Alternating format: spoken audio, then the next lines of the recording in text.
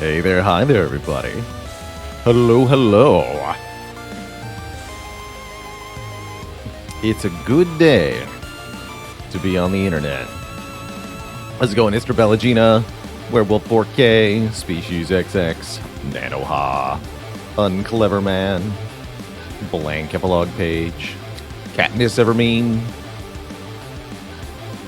Range Merging Accident, Bailey, Prismatafaka, Valdemir, Mazik, Aladurian, Finico, Zaverin, Asu, Animal. It's me. Hello, hello.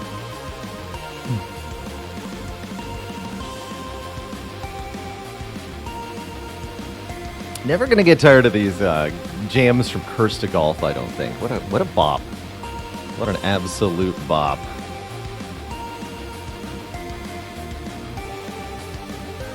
Thank you, Faley. How's it going, Dragon House?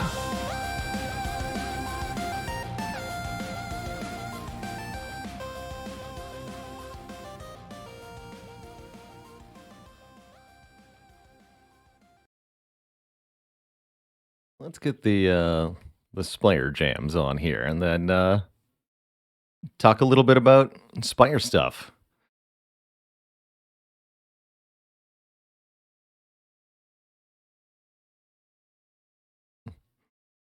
French Fry would love to be Cursed to Golf in hell, as long as I got to listen to the OST the whole time. It's not so bad a fate, really. Not so bad.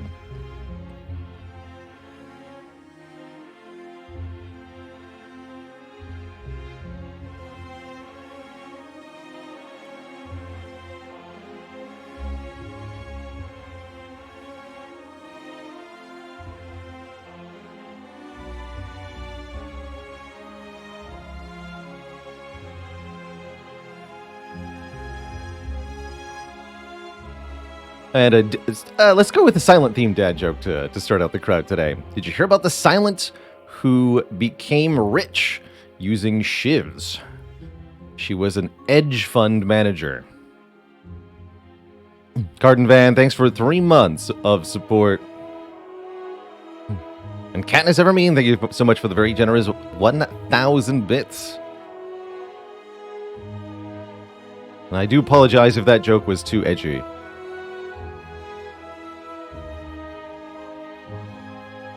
Some sharp wit for you all. Also, a question in chat that I actually really liked. Socrates says, would y'all pick anything over Terror Floor 1 in a Hexaghost Act? In a Hexaghost Act...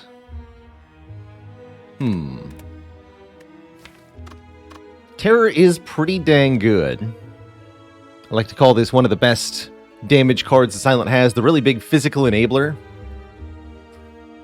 I agree that with Coaxer that Bouncing Flask maybe is a possibility here. This is so much poison for one card. This can really be a single-handed solve to Hexaghost. More so than Terror in some cases, definitely.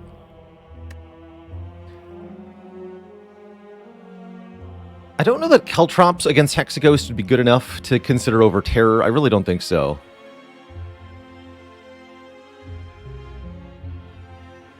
Noxious Fumes, potentially. But I would strongly recommend Terror over Fumes, most cases.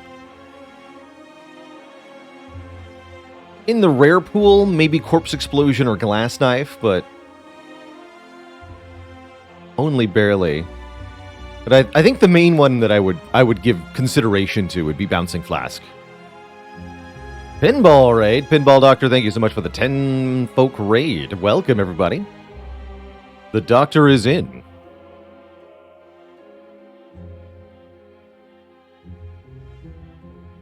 Class, what I say is hardest for Ascension 20. For me personally, I think it tends to be Silent. Again, mostly because Silent's Act 1 is so tricky. Silent has a lot of risk of perishing to the elites of Act 1 or the boss of Act 1, especially if it's Slime Boss. And that can really make Ascension 20 difficult for her. When you're talking about the heart specifically, Defect is very challenging getting through Act 4. The elites prior to the heart and then the heart fight. Just a little bit more aggressive than the Defect is able to handle comfortably a lot of the time. And that can make a successful A20 Defect run really, really challenging. So those two are definitely the harder two for me personally. If we look at the win rate for the channel, exclamation point win rate here actually has a running total of our win rate per character. You can see Silent and Defect are close to 50-50, whereas Ironclad and Watcher stand out substantially ahead with 10 more percentage points easily over those two. And I think that really is just the Act 1 difference for Silent and the Act 4 difference for Defect that contribute to that. What playstyle do I like for each character? All sorts, really. I love the variety that Spire creates. But if I had to pick a few, I adore anything involving breaking the game with Dark Embrace on Ironclad, using Exhaust to draw a ton of cards and play my whole deck at once. I'm also a huge sucker for this particular card here, Searing Blow. Love this card. And when I can get a run that utilizes it, I have a really good time. On Silent, I'm actually a big fan of the poison builds, personally. I like Bouncing Flask Catalyst stuff quite a lot. But I also really enjoy making the card Grand Finale work. A small, or even large, just a deck that draws and discards a ton of cards and uses that as an engine to play this card is a really good time. On Defect, my personal favorite way to play is with Storm and Heatsinks. Power synergies. Storm gives you lightning per power card. Heatsinks gives you card draw per power card. Just keep playing those two cards over and over again and have a good time like that. Ideally with Mummified Hand, which is what we did on our last Defect run, actually. Let's see, how many powers did we have on this run? It actually doesn't tell me by category.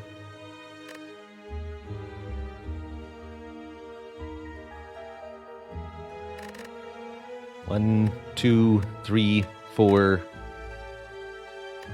7, 9, 13, 14, 15, 16, 17 powers. That's a lot of powers.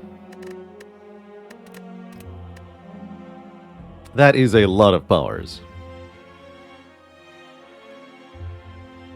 Grand finally. Boogerbus says, Transform 2 into Searing Blow works surprisingly well on Ironclad. Oh, definitely.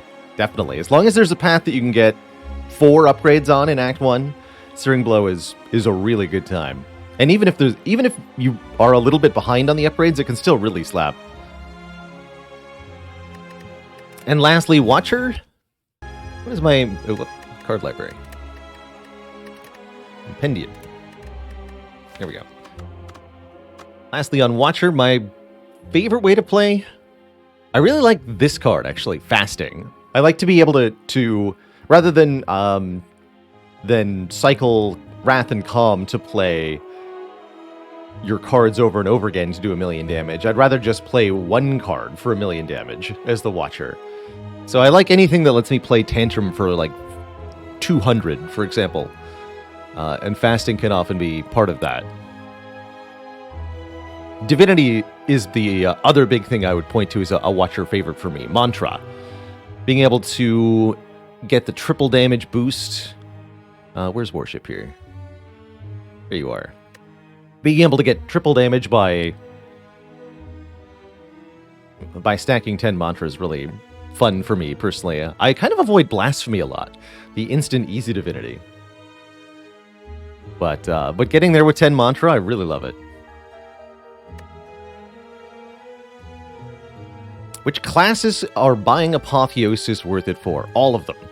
All of them. But most particularly, it depends on, of course, the context. In the early game, I would say most particularly the Watcher, because it upgrades your Miracle and you get the energy back.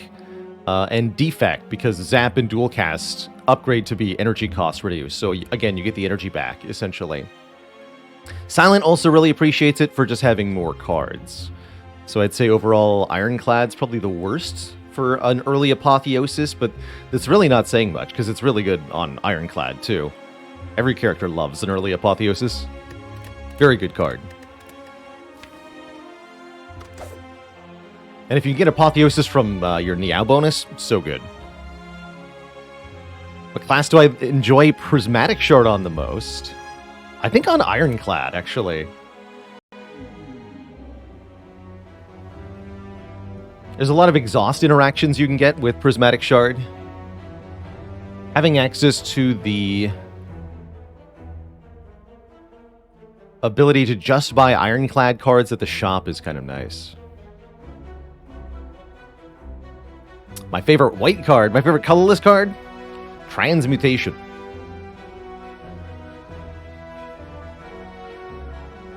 Simple odds to get Hand of Greed or Apotheosis, right? 5-280. When you actually realize it's 20% just to see any one card, it's pretty good. Pretty good. No, I like the Dead Branches available on every character. I would not want that to be a character-specific relic. Ooh, look at these shops. Interesting. Is it Slime Boss? It is Slime Boss. All right. And the far left path looks pretty bad. So, what do you do? Looks like a very difficult act overall, actually. Makes me want to consider 100 gold. So normally I'd consider it pretty good to lose all of our gold to remove 2 cards. Actually, adding a colorless card could be really good here.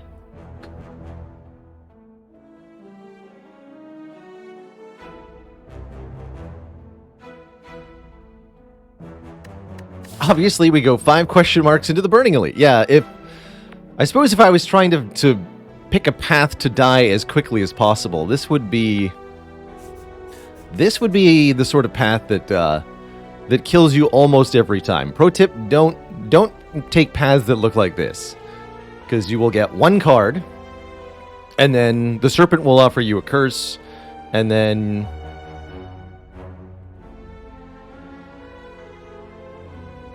you'll get offered another curse, and then you can choose a donut for a heal, and then maybe you run into a merchant. But more likely you just find nothing here. Maybe a treasure chest with a Juzu bracelet in it, and then you upgrade Strike, and then you die. Wheel of getting stabbed. Match and Keep gives you another curse. I mean, there's lots of ways for it to go bad. But yeah, that path is super death, for sure. Basically every time. That's my run from last night. Chat confirming with experience. I'm like, oh, yeah, I've done that. Yeah, pro tip: no, don't even try, especially not on silent. But even Ironclad and Watcher can't face tank their way through this. It's not gonna work. It's just not gonna work out. You know what? I actually do like colorless card start. Now with Niao's Lament, totally different story. You can try it, and sometimes you'll fail and you die, and that's fine. But as long as there's like 50-50 odds or better, this particular path would be a great way to go with Lament, because I'd say you get that Burning Elite most of the time. Range Merging Accident, thanks for the 5 gifted subs. I was hoping we'd find Dramatic Entrance. Do I ever take a Mind Blast?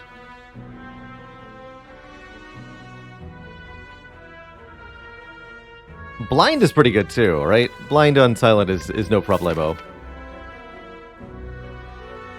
This is just a reasonable card, but what if it's...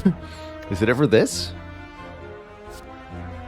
So this always starts in our opening hand and deals damage equal to the number of cards in the draw pile. So currently that'll be 2 energy deals 7, because we're going to have 14 cards. 7 of them start in our opening hand. There are 7 in the draw pile. That's not very good, right? 2 damage, 2 energy, deal 7. Although it is nice to have guaranteed damage on turn 1. The upgrade on the Mind Blast is 1 cost, which makes it pretty reasonable.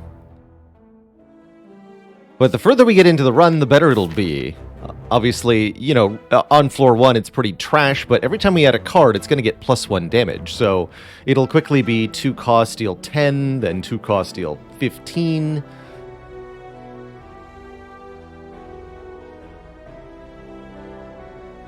It's like so much worse than Backstab. It's not mutually exclusive with Backstab, though.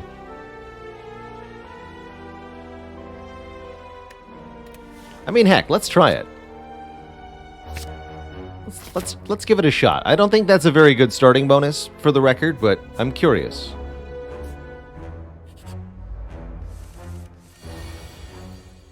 All right, and we can just ignore it sometimes. The problem is we're going to redraw it, and it's going to be even worse, usually, on redraw.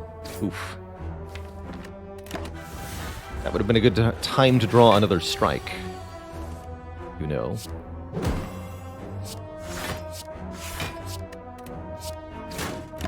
Already a precarious-looking Jawworm fight. Depending on your exact draws against Jawworm as Silent, you can have either a pretty easy time or not at all an easy time. Guess we block 3 times. Strike does nothing against 9 block.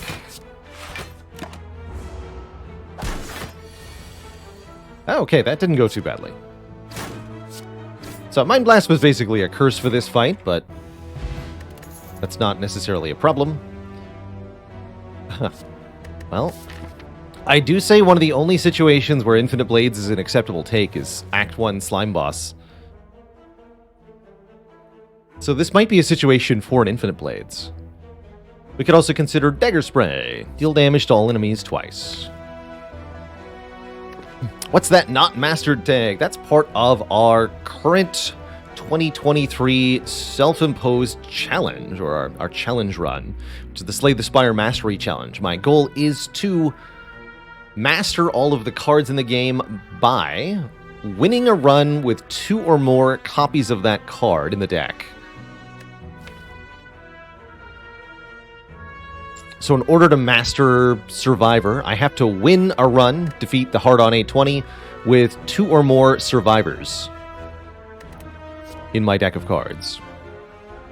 And we have to do that for each and every one of the 352 cards in the game that are possible to master, including curses. Double Infinite Blade is going to be a sad deck. I think here we probably just want to take some immediate AoE damage. Are we thinking about going to a shop?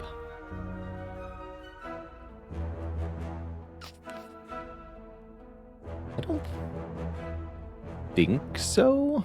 I think I'd rather take another card reward. So 2 cost, deal 8. That ain't it. Mind Blast, that ain't it.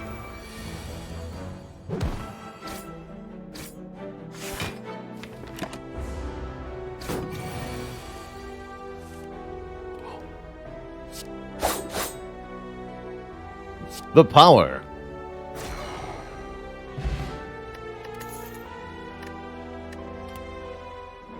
Second Dagger Spray. I mean, we haven't mastered Dagger Spray by winning a run with 2 of them. It is very early, and we're looking for common attacks. It is Act 1, and we're facing Slime Boss, who requires area damage.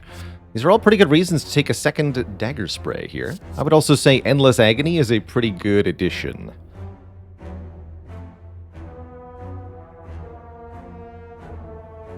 Let's do it.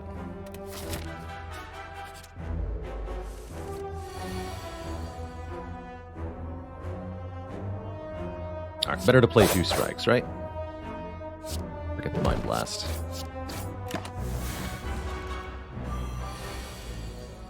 Here we go. Damage is good. Once you start doing enough damage, the enemies don't get to take any turns, and that helps your game quite a bit. Do I want a Flying Knee? Flying Knee would be an acceptable damage addition to the deck if we wanted another attack card. Do get 2 more picks.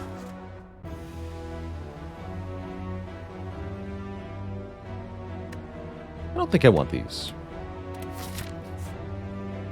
Alright, we're already on to the so-called hard pool combats of Act 1. More difficult set of encounters, including this looter. Looter's not too bad, though. This also could have been 5 small slimes or the 4 gremlins encounter. Or this looter could have had a louse with him, which would have been awfully lousy. I'll full block this. Next turn, this fellow will either attack us or flee.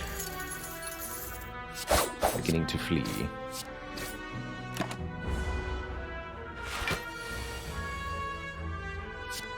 Get him, Mind Blast. That's right. Triple dagger spray. We just spray daggers everywhere? It's kind of tempting, actually. A Highlander challenge, where all the decks have to contain no duplicate cards. That's kind of interesting. Masterful Stab's not too bad in Act 1 either. Zero cost, deal 12. Definitely not bad at all. It's kind of like a backstab, but more awkward. I love that we've already mastered this. I don't exactly remember how I did that, but I'm glad we did. Yeah, I'll take one. I think that's really going to help us if I want to chonk 3 elites here in Act 1, and I do, by the way, this is my intended path.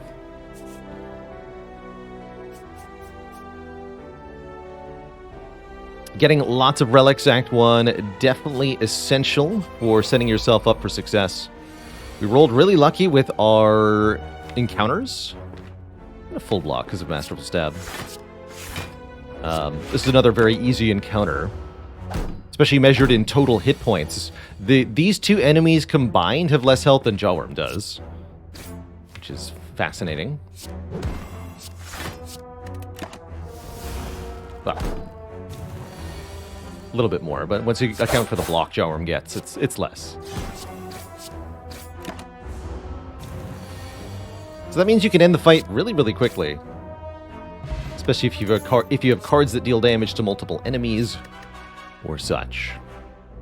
Alright, we've already got enough damage additions. We don't need any of these.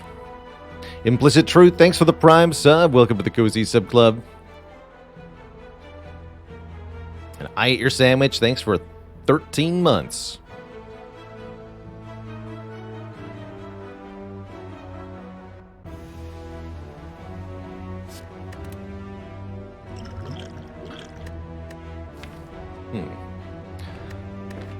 Gambler's Brew versus Swift Potion. I want to say Gambler's Brew. Definitely Distilled Chaos over Swift Potion. Draw 3 versus play 3. Seems to be better to just play them.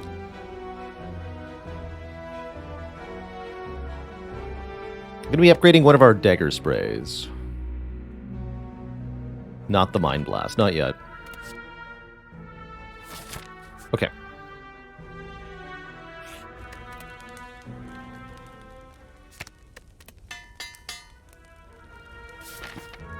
First elite is the 3 sentries. Okay, this shouldn't be too bad. This is a moment where we can definitely consider the Distilled Chaos. Yeah, we should use it now, I think. No matter what we hit, we can benefit in full. Ew.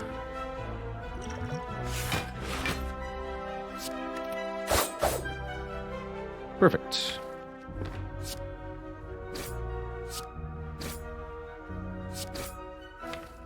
11. This brings you to 8. That's perfect.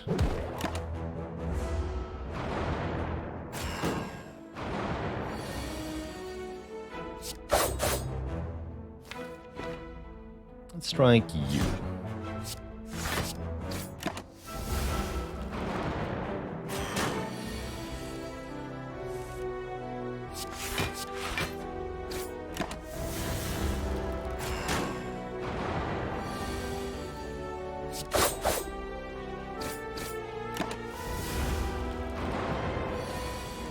Five damage fight, really good. Really, really good for our first elite. Wow. And it's going to be one of those runs. Those runs being First Relic Toxic Egg Silent runs. These are truly a blessed category of run. Although, one should note that the Toxic Egg rarely helps you immediately, unless you're offered 3 skills, in which case it seems pretty good. Hard to say no to a Blade Dance Plus, however the Deflect Plus is also exceedingly tempting here. If I was a very, very greedy person, I would click on Tactician, in the hopes that I was going to see upgraded Acrobatics and Prepared in the very near future. But, and technically with the Gambler's Brew, I can reliably use it one time. But still, I think it'd be obscenely greedy. Especially going into Slime Boss. Yes, Toxic Egg is absolutely going to be a subtle buff to Mind Blast, because with Toxic Egg, I'm going to be clicky a lot of cards, and that's going to make Mind Blast a lot better.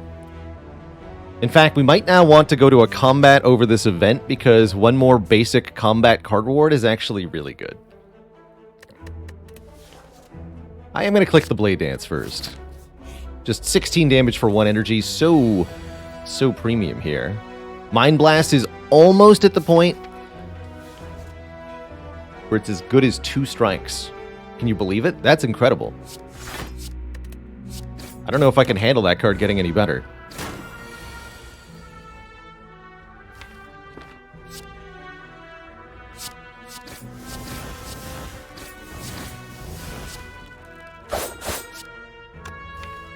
We're gonna have enough damage next turn. I guess it depends on what the bottom card is, huh? Try not to hurt me, sir. No. Dang it. Okay, even 1 strike wouldn't have been enough. That's fine then.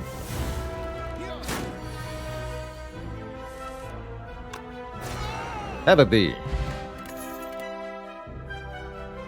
Dash versus Escape Plan Plus. Dash is the better card for elite killing. Escape Plan Plus is really nice with Toxic Egg, generally speaking. Draw cost, draw 1, maybe get 5 free block. Next fight is an elite, though. I'm actually rather worried about that next elite. Maybe we should not fight this elite. I can also opt out of this elite, go to the rest site instead.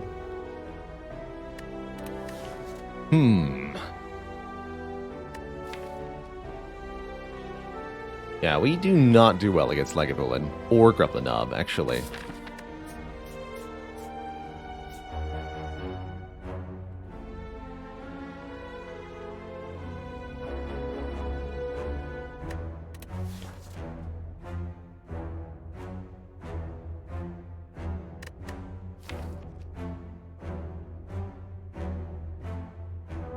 Yeah, it would be possible, maybe not possible for us to die to Gremlinob.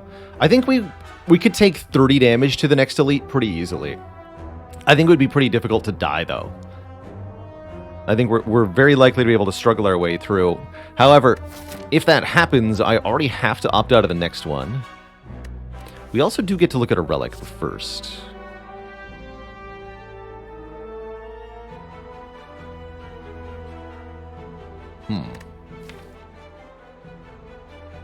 Yeah, Lega is just as scary as Knob right now. After 1 debuff, the Blade Dance and the Dagger Spray are basically useless. The Mind Blast already is useless. We would have needed a better potion to make an elite fight feel more comfortable. I think what I'm going to do is take the escape plan. Let's see what the relic is. The boot? Actually, that does make Lagavulin a lot less scary. Huh.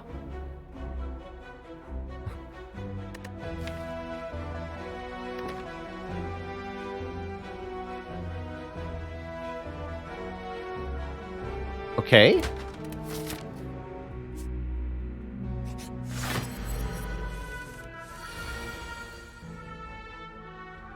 Sure.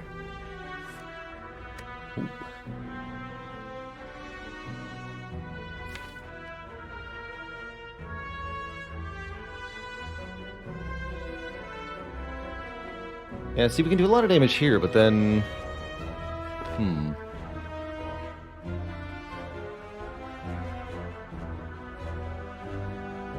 We can do a lot of damage right now. Boot value, go! Boot power.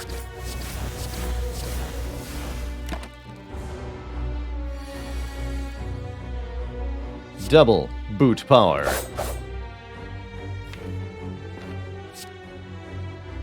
think we get to block here.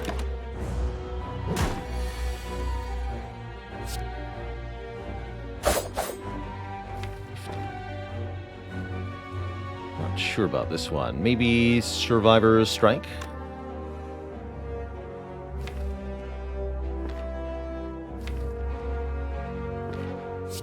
Let's do that. Really have to push damage or the fight will go too long. Oh my god. It does more damage than the strikes do. The power. Get in there, boot.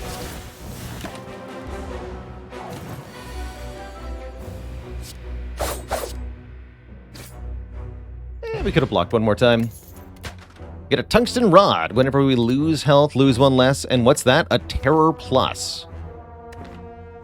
Okay.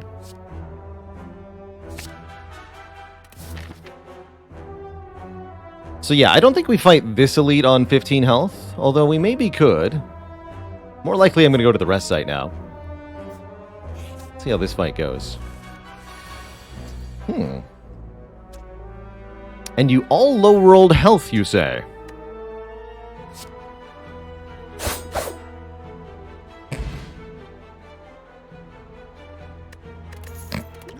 Bye.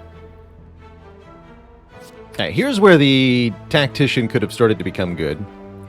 I think Prepared Plus is still quite nice. Draw 2, discard 2. Very useful for digging through slimes in the slime boss fight.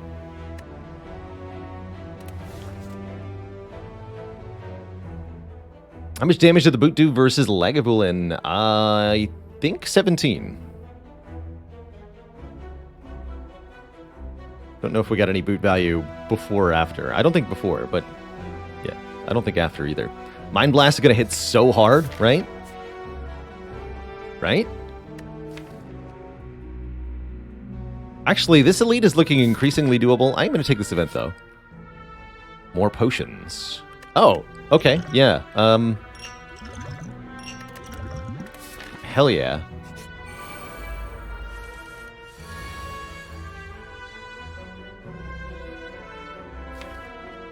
Easy. These potions are much better than the other potions. And with the Fairy in a Bottle, I can't die. And better yet, if we can beat the sentries and keep the Fairy in a Bottle, I get to upgrade before Slime Boss, rather than needing to rest.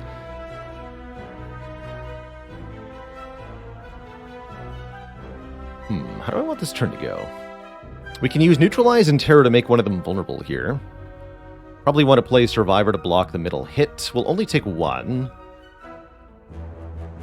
So if I'm doing Survivor and Blade Dance, I'm not playing Mind Blast. We should probably play Prepared then. Can we kill the one in the middle? Is that allowed? This is 14. Let's just double check here. If I were to play Neutralize, Terror, Blade Dance, Mind Blast, what does that achieve? I guess we also have the Fire Potion, right? So that would be very doable with the Fire Potion. Without the Fire Potion, we can deal 5 plus 21 plus 24, right? 6 times 4? Which is, yes, still enough.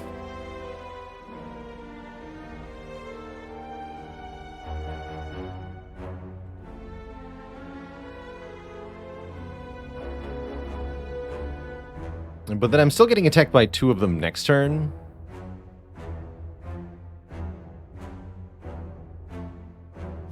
And I don't love that part.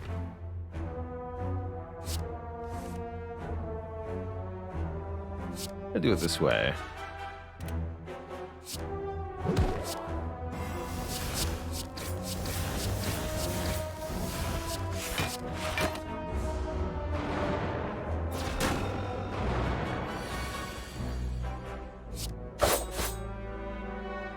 Ouch.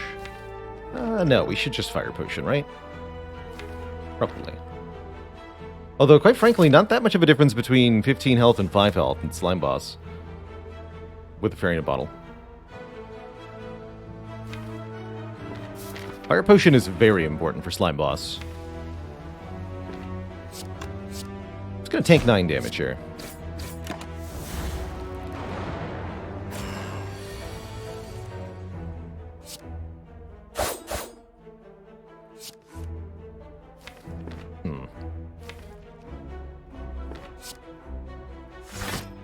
Didn't quite work out how I wanted.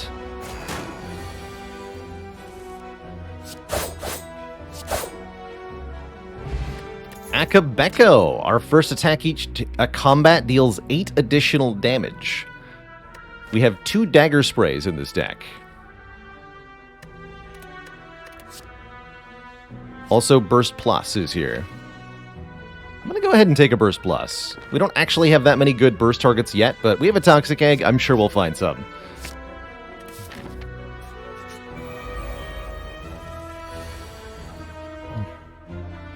Hey there, Aso. Really struggling with playing Watcher and you can't tell what you're doing wrong. What are some common mistakes you should look out for? Common mistakes as Watcher. Not killing the enemy when you could. So a couple things to think about. First question to ask yourself as Watcher is, can my current hand deal enough damage to kill all the enemies? Could I just play Eruption, Strike, Miracle, Strike, and win? If you're not being attacked by the enemies this turn, then also ask yourself, can I kill the enemies next turn with my draw in the current hand and what I'm likely to draw next turn? Also consider... another question to frequently consider, what are my enemies going to do next turn? If the answer to that is, I have no clue, then I recommend checking out the wiki, the Slay the Spire wiki, and learning some of the enemy patterns, or using the mod called Bestiary, available from the Slay the Spire workshop, which can allow you to bring up the attack pattern of enemies in-game, so that you can learn what they can do. Watcher is really all about planning 1 or 2 turns ahead, knowing what you're going to draw, knowing what the enemies can or are going to do. These are important pieces to getting Watcher to success.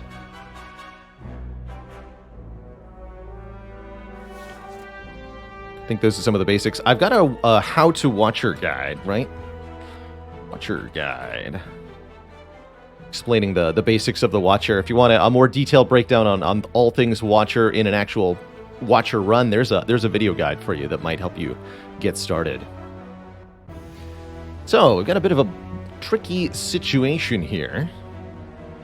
1 blue Slaver plus 1 Louse. We have 2 hit points, and I'd like to keep it that way. Which means we're going to be playing 2 defends here, and I guess striking might be better than not playing anything. Sure. Gonna be weakened next turn. Yeah, let's do it this way. Don't know if that's correct. Certainly possible we might be forced to use the fairy here, which would be a bit disappointing.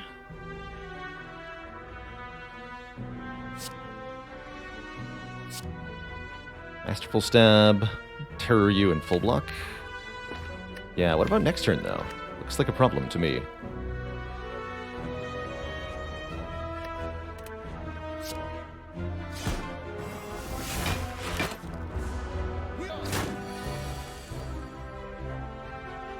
So we either kill or use the fairy this turn. Looks like the answer is we have to use a potion to kill. 60% chance to get a potion feels worth it to use. I mean, well, either way, we're using one of them, right? I'm gonna use the fire pot.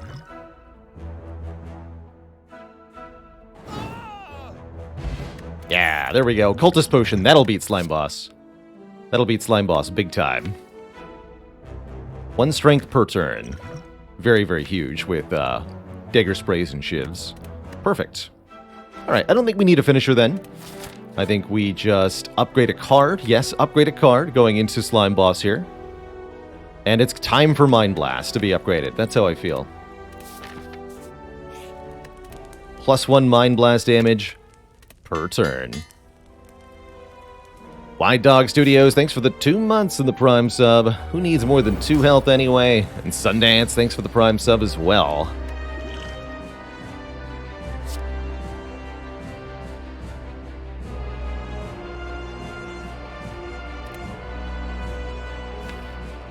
Our best order is Dagger Spray, then Mind Blast, then Escape Plan, but we might draw Terror off the Escape Plan. Hopefully we don't. Good. So Slime Boss is all about a damage race. Once Slime Boss reaches half health, 75 health, they'll split in 2.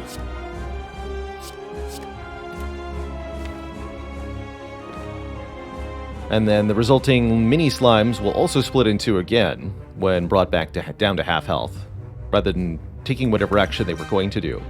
So that means you can keep interrupting their actions as long as you can deal enough damage. Let's see, this will deal 20, bringing them to 77. That's perfect. We could Burst Blade Dance and do even more damage here, but I'd like to just get Slime Boss as close to 75 as possible here. And then do as much damage as we can on this turn, which is unfortunately not very much. Could also just tank the hit with a Fairy in a Bottle. I don't feel like I need to do that, though. With the Masterful Stab on top here. Well, actually... Oh no, we're good. These are 7 damage apiece now. Easy peasy.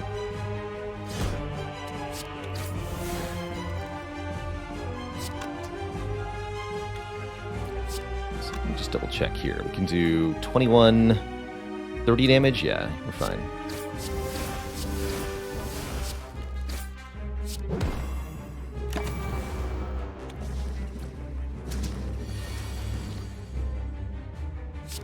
Are we still fine?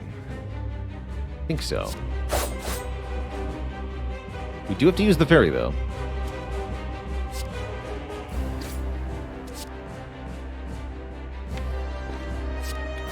Bummer. I was really hoping to preserve that. But the good news is we get through the Slime Boss fight alive with the Toxic Egg. That's what really counts at the end of the day here. Silent has got out of Act 1, and in none too shabby shape either. We've got 2 very good relics, the Akabeko, the Toxic Egg, 2 relics that are helping a little bit, and we're being offered a Phantasmal Killer Plus, or Doppelganger Plus. Man, is this a Phantasmal Killer deck for sure. We're doing physical attack damage galore. Phantasmal Killer can multiply that for us. Phantasmal Killer and Terror together is triple damage. That's like you're playing Watcher, basically. That's pretty absurd. Yeah, Apparitions time? This deck would love Apparitions. But would it love Ectoplasm? Not really. Actually,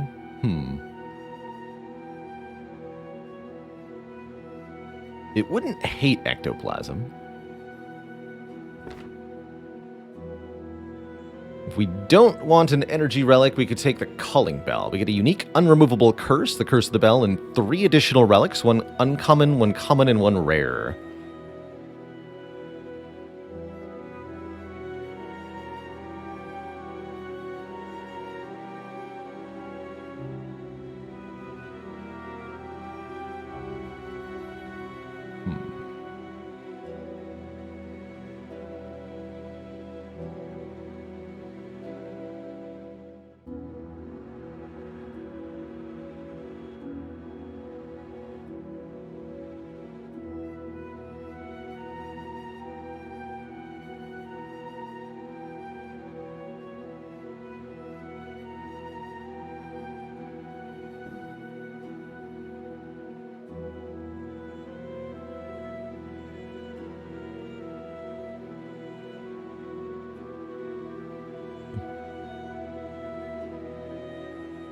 And Crazy Aho, did you hear about the bell?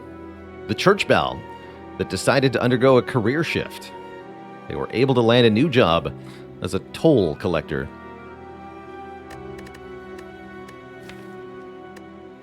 Which I guess isn't even a job anymore these days. Oh no. My age.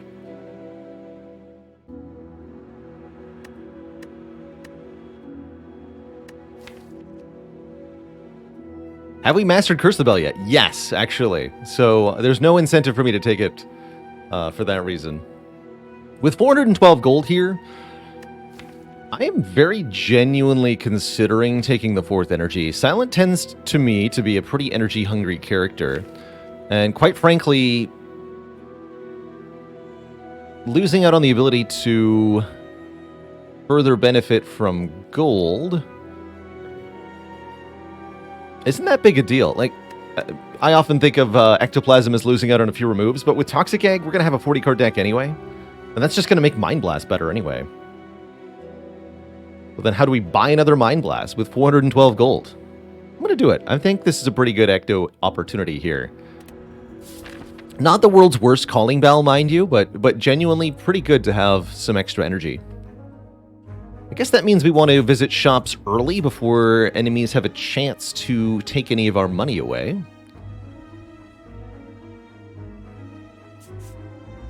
We're never going to have more money than now, so there's no time like the present for a shop. Elites don't seem all that threatening to me this act. Because we have Akabeko Double Dagger Spray, we can get a lot done. So I could see us taking a path kind of like...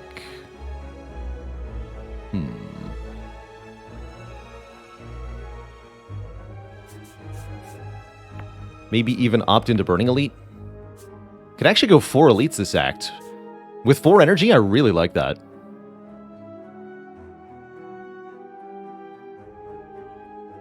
And there's also the option to opt into more shops, or the option to opt out of fighting elites, depending on how we're feeling as we go along this path. But either way, I think we should start with these 2 nodes at minimum.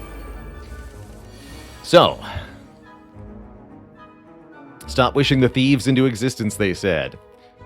Part of why I took Ectoplasm is if the thieves show up, I can just do this. Let's see. How do I most efficiently assign my damage here?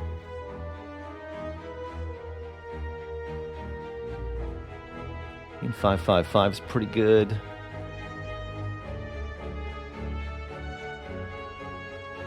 I'll leave them at 1. Can I get them both?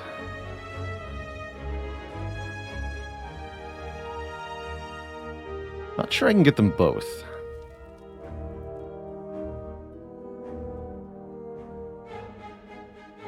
Yeah, I think I'm 1 away from killing both. I agree. If this guy had 1 less health...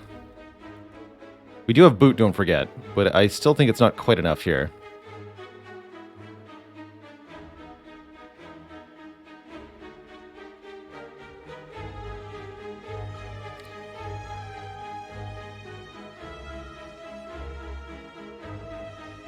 Blast and 3 Shivs here. Shiv, Stab, Strike. Yeah, problem is Shiv, Stab, Strike does 23 damage. That's the problem.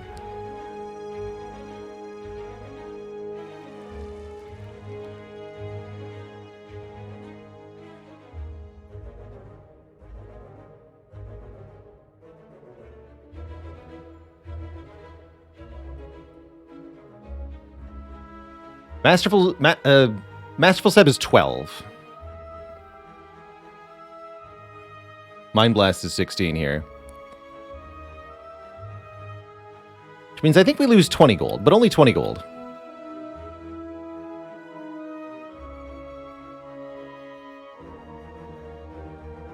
Yeah, I don't see a way to get both.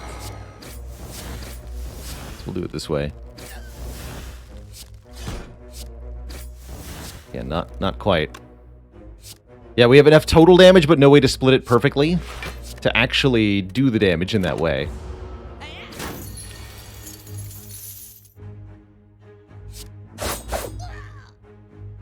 Okay. So we have 392 gold and an Acrobatics Plus.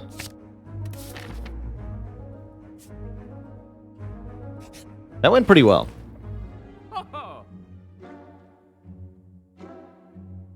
Ooh, boat thingy.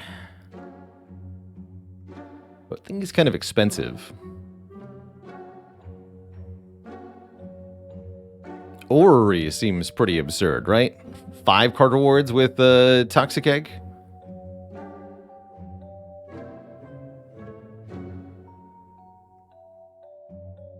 Too late, dramatic entrance. Definitely too late. How badly are we wanting to hunt for a second Mind Blast? I don't think we're wanting that badly. I don't think it's the toppest priority. Let's look at Ori here. Knowledge. Backstab, Distraction Plus, Backflip Plus, that's a keeper. Alchemize Plus. Wraith Form. And Blade Dancer Deflect. Do I even want a Wraith Form? Actually, I don't think I do. Maybe Outmaneuver, though. Why are they green? Can I offer you an egg in these trying times?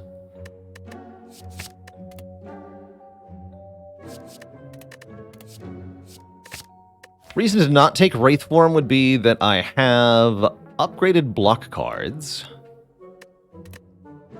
And we're going to block just fine anyway. But maybe want a second Blade Dance? Nope. Not right now, I don't.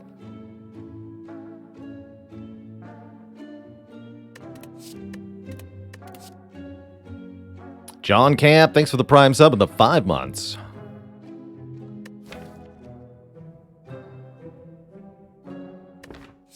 Take out maneuver here. I buy a removal. I can't really afford much else the rest of the run. We can buy a potion in the funnel shop. Okay, I'm cool with that. Good shot. Ooh, and either remove another strike or upgrade all our strikes and defends, cards that I will basically have forevermore. Upgrading these defends seems pretty good, actually, especially if I get some more dexterity. And I have a burst in the deck. Okay, I'll take the 9 upgrades. Be pretty happy with that. And then immediately turn the strikes into bites. No, I won't be doing that. Not today. I refuse. Alright, let's go to our first elite here.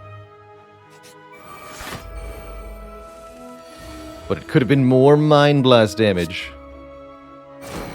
Coulda, shoulda, Buddha.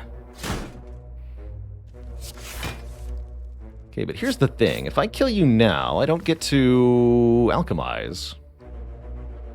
I want to alchemize. There's an elite coming up, don't you see? Oh, shoot. I made a terrible mistake. What is this draw? Come on.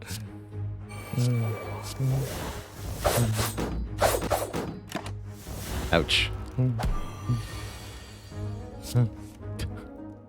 That's funny. That is, that's funny. Immediate regret. Punished. But yet, the potion might be worth it, so heck it.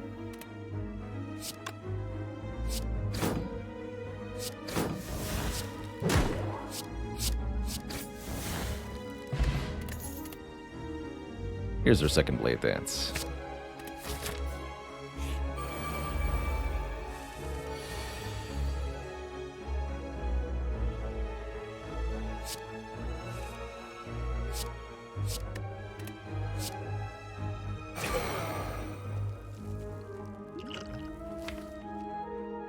Keep this alchemizer on for the moment.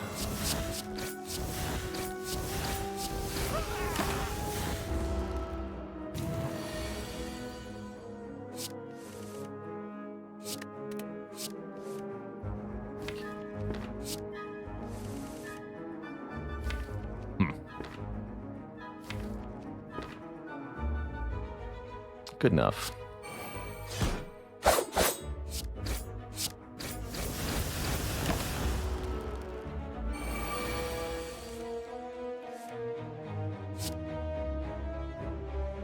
this would be the time for the speed pot. And I can burst that Alchemize, too. Sure.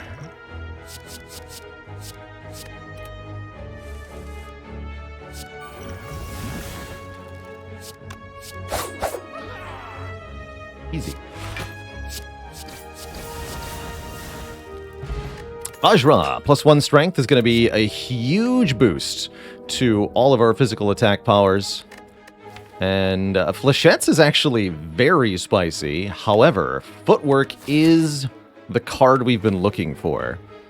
I deliberately refused a Wraith form here, and that was because my intention was to get Dexterity plus upgraded block cards as a block strategy. We're not going to say no to Footwork here. In fact, we're going to snap it up and upgrade it instantly. Especially on 4 energy, this is going to work out really, really well for us. The Foot do the work. And I think these potions mean we're in excellent enough shape to face down a regenerating Book of Stabbing, no problem.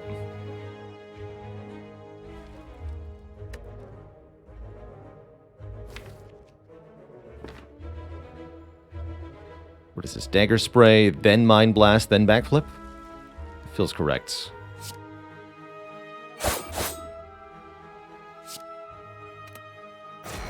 Of course I draw Terror, right? No? Okay, good. Skill Potion now? Yes. Bouncing Flask or Nightmare? Nightmare. Nightmare on Alchemize Street. Actually, use the Duplication Potion on the Nightmare. That seems good.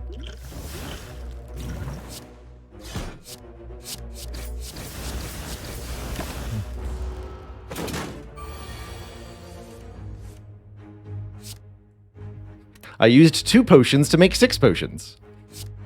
Brilliant. Now we have a ghost in a jar. And I think we might be done here. Let's see.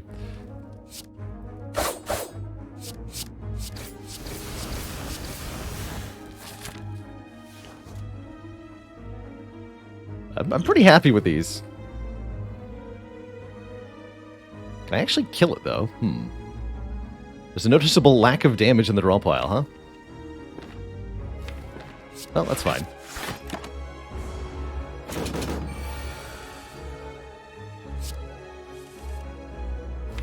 We'll figure it out.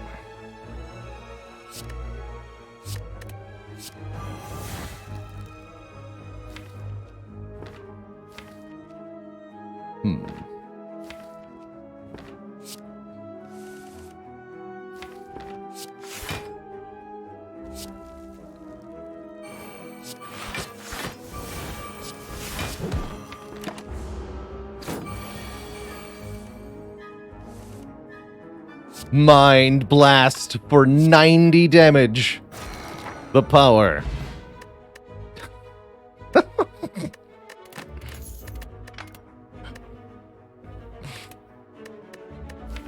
It's finally paying off. Actually, Ornamental Fan is really good here. Do I want a heal hook? No, I don't want a heal hook. This run is great. I guess we're gonna go, yeah, we're gonna fight 4 elites. Why not, right?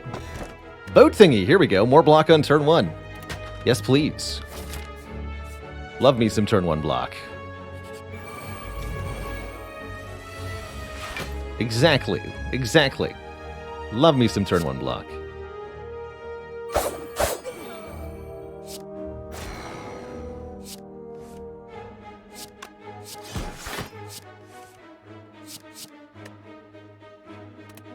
Yeah, Electro Hero. Yeah, perfect. Phantasmal Blade Dance full blocks. Almost 100 damage to the leader on turn 1, and we wiped out the minions. It's beautiful. Simply beautiful.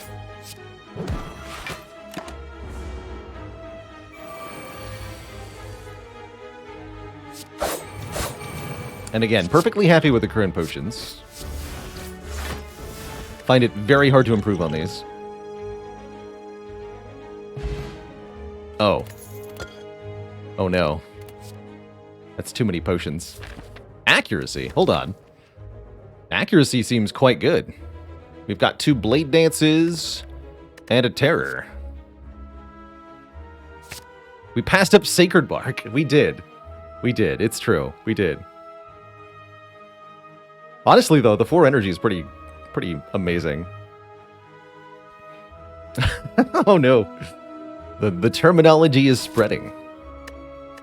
It's all boat thingies now. Always has been. Attack potion's actually pretty dang good for this elite, honestly, and we know we're getting more potions, so sure, let's take the attack potion with intent on actually just using it. Because that could be triple slavers.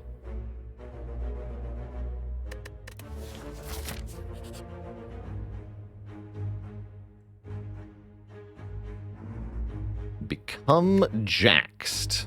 This is Jax Plus. And I have Tungsten Rod. That's a pretty good Jax. But I would say Mutagenic Strength is also obscene here, giving us additional strength on turn 1. We have yet to have the Jax Mastery run. Only issue I see is Jax and Masterful Stab are anti-synergy, but we can always just... well, can't just remove it, huh? It's still pretty good. That's right, can't get the second Jax without taking the first one. Although, notably, it's very difficult for this run to get a duplication because we can't get the mirror. But we can still duplicate with other means. That said, if I could dupe, I'd probably get the Mind Blast, so... let's do Mutagenic Strength, then. Actually, this is a pretty good transform, too, as well. Yeah, let's do Mutagenic Strength. We'll get 3 strength on turn 1. That's going to let us kill things even more aggressively at the beginning of fights. Like so.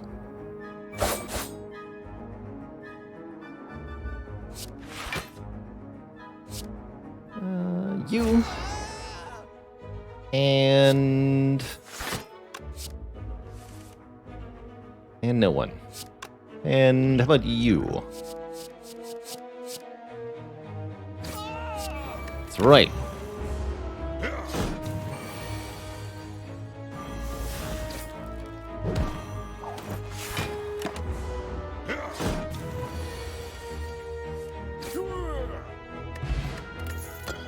Fairy's back.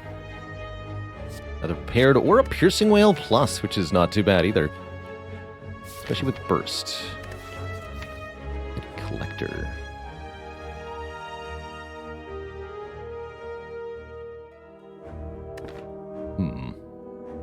Eviscerate's not bad either, but I don't feel like I need more damage at this moment. I want more draw and discard stuff.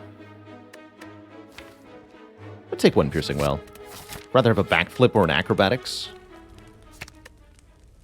Love that these are the only unupgraded cards in the deck.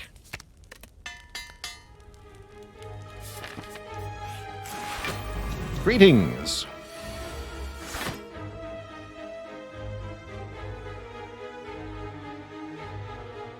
Alright, I'll hold off on Mind Blast for the moment. That's right.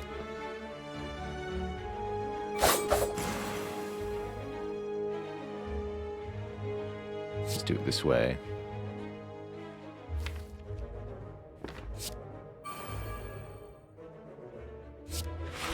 Also just like Ghost in a Jar or something, but there's no need. There is no need.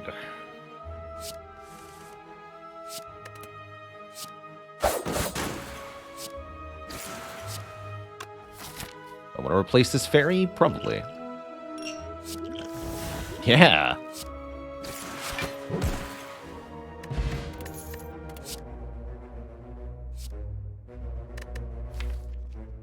Both Deflect and Dodge Roll are quite nice. Take 1 more Deflect. This is one of my favorites. This would have been a run to maybe try to get Distraction Mastery on, but I don't know, man. Pretty unreliable card.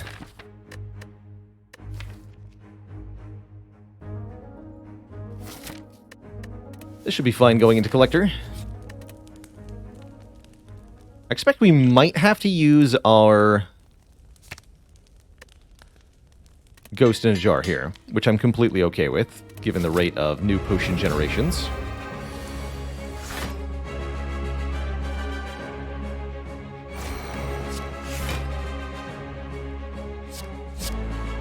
I'd discard these shivs. Might regret that, but here we are. Gets me much deeper into the draw pile here, so we can find the powers.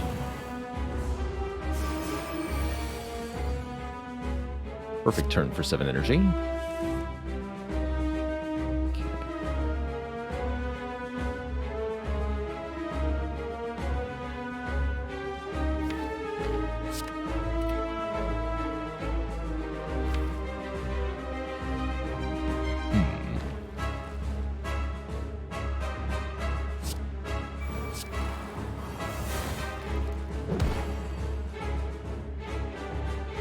Take some damage here.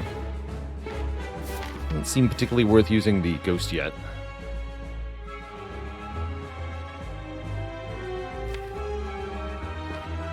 No, not particularly.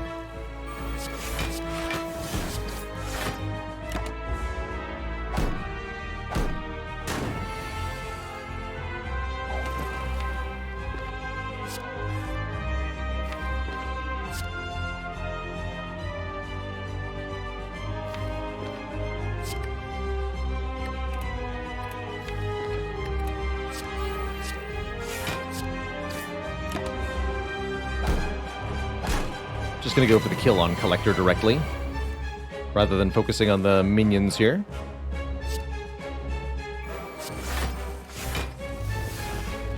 Ugh. Just if I can't draw the damage, we could be in a bit of a pickle here.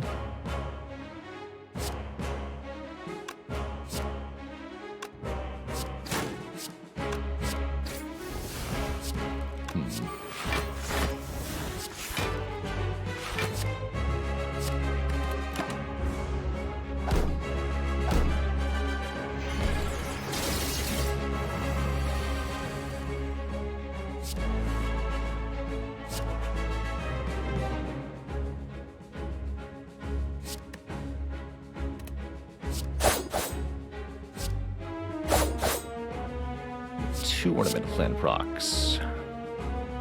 8 apiece. Okay, let's kill one of these.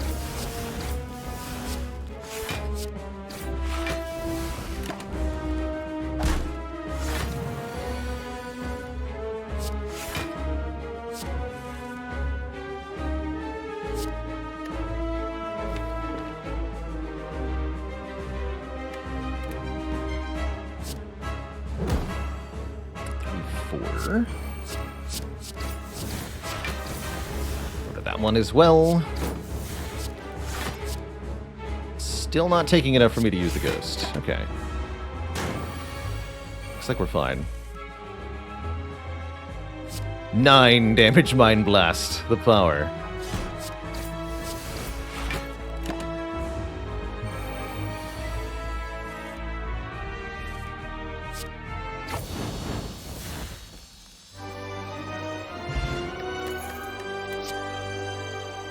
Wraith form is back. I'm pretty happy with a Malaise Plus here, though. Permanently sap strength off one foe. Storm of Steel is also an interesting option. Discard our hand, replace it with shivs. Don't much like it here, though.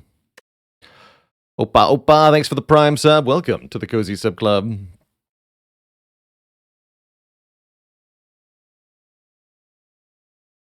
Take the Malaise. And the current potions are still good, if you ask me. Not being offered Runic Pyramid, offensive. We can limit ourselves to 6 cards per turn. That's a no thank you. We can remove our ability to see what enemies are doing. Really don't like that much with Malaise and Piercing Wail and such. Or we can transform and upgrade 3 cards, which is, I think, what I'm going to be doing here. I'm going to transform Masterful Stab. Probably Strike.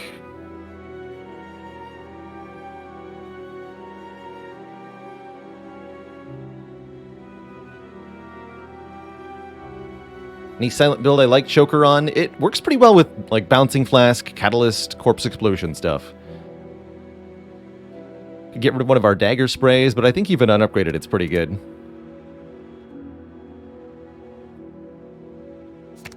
Let's do Strike, Strike, Masterful Stab. And we get Nightmare, Nightmare, Accuracy. Okay.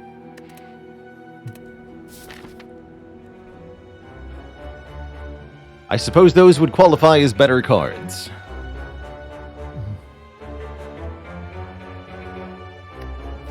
Yes, we also just got access to literally infinite potions if we want it. Which means I can do essentially whatever the heck I want.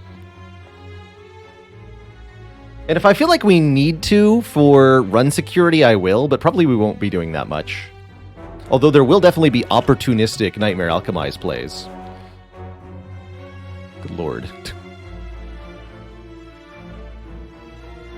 Nightmare, Nightmare, Accuracy.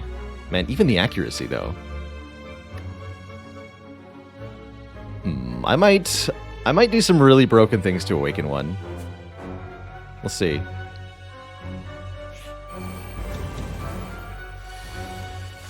Poor Awakened one. Poor Awakened one.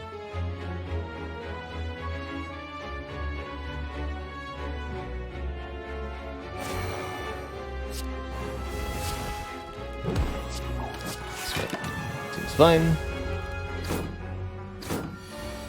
With no ability to retain cards, though, our ability to abuse some of this stuff is kind of limited.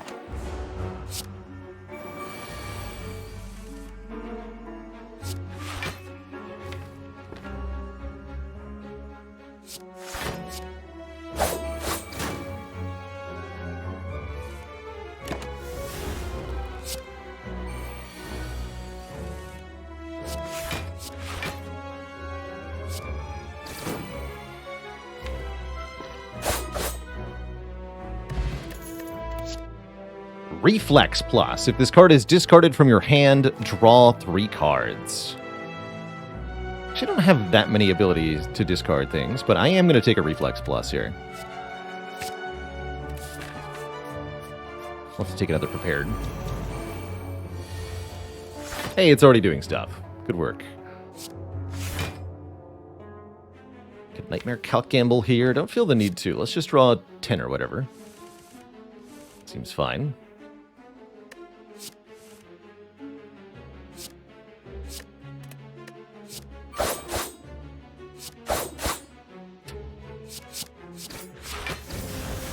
Fight. Second Piercing Whale if you want one. Honestly, really rather have more draw discard right now. Steven, thanks for 5 months of support. And the good luck wishes. Seems like we've already established good luck pretty effectively here. Get a Mind Blast. Crippling Cloud plus Envenom. Honestly, unnecessary. Between the accuracies, the terror, and the Phantasmal Killer, adding a splash of poison, really not as effective as you'd want it to be. Weaken, though. No, we have Malaise. Yeah, we don't need either of these. No thanks. Any upgrades I actually really care about? Just the Recall, really. Ooh, here's a turn I don't like.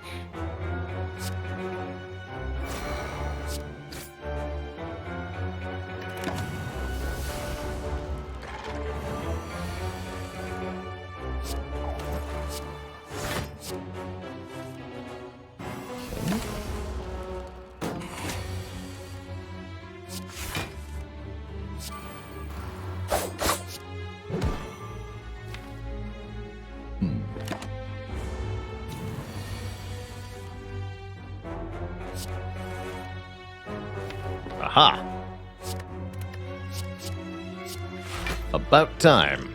I was forced to use this. Wait, am I? Not necessarily.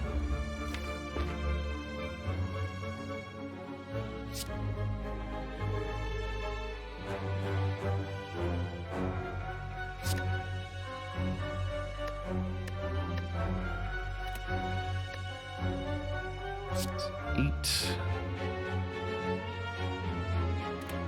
4 plus 4, so 16 more. 22. 2. We're actually only taking a very small amount. Yeah, never mind.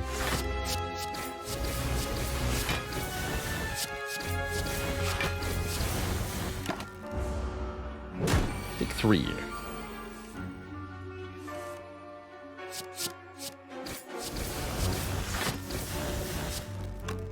Certainly the damage is there.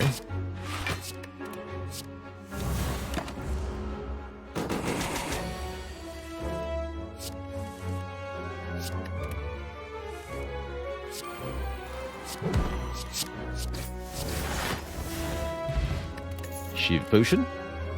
Oh, they're prepared. Here we go. That's how we make our reflex a little bit more reliable.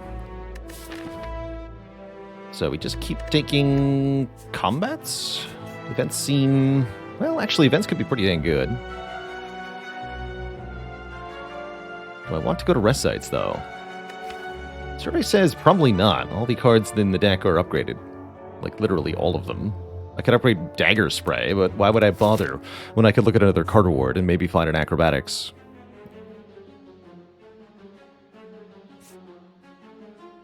It is our one hope for getting another Mind Blast. That's true. Might go to this one instead of this way. It's actually more about avoiding this rest site than anything else. Can't avoid this one or this one, though. Okay. Don't mind if I do. Hey there, Merle.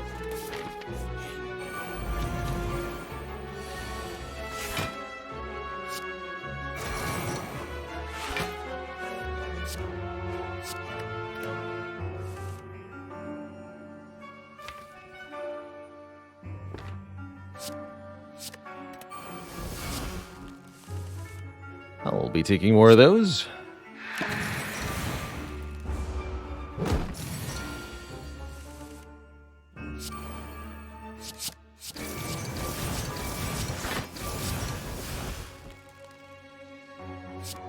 It's not quite the right order, was it?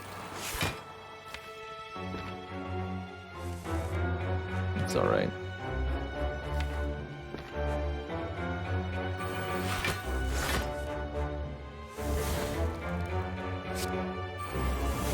Have double terror.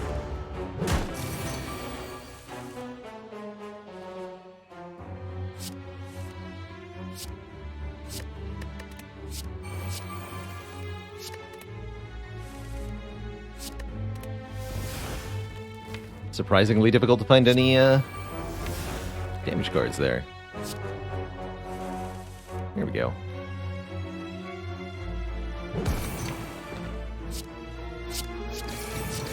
Be one hell of a Mind Blast next turn.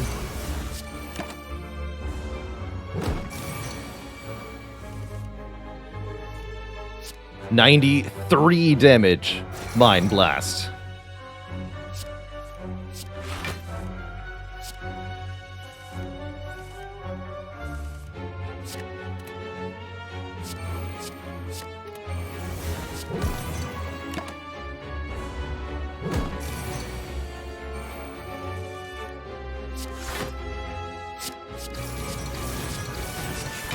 Wow, these do a lot of damage.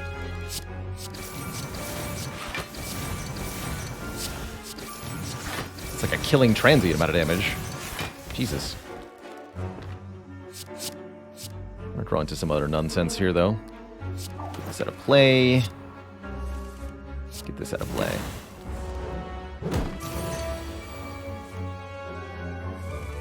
Perfect.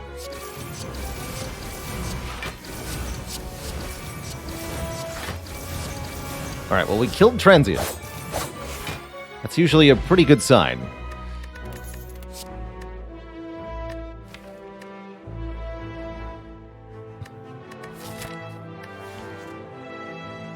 This is card draw. It's pretty lame card draw, though.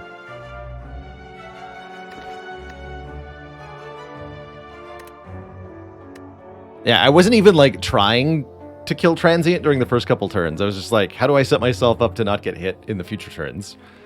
And then we just won. That worked out pretty well. Alright, who's this elite? Nemesis.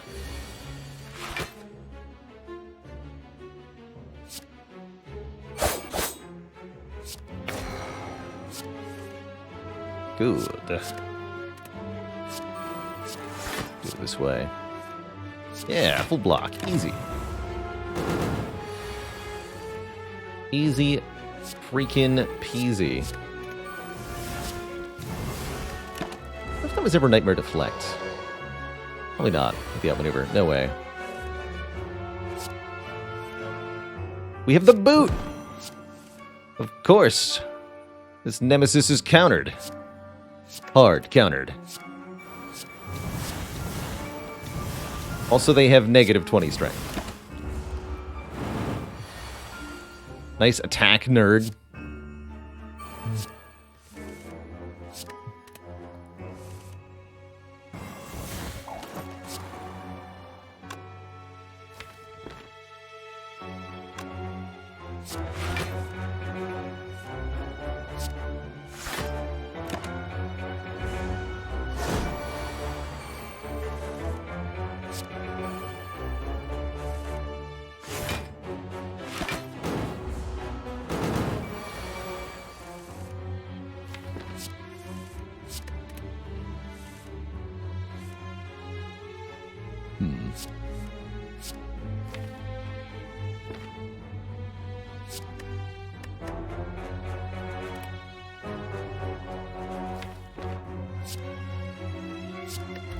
Let's do this.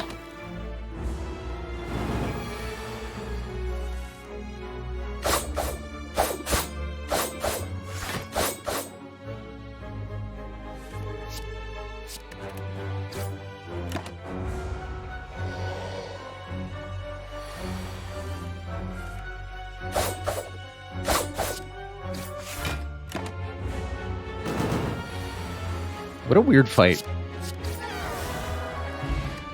Lantern! Cloak Digger's not bad. I wouldn't call it great, but it's definitely not bad. Block and a couple more shivs. Sure. Sure. With Ornamental Fan and footwork, yeah, I'll take it. Dagger Spray the deck.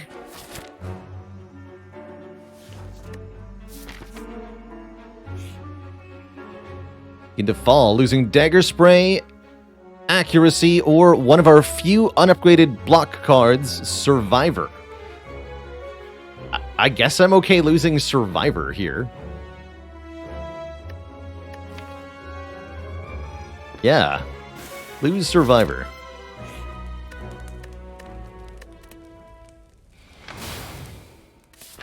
But my discard. I guess that was a way to get rid of Reflex, huh? Cute. Very cute. And our last key, the blue key, we can now proceed to Act 4, if we can get through the bosses. Which may be easier said than done.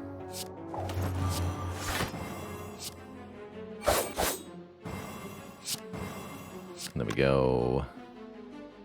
All the shivs first. Dagger Spray. 62 damage, Mind Blast. Not too bad for turn 1. Turn 2 kind of not where it's at, though. Definitely not consistently getting, a lot done here. That's worrisome.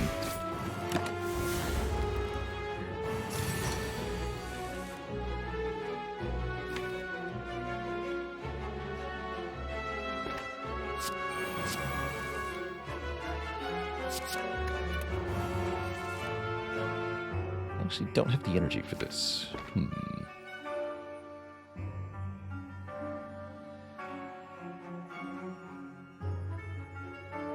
Alright, this is a time I think we need to boost a jar now.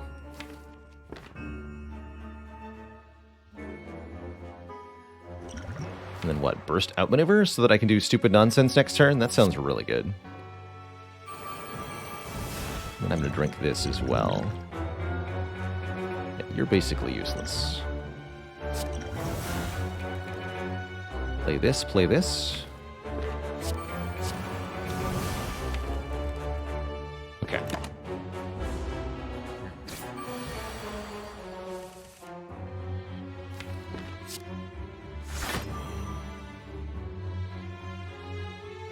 So what's the plan here? Am I going to Nightmare? I don't think so.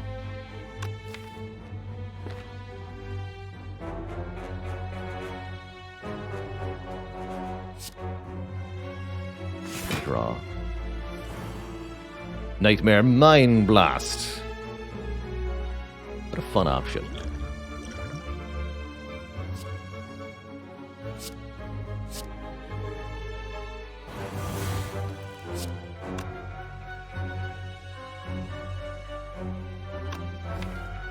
Alright, I'll Nightmare after all. I've changed my mind.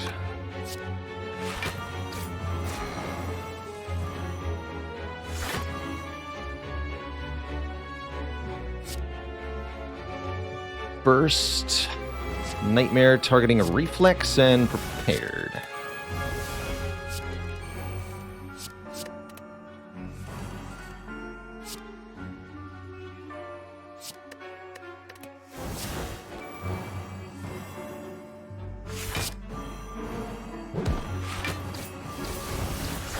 Actually, I don't think we needed to do any of that. But the important news is we now have a Tingsha, and that is going to cause serious auditory damage to somebody.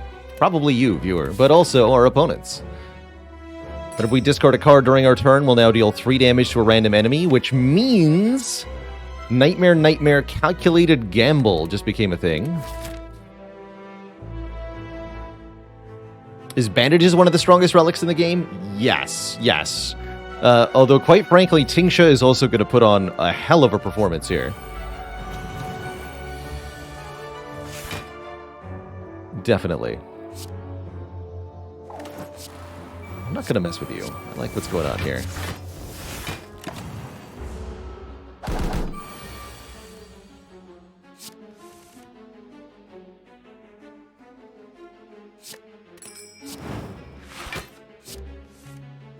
Ding ding.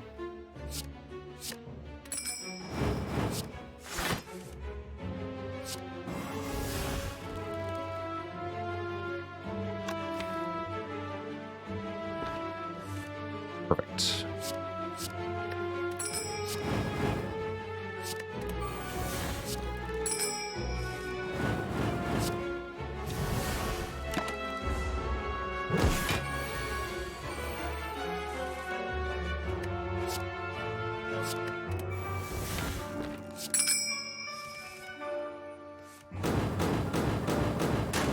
Bonk.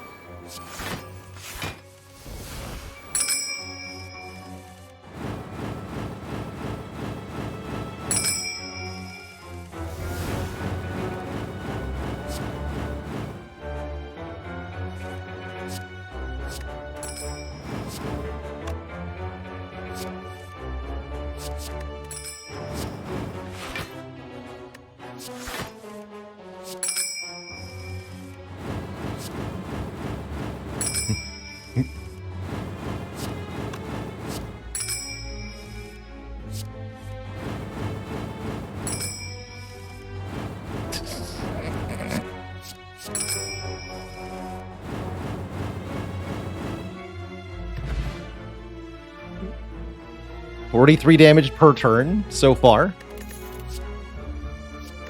Take distraction. It's not too late. This deck is hilarious. I don't think I want a distraction.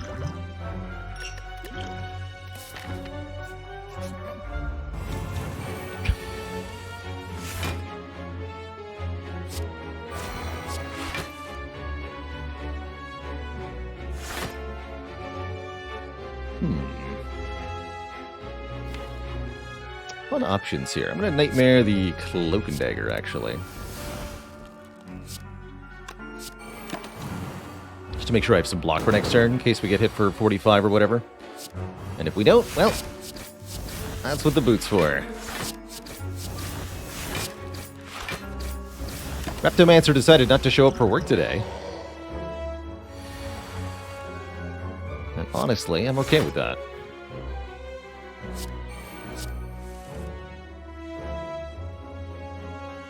Okay, very cute.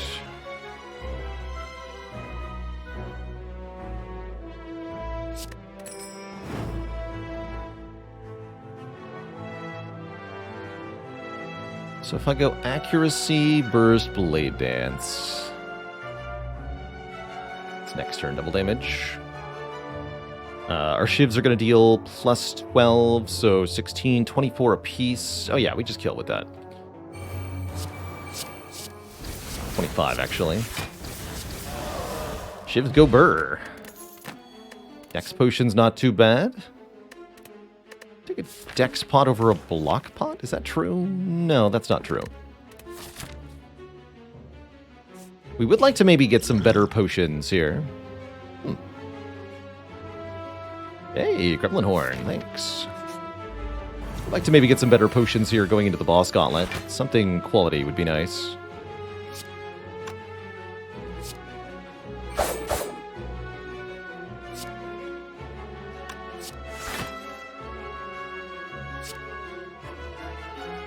Nightmare reflex here. I've also just nightmare. There's like other stuff to do. We're actually going to take damage here.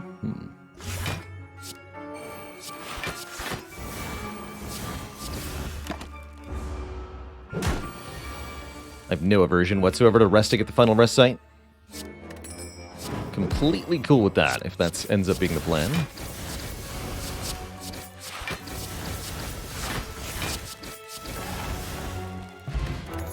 We should have at least waited for Alchemize. It's all good.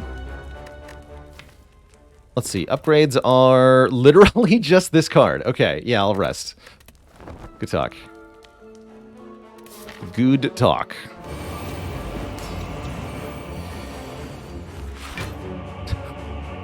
That's funny. Well, I did have this whole thing where I was going to wonder if I should try to Nightmare Malaise going into the Awakened one, but I think we'll have an easy time if I do this.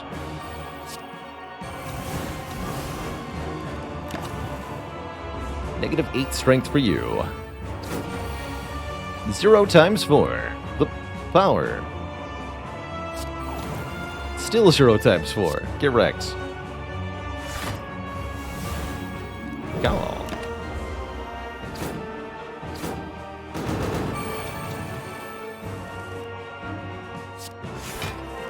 That means this is the fight to do it. I'll think about that.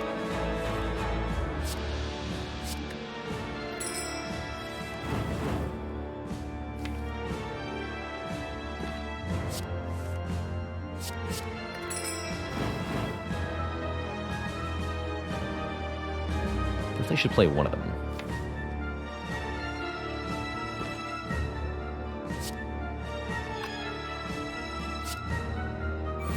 Stop this turn from happening. Oh yeah. Of course.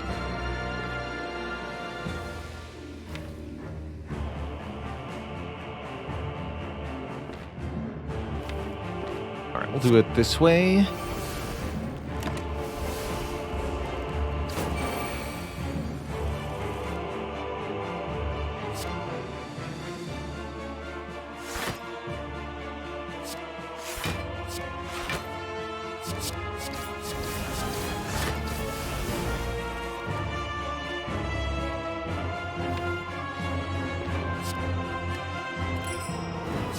Wait around forever here. This is fine.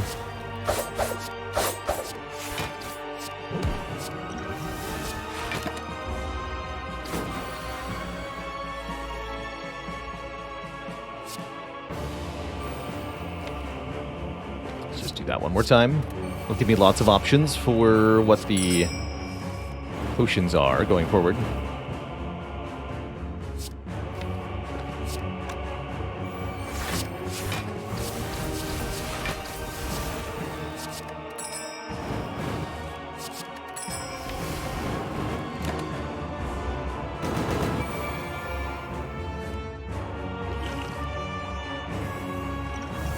Ancient Pot's pretty okay.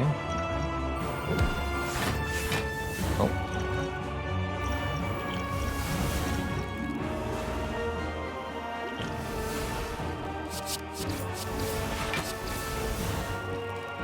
And we can kill right now. That's pretty reasonable. Sure. It's not where I wanted to draw acrobatics, though. Definitely not. Oof.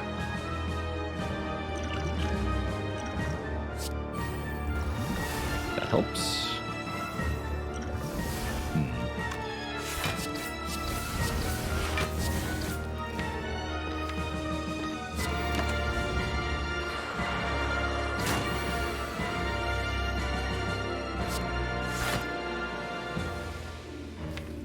Strength Potion and Energy Potion are both reasonably decent here. I like the Strength Potion for the elites coming up. I like the Energy Potion a little more. Let's swap this out. Never mind. Let's keep it. It's a good card, apparently. Or, good potion.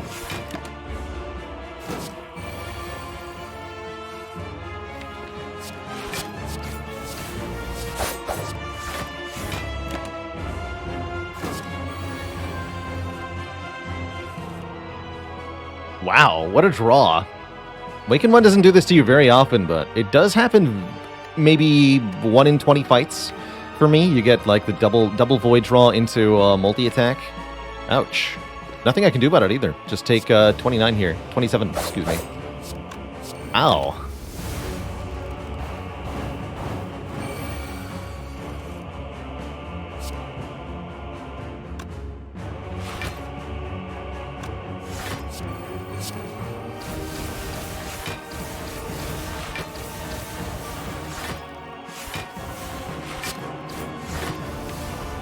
To do? Okay.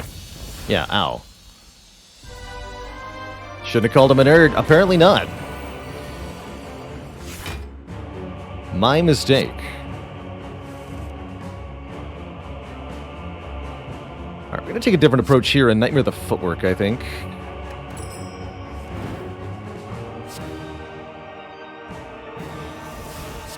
Seems reasonable.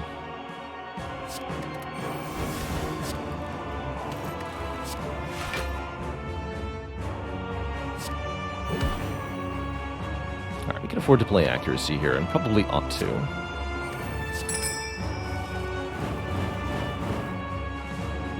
I want to malaise. I don't think I will.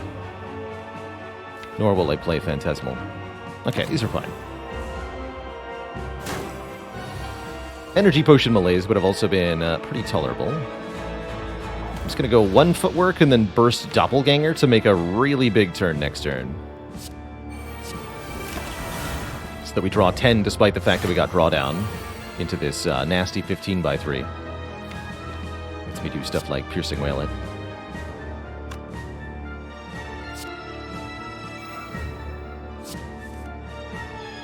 No sign of Nightmare. Got it.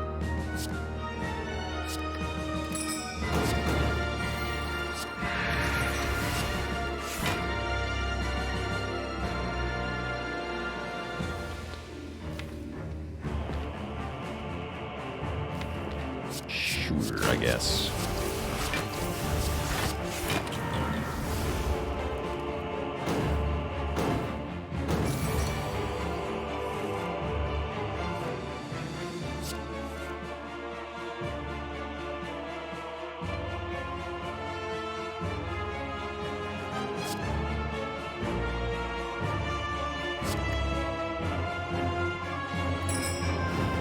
Guess we'll do it this way.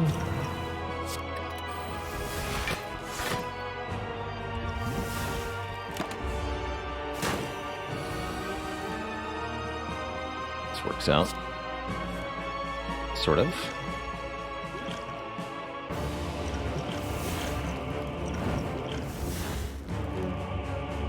These are acceptable. What's this one too? Well, alchemize,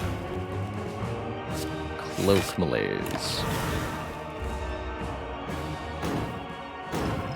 Sweet Pot's not bad.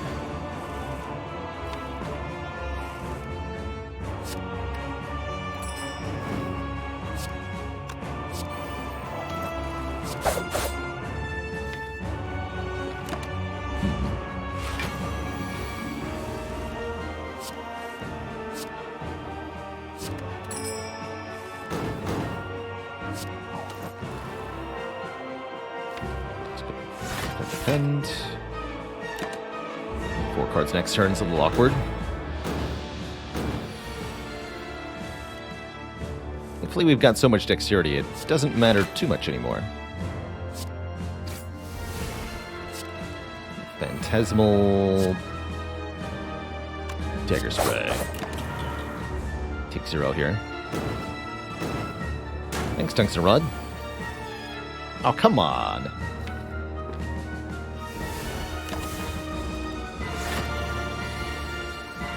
Why's it gotta be that way?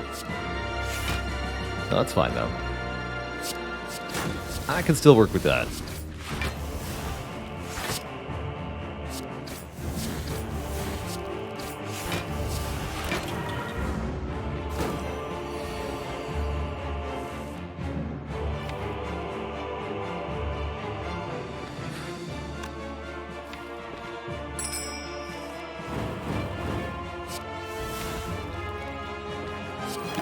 Hopefully we can draw out acrobatics.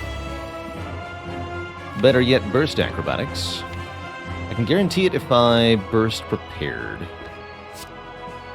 Sure.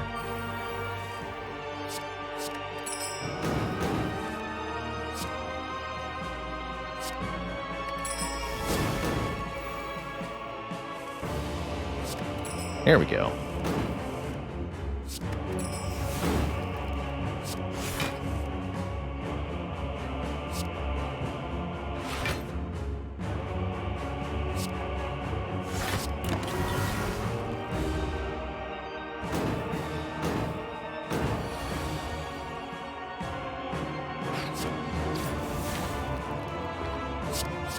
Getting out of control. Not having any retain in this deck. We didn't take the one well-laid plans we were offered at the shop, and I do kind of regret not taking that right around now. Now is when I'm starting to regret it.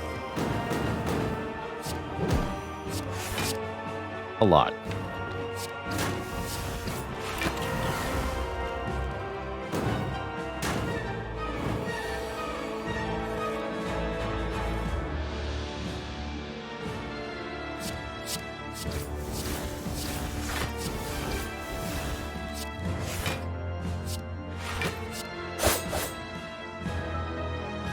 Seems good.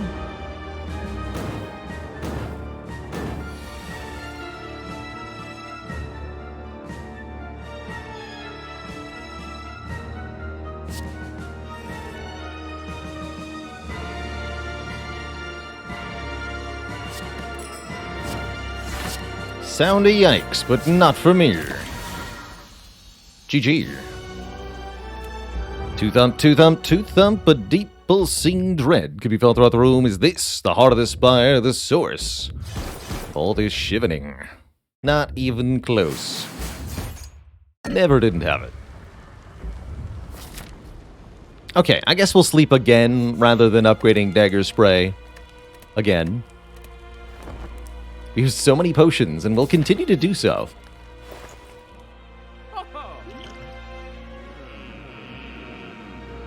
No. Take a backflip, though. The 20 gold from the thief. No. Whatever. It's all good. Do I Mind Blast? One nerd. Not yet. Oh. We're gonna do acrobatics, the stuff, instead. Actually, don't discard that yet. What's the play here? I think it's Nightmare Calc Gamble, is it not?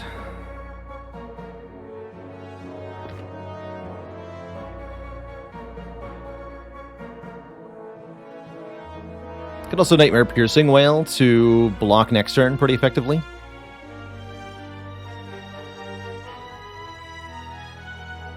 It's a surprisingly decent option.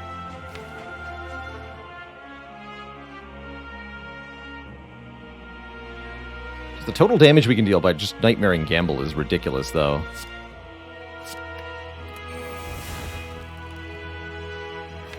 Play my one and only footwork now? Yes.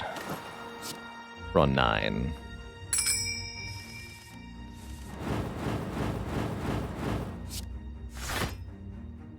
It's not a full block yet, so that'll do.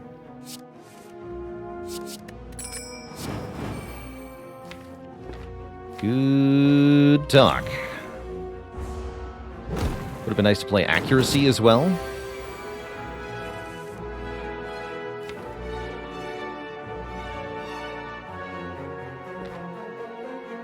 Do I dare? I do dare. Go!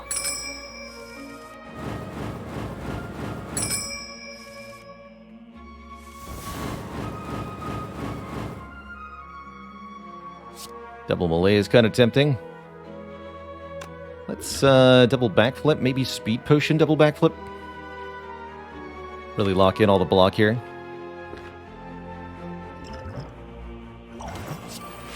Since I've got Alchemize literally in my hand anyway. One more time. And you guessed it, Gamble.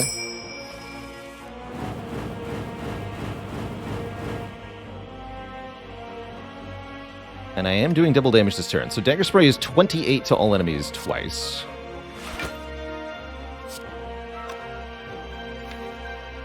Accuracy Blade Dance is, well, quite a bit as well.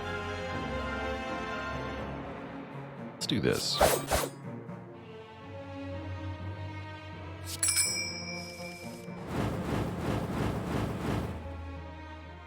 First Doppel for next turn looking pretty good as well. Let's do it.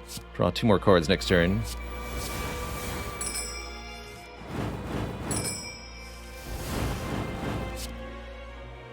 This is a fine way to face. Does more damage, but we have the block for it.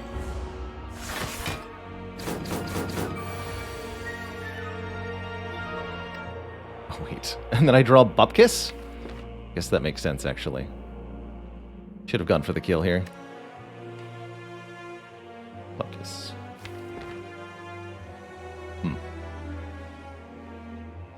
Mind Blast Power. You know, I really thought I was going to draw something good here. I'm going to be very honest.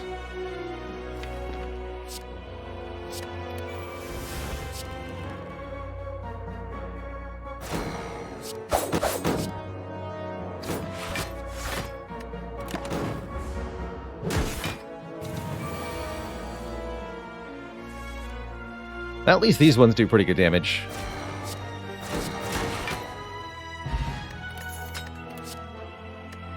How about a Cloak and Dagger?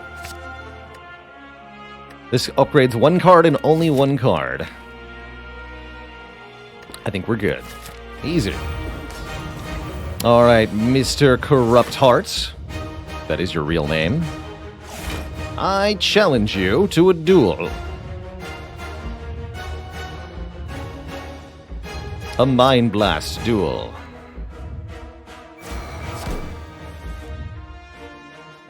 Okay, there's our footwork. Several blade dances. Definitely play footwork this turn. Though I don't love not nightmaring it. I think we want to go Phantasmal Killer Doppelganger. Call it there. Just draw a lot of cards next turn.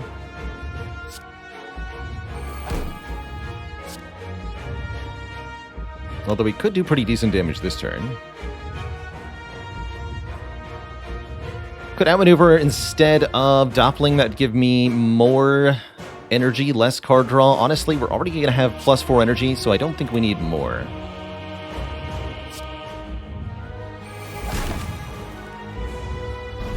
Draw 9 cards with 8 energy. Good. Good. Start with this. This. Probably burst this Alchemize. Forget this. Okay, there's Nightmare. That's an even better burst target.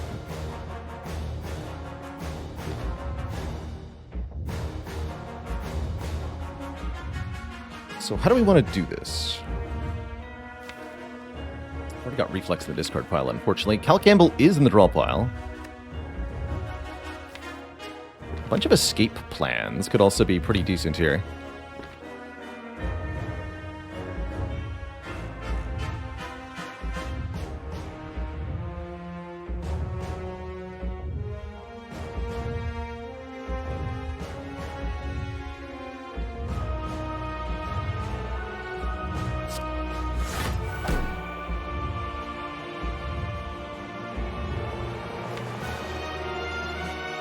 Nightmaring Accuracy is also an option.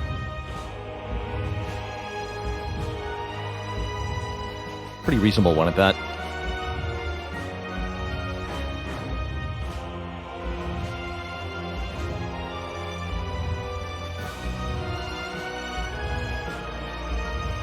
Thinking we Nightmare Escape plan an Accuracy and just burst the Alchemize. Yeah, let's do that.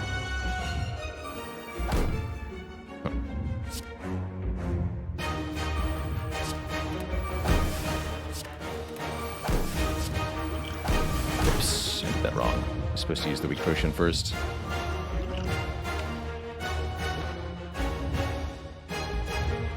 Got a little ahead of myself there.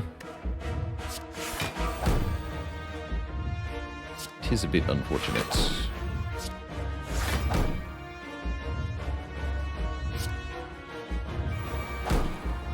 Just bring this to 1/15? Yeah, it's fine. 0/15 actually. Survive this, presumably.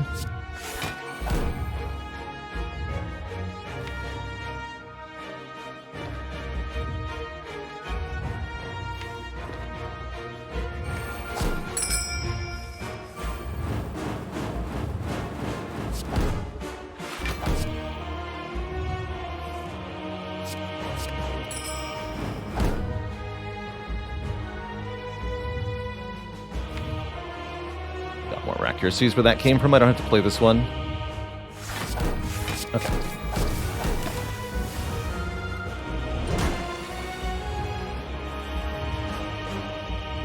Ooh.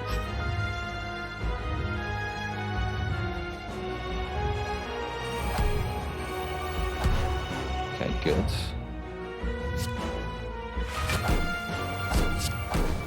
Damage.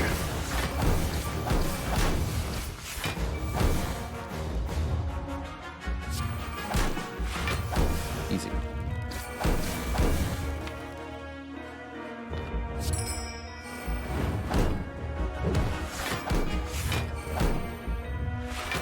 Oof. I was hoping to draw the Void there. Instead I bricked through all the important stuff.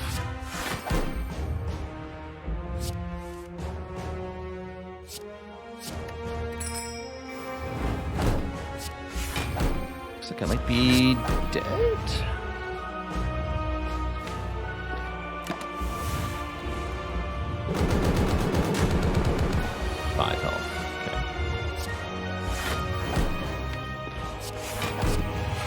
We're gonna make it.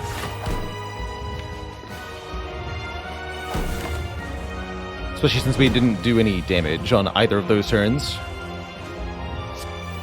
Oh.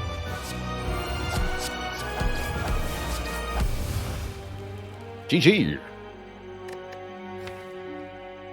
Yeah, couldn't cut it without the retain. Ultimately, without the well-laid plans, this deck fell completely flat. As you could see in, honestly, all of the late-game fights. Time Eater, Awakened One, the Heart. Because we couldn't retain cards to make our turns actually consistent, we couldn't seal the deal and win. GG. GG. Good run, but without well-laid plans, it wasn't workable. Was not workable. Frozen Eye also would have helped. Then I could have known when to draw and when not to draw. I think that would have also worked.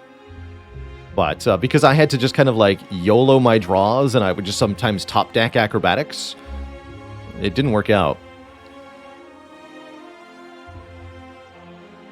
What did we take over well-laid plans? We took a card remove, and I think I regret that.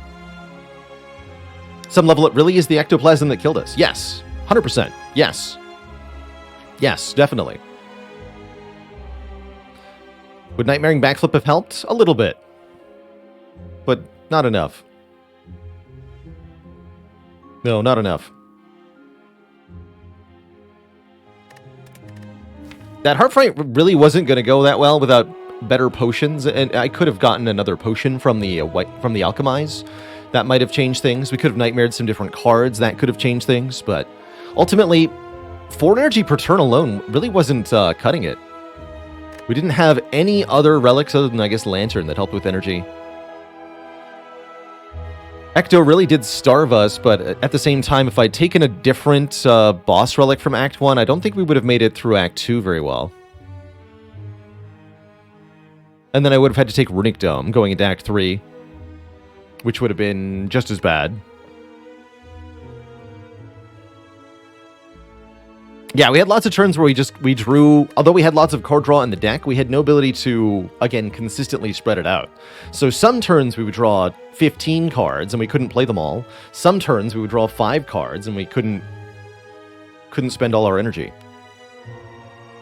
Oh well. You win some, you lose some. We didn't actually have any mastery candidates other than Dagger Spray, so I feel like nothing of value was lost here in the losing of it. It was a fun run.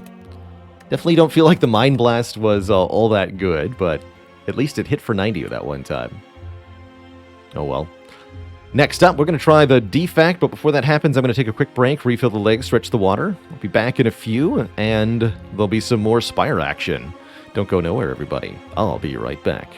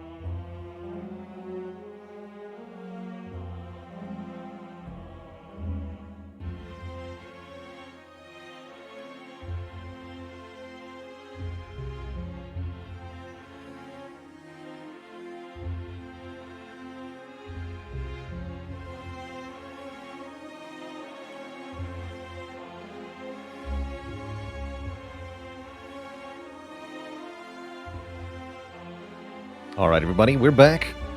Thanks for hanging out.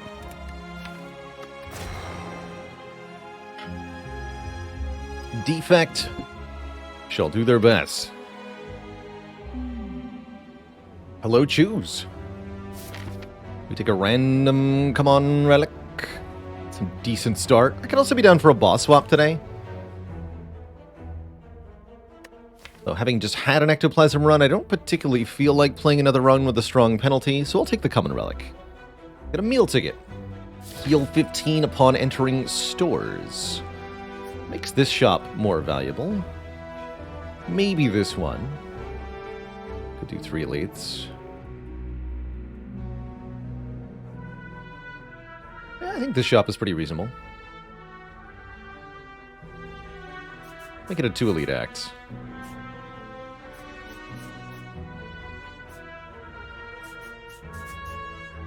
Some card rewards. Maybe too many?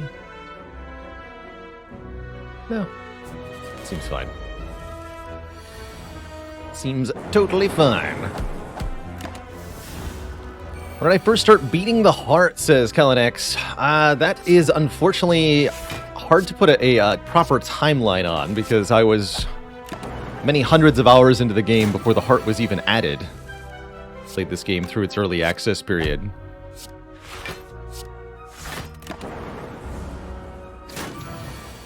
But I like to think of the heart as adding about 15 difficulty levels to a run. So if you compare Ascension 15 without heart to Ascension 1 with the heart, they're pretty similar. It's quite a jump. It's quite a jump. Ooh, first card, Darkness. I respect that. We did actually get our double Darkness victory. But a Darkness Orb first can be a really nice way to power up the Defect against single targets like Hexaghost, but also like Jawworm. All we have to do is evoke this orb and we'll win. That's the rule. The blip laps.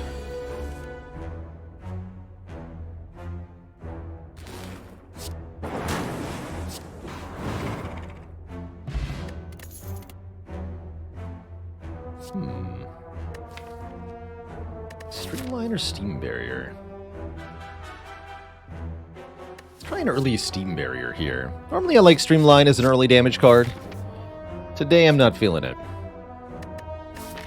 Today I am not feeling it.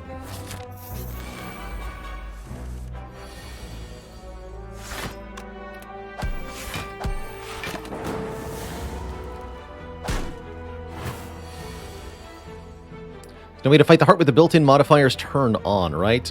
You can enable the modifier called the ending if you're playing in custom mode to fight the heart.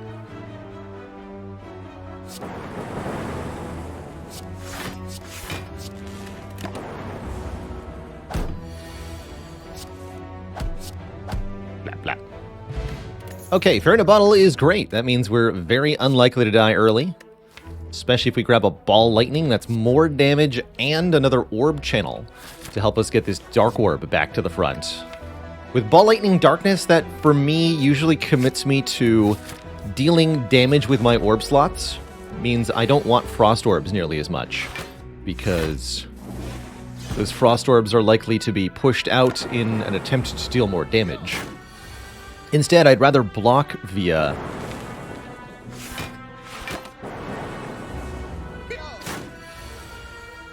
Defect's more traditional block cards, ideally with an upgrade, like Auto Shields, Force Field. Without powers, Force Field ain't it. Equilibrium would be nice. Let's just go Double Ball Lightning for now. Double Ball Lightning Darkness will definitely allow us to put the hurt on anyone who stands in our way. And for a first upgrade, I'm going to upgrade that Darkness card, I think. Although Zap is also not bad. Actually, rather upgrade Dual Cast than Zap here. But let's go Darkness first. Darkness, then Dual Cast. Then, I don't know. Probably whatever we get from this elite. Ooh. Need to cook this orb for a little bit.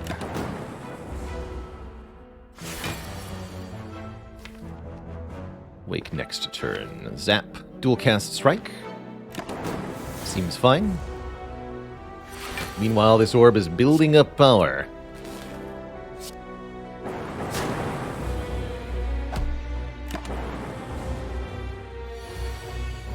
Ultimate power. So I'm guessing defend, darkness. Next turn, dual cast will kill.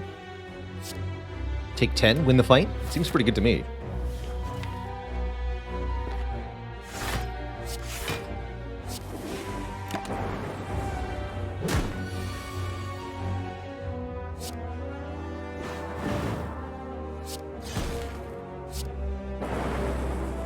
The Blappening. We get ourselves a boat thingy. Always a relic I'm happy to have. 10 block turn 1. Blessing of the Forge, not too shabby. Melter, go for the eyes, and Turbo, not too shabby. I'm actually quite okay with the Melter right now. Melter removes block and then deals 10 damage to a target of our choosing. Pretty good attack damage by Defect standards, especially with an upgrade, as it gets +4. Sure. Upgrades? Snack Whale is pretty unreliable. I'm gonna not take that. We are going to upgrade Dual Cast as stated. Then maybe Melter next, but only maybe. Oh. Mummified Hand again on the Defect. Anytime we play a power card, a random card becomes free. Already encouraging. There's lots of things you can do with Mummy Hand on this character.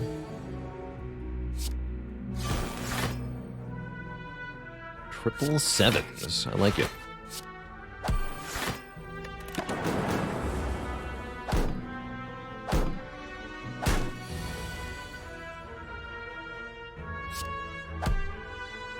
Then dual cast. Take 1, 2. That's fine. Not afraid here with Fairy in a Bottle. Not afraid at all.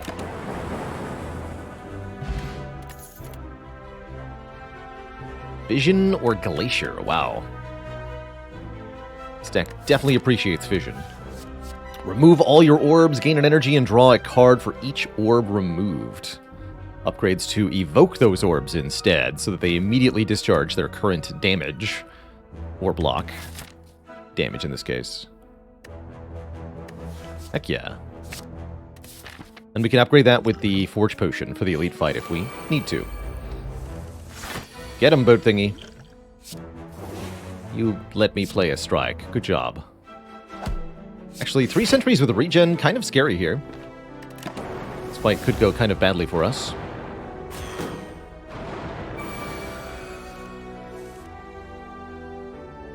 Although if I can dual cast this Dark Orb, all will be well. This is a pretty reasonable Forge pot. We block for a lot more, we dish out some substantially more damage. And it's likely I'm not playing that Fission anyway. Yeah, I'll use the Forge Potion here.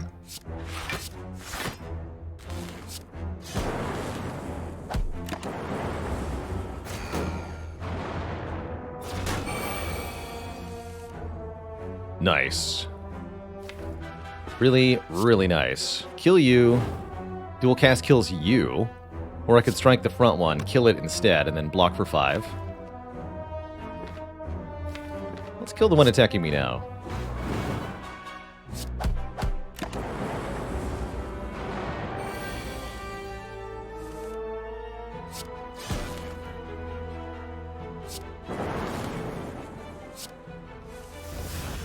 Easy full block.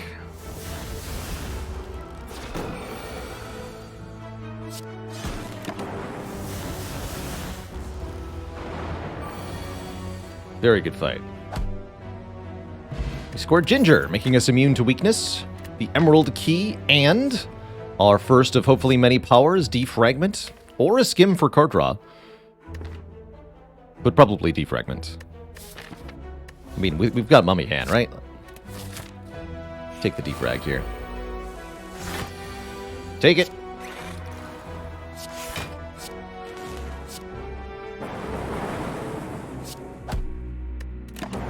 She didn't need to do that. Because I was immune to weakness. The power.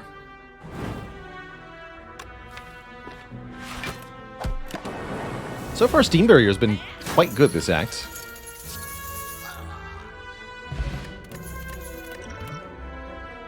Rebound, Sweeping Beam, Cold Snap. I'd like another block card at this point. Cold Snap is not bad. Technically helps with the block thing. Gives us access to Frost Orbs. A little underwhelming otherwise. Rebound with Darkness Plus is pretty sweet. That's true. I'll take a Rebound. I'll take a Defragment. Bullseye looks very powerful here, allowing us to apply lock-on status and make our orbs deal more damage. Since I have 2 defrags and a lot of damage orbs, Bullseye seems very good. Frozen Eye is also here, allowing us to see the draw pile in order. That is quite potent, especially as more card draw gets added to our deck.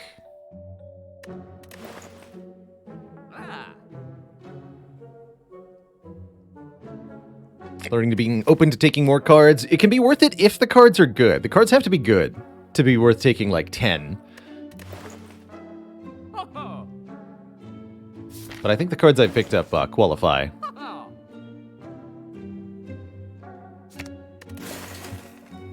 Is there a max orb slots? Yes, 10 is the hard cap. I'm gonna take this Frozen Eye. This is a very powerful relic. Like knowing exactly what I'm going to draw next turn's pretty useful information. Makes me not want to Rebound Darkness, actually, because I'm likely to just fission it anyway. Guess I can do Darkness, Rebound, Ball Lightning? No, that doesn't work.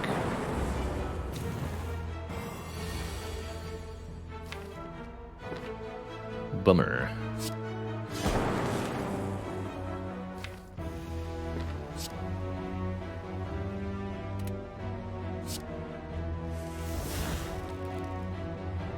This works, though.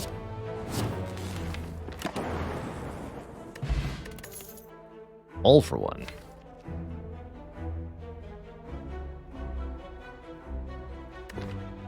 No. No. Too many different directions to take the deck in there. I think we're upgrading a defrag. That vision really ought to get upgraded soon.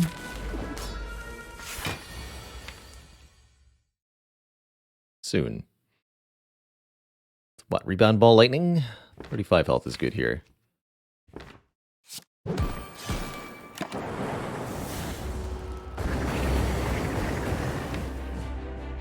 the stuff next turn.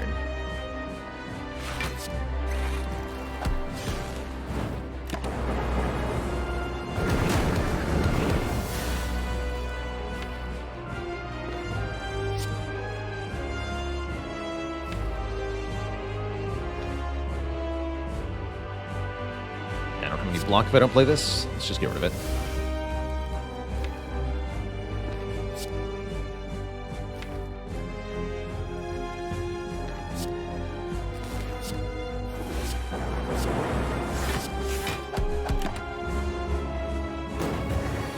Alright, and knowing exactly where dual cast is going to be is very valuable information. Ow.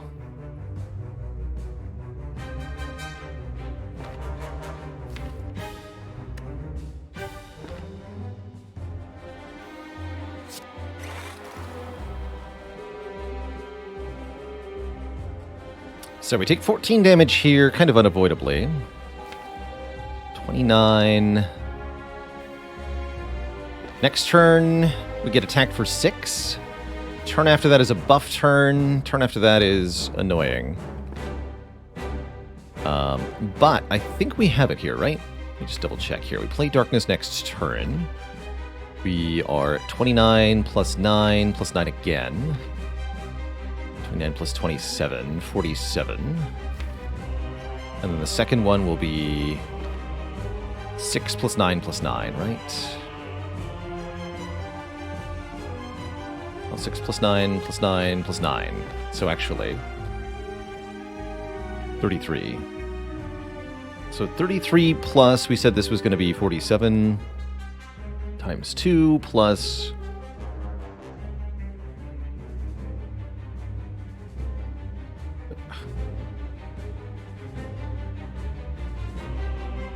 That's 160, 170. And the rebound. Okay, yes. So we actually don't play any of these lightning cards. The reason for that is so that I can do the following.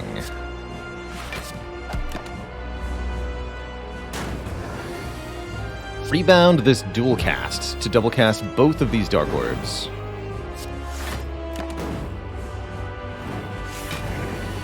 Enemy gets block on this turn, but Melter's here. GG.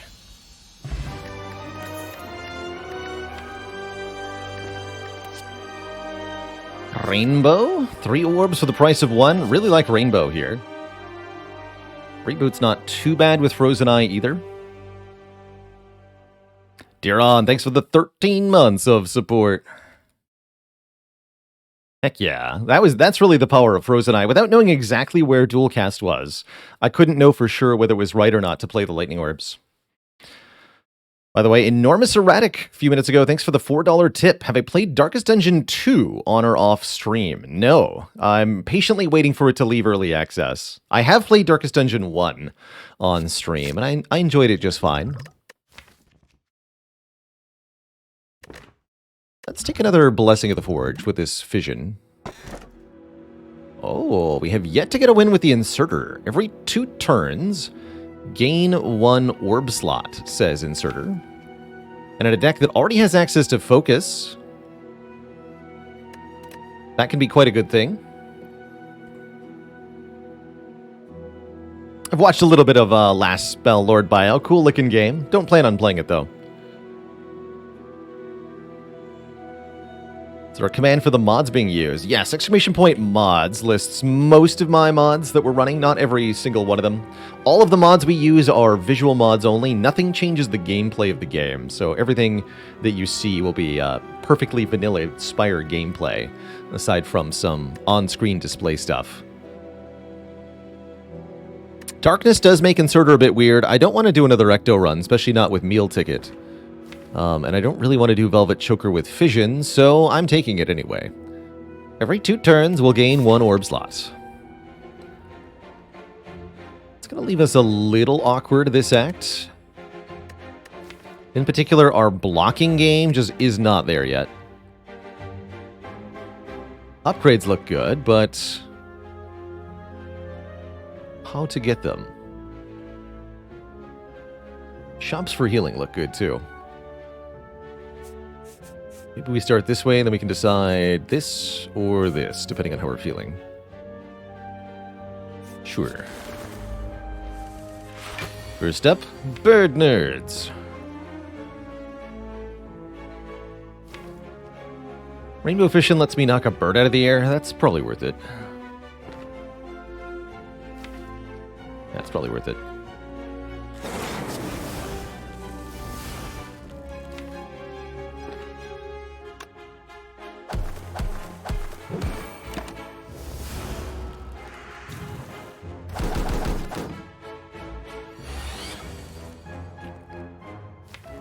Ouch. Oh yeah, we're pretty hosed here. Although 1 energy per turn wouldn't be making a difference here. Not at all.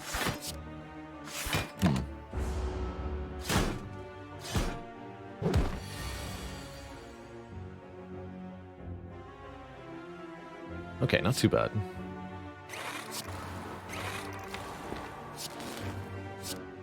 Probably better to cast this now.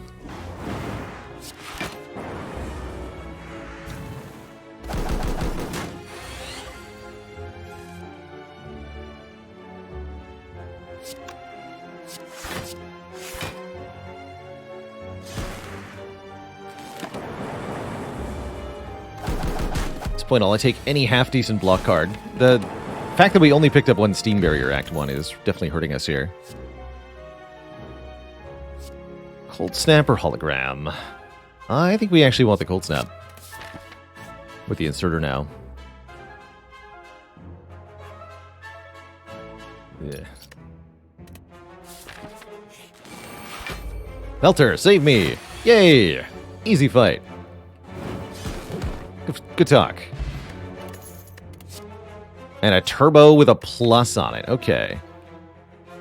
That'll probably take. Now we just need some card draw. Melter's got our back. So does Fairy in a Bottle.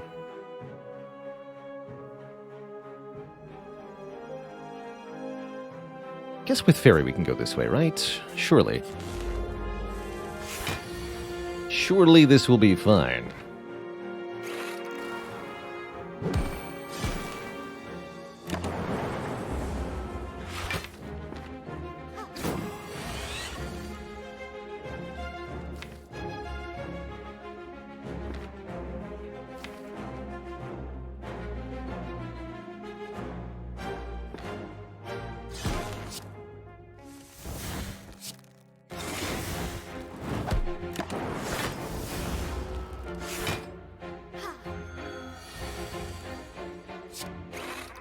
Frost Orbs are coming online. Good times.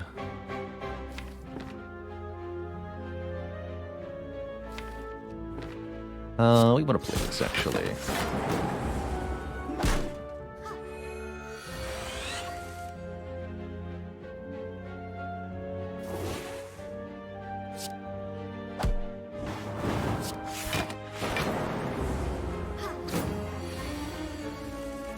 Good.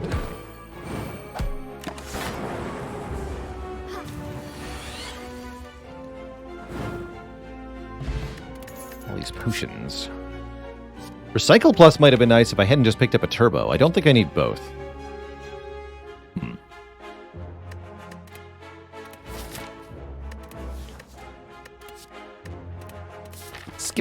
Skip it all, I say. How about bites? Get more cards, but we could gradually heal. This is definitely one of the situations to consider bites. When you're low on health in Act 2 and you have to survive elites, bites can really, really improve. But no. I'm here to upgrade Fission. Be on my way. Maybe we should have, knowing that I was about to upgrade the Fission, maybe we should have swapped out our potion there, but I'm still pretty happy. Excuse you. With what just happened. Not happy with this draw, though. Let's see, 18. Perfect block if I upgrade. This is our hand next turn. Oof. Well, that's pretty bad. And then Defrag a Rainbow after that. This turn's going to be good. Okay, we'll save the Forge Pot for, I guess, next turn. Next turn's more important to stop the wounds. Taking 3 here is not a big deal.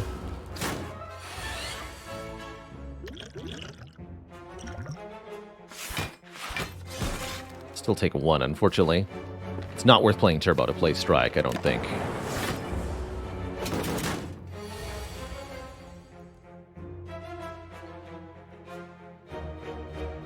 There's no way to guarantee that Defrag hits Rainbow. I think we just play the Defrag and the Rainbow and whatever gets made free. Defend. Perfect.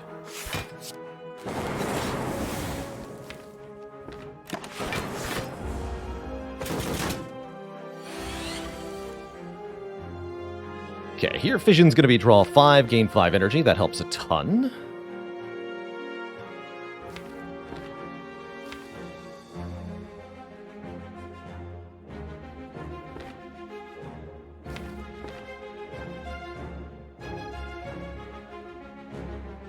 Tempted to rebound the dual cast here.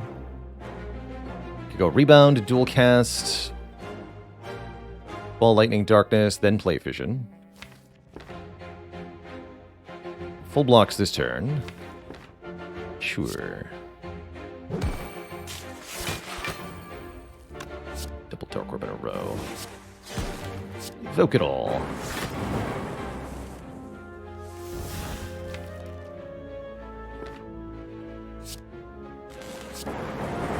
GG.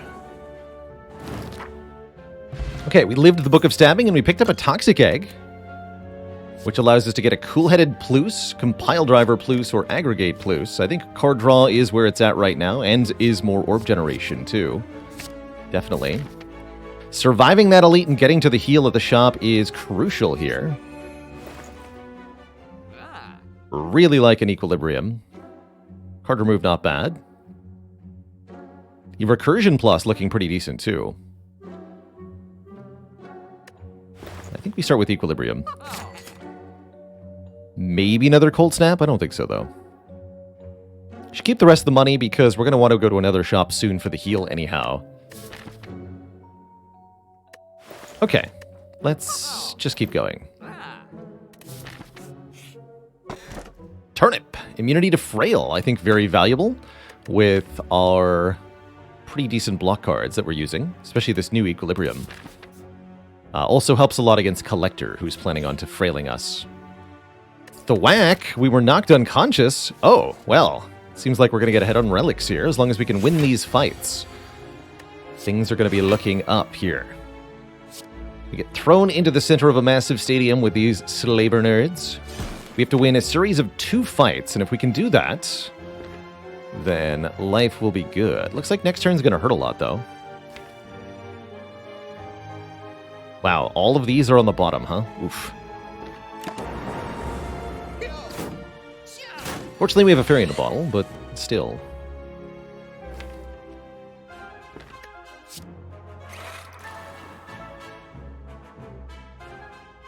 This definitely gets played. We want to draw all of this, yeah? Yeah. So I don't want to rebound anything. No. But I do want to play the rebound? Maybe.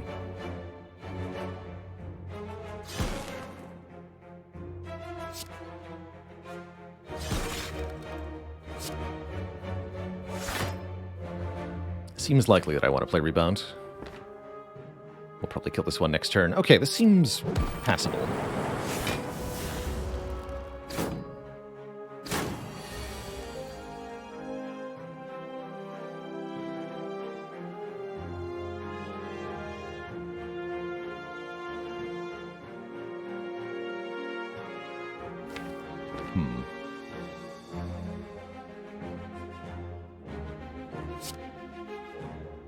If all 3 lightnings hit the front one, we have a problem. That's not what happened, though. Good.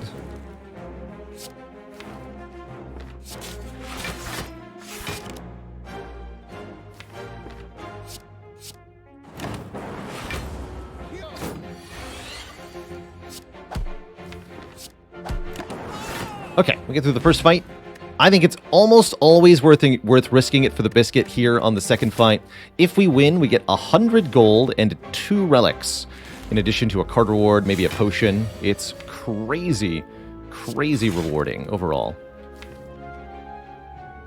Definitely just keep drawing.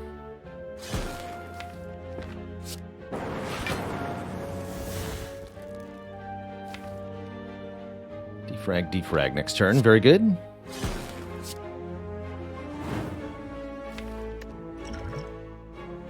Might as well dual cast. Might as well. Good work. We always have the fairy in a bottle to save us in case the Gremlin Knob gets a little out of control here, which I quite frankly don't think they will. Let's go defrag first. Then what? Cold Snap, Zap, defrag? Yes. Although making the Gremlin Knob angrier is a little spooky. It's well worth it here. Can we actually kill next turn? Doesn't look like it. Means we're likely to have to use our fairy in a bottle to get 2 relics, which, again, I'm completely okay with.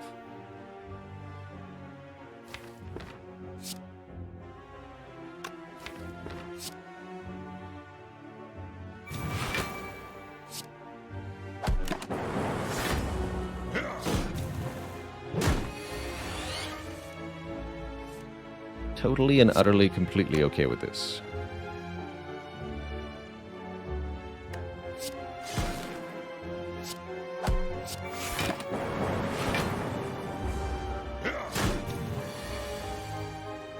rewards will be worth it.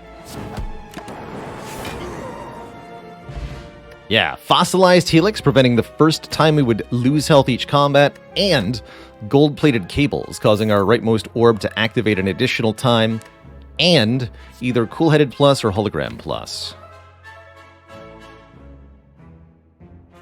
I think I choose hologram.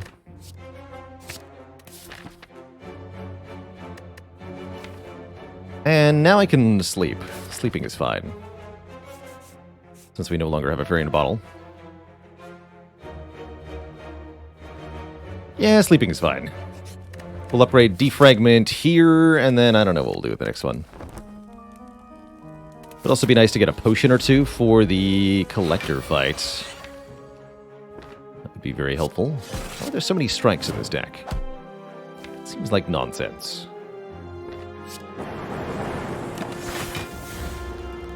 Why do I never rest at campfires? I try to avoid it where possible. Upgrading a card is a long-term investment that's going to have continual bonuses to your run. Sleeping is a one-time heal, and the more you choose to do that, the further you're going to fall behind.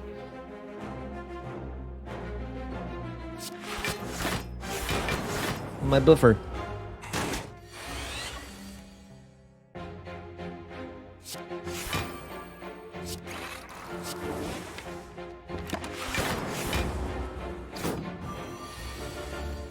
I'm immune to frail.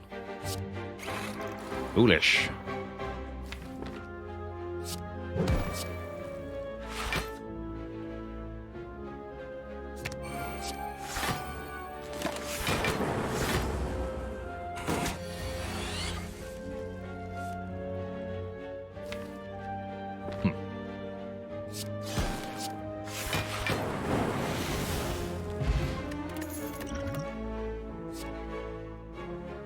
Second upgraded fission.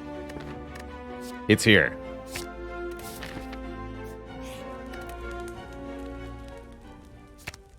Probably next upgrade is rainbow now. So, fight or event? We already got the really good event. Let's take a fight. It's a snake plant. Boy, am I glad I chose to do this. Yep, sure am. Very glad. Very happy.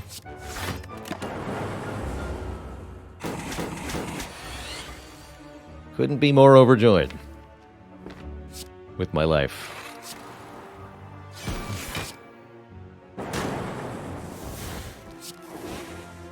Wait, 26? Oh. Holy crap.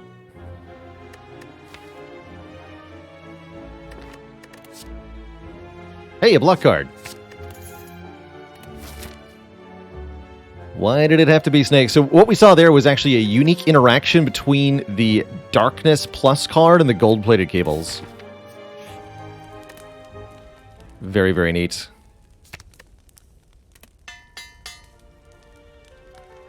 All right, Collector. If that is your real name. Show me what you got. Fissions are pretty far down. Tricky, tricky.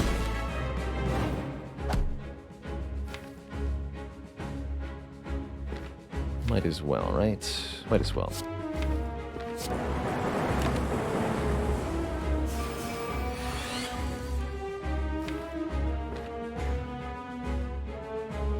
Rebound EQ or what here?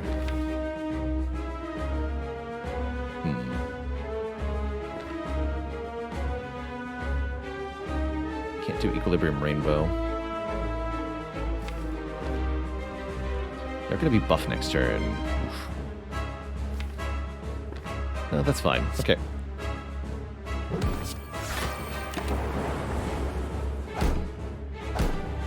Buffer this hit from Collector.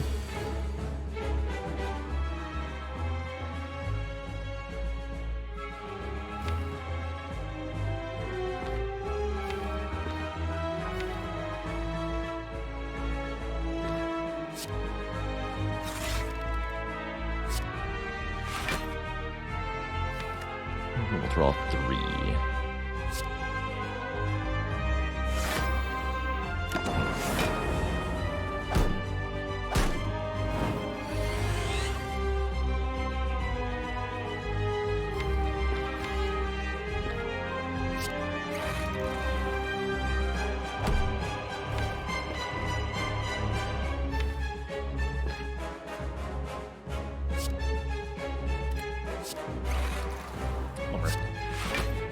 Bummer, bummer, bummer, bummer.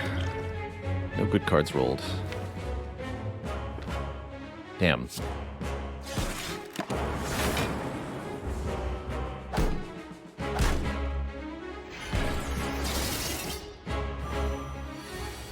Nice being immune to most of that, though. That's kind of cool.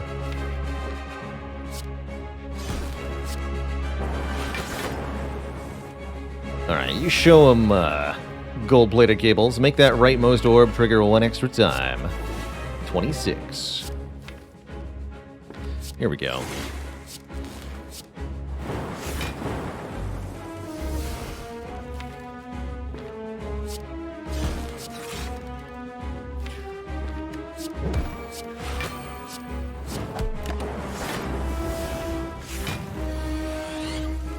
Resummoning, how dare you?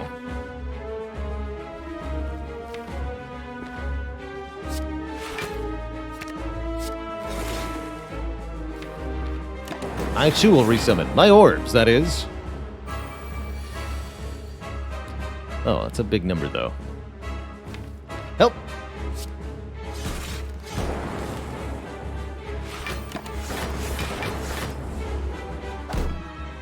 Wait, am I dead? Yeah, we're dead. Speed potion could have saved me there. I don't know.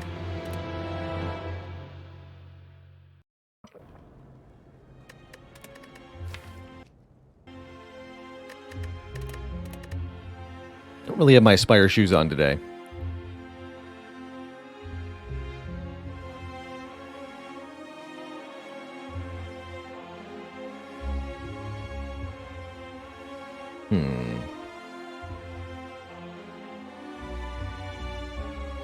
Did I play any more Potionomics? No, I decided I don't want to go forward with that game.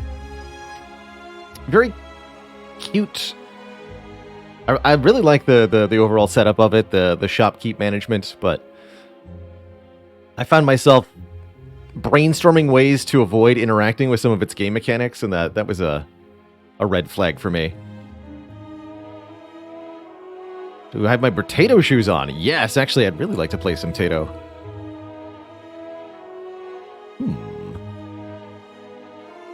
That sounds great, actually. Yeah. I do want to play some Brotato.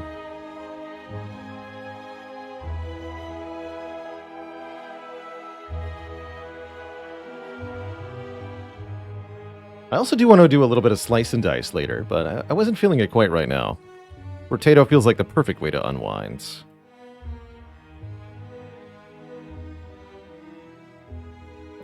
Would suck me in if I left it? No, it'd be... Twitch chat watches Baylor avoid half the game, which doesn't sound fun to me.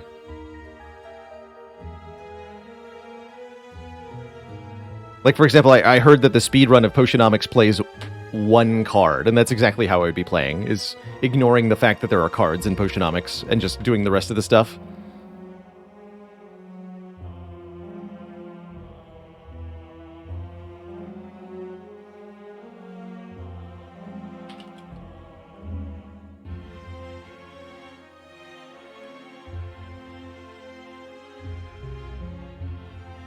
Brotato. We will be back at it in the Spire, of course, in tomorrow. Play some more of our Mastery Challenge. Hey, sellouts, thanks for 4 months of support. How do I feel about Gungeon? I thought Enter the Gungeon was quite cool. I liked Enter the Gungeon more than Dead Cells, personally. A little slow-paced, and a little bit... not forthcoming with game information. Like the various treasure chests of Gungeon and the things that they can contain is a weird wiki dive, for example. But totally fun game. Great soundtrack, fun visuals, really like the core gameplay cycle of it. It's good. And it's quite challenging, too. Do I have less stream time this year on Spire compared to other games? Yes, we're streaming more variety this year and a little bit less Spire. Not that I'm not enjoying Spire, it's just that we really went hard at it last year with our 400 wins challenge, and I'm happy to pump the brakes a little bit and enjoy some of the other wonderful titles there are to explore. Oops. Brotato. Yeah, the Gungeon boss fights in particular are quite well crafted. Definitely the sort of thing you're meant to practice against and sort of memorize. They're quite brutal the first few times you meet them.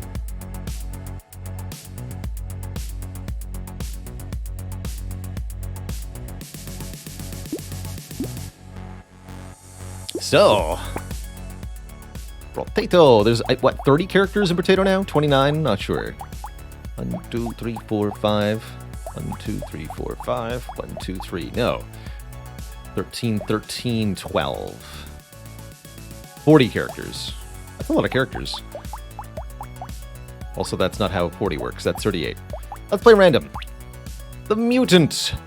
Mutant gets less items, but more experience. It's all about getting level ups rather than items. So triple XP gain, but 50% more item price. We are randomly starting with a Ghost Axe, a weapon that scales our damage modifier every time we kill 20 enemies in a wave. Easier said than done, but not too bad as far as starting weapons go. It can be tempting to try to make a build that's entirely ghost weapons so that you can just farm stat ups off every kill, but in practice doesn't work all that well. Don't recommend it. Yes, Biggleby, I would definitely like to play DD2 on release and just see what it's like. My biggest beef with Darkest Dungeon 1 was the overall campaign format and the inordinate amount of time it asked of the player at points. Transitioning to a roguelite format, I think I'm going to find a lot more enjoyable. Grab some attack speed. Attack speed, and do we go early dodge? No, let's grab early harvesting. Harvesting can be very powerful. The harvesting stat gives you experience and money at the end of each wave. I want to go Ghost Flint in addition to the Ghost Axe. That seems like maybe not the thing to do here. Ooh, let's grab a Lightning Shiv. Now that's fun. And I can exactly buy Fertilizer, 8 more harvesting on wave 2. It's got to be worth it. Even if it's -1 melee damage, it's got to be worth it. What a scared sausage. I'm going to lock that in, actually.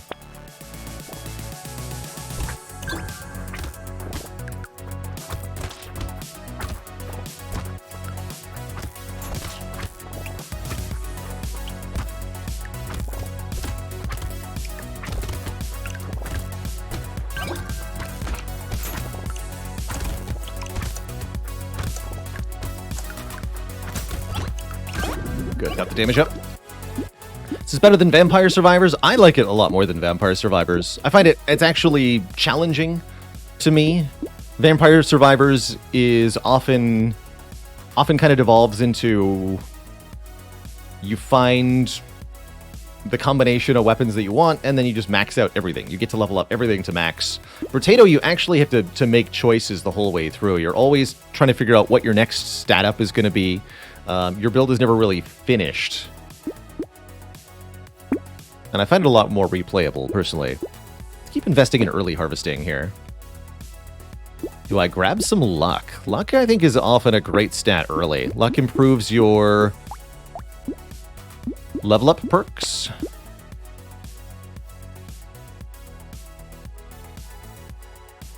gonna keep this sausage locked. I want to buy the Ghost Axe, too, pretty badly.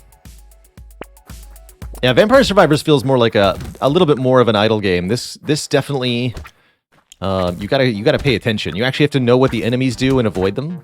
Vampire Survivors, I often felt like I didn't care what the enemies did, or the enemies, although they looked different from one another, they didn't behave differently from one another, so I didn't really care what they did.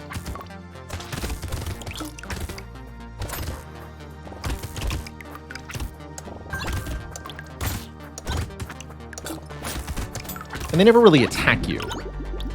They move towards you, and they'll damage you if they touch you, but they don't attack you. 7 crit chance? No, I actually want elemental damage. And I want some move speed. Early move speed, very important.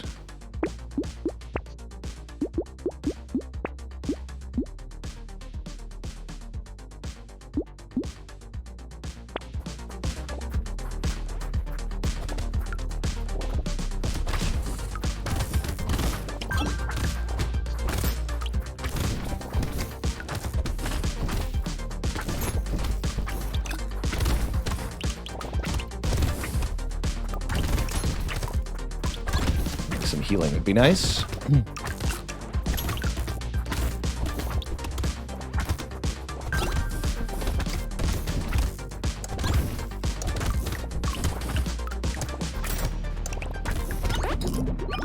Spooky.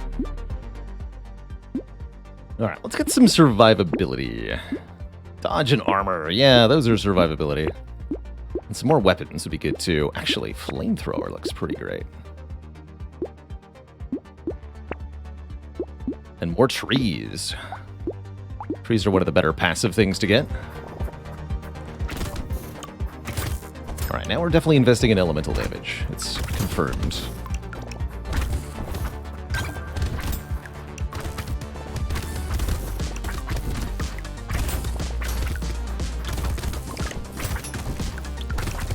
Nice dodge.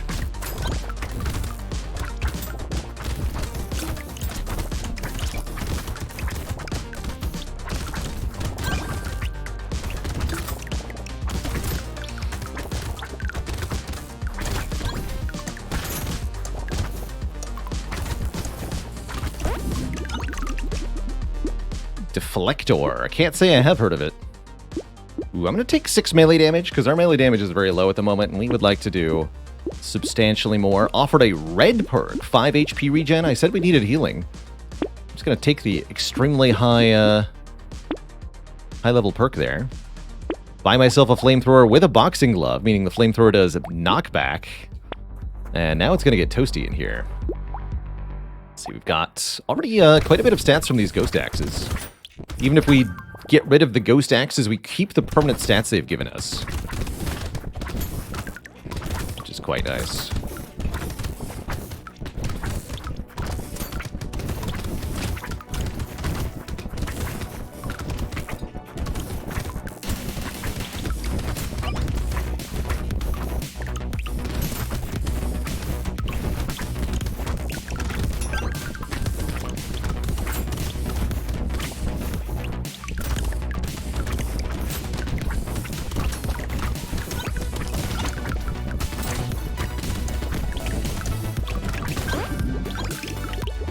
More level ups. Let's get some more move speed. Let's get some more harvesting. And do I take HP regen or reroll here? I'm going to reroll. 3 elemental damage. That's it. I'll take a bowler hat. Luck and harvesting are very, very nice stats. Although having one more weapon for this wave would be nice. I don't care. 51 harvesting means we get 51 experience and materials at the end of each wave. That is nothing to sneeze at, let me tell you. This wave's easy as long as we make sure to kill these eggs that would hatch into giant mutant creatures. They are spooky otherwise.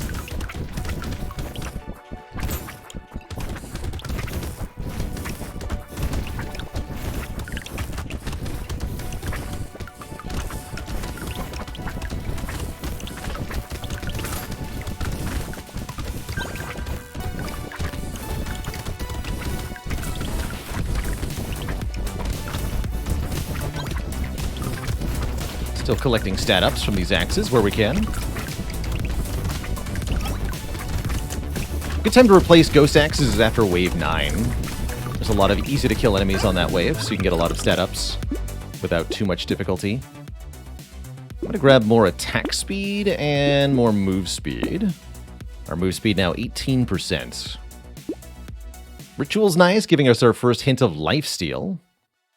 Although it's very expensive, I'll take it. Flamethrower 3. Seems okay. Rocket Launcher 2 not bad either, but not as good as Flamethrower 3, that's for sure. Does plus XP affect harvesting XP? I think so. Actually, don't know if I want a taser. Gonna lock in Flamethrower 3 here. Wave 8, kind of tricky with only 5 weapons, but I'm not gonna worry about it too much here.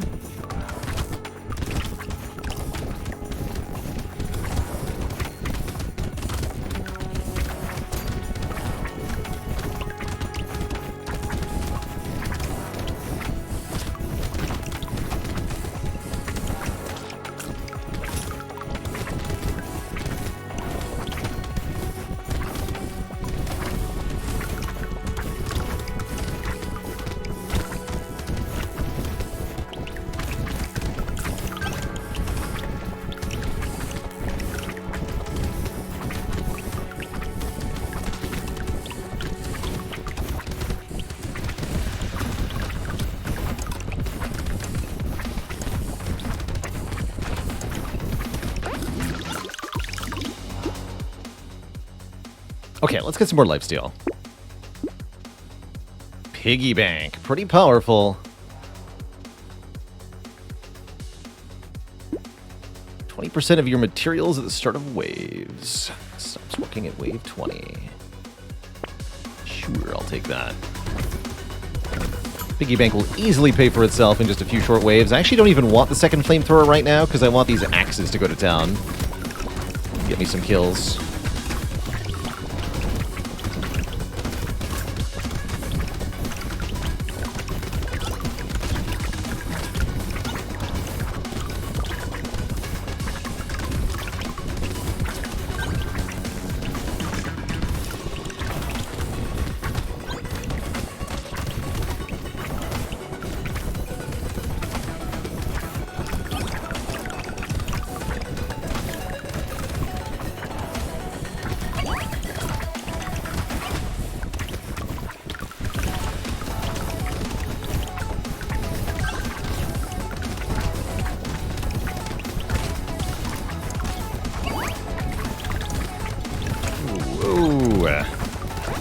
Alright, really good wave. We have 695 materials. We nullify the first hit taken each wave. And do I take 10% attack speed up for 6% damage down? Yeah, I do. Well, and 46 materials. No, I'll take the 46 materials. And I'll take more regen. And we could take more harvesting, but I think we're at the point where we'd rather take 20 luck or 3 armor. I'll take 20 more luck. 20 more luck. And let's go with 15 more attack speed. And a flamethrower. And a worm. And a duck. And a tractor. 40 harvesting for minus 8 damage. That'll take. That's going to pay for itself pretty fast. Let's not take the glasses here. Against the Storm has essentially won the game vote with a 14-point lead. We're going to be playing that on Saturday.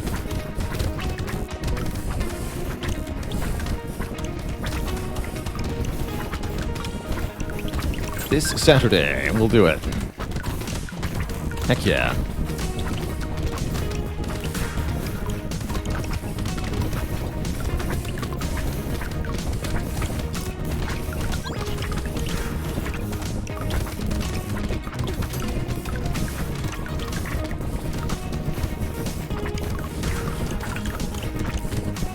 Toasty.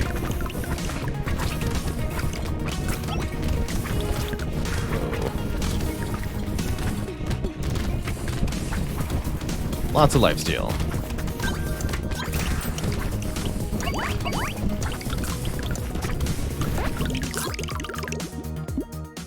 More regen. Minus lifesteal? I'll take it though. Crit chance and elemental damage. Yes.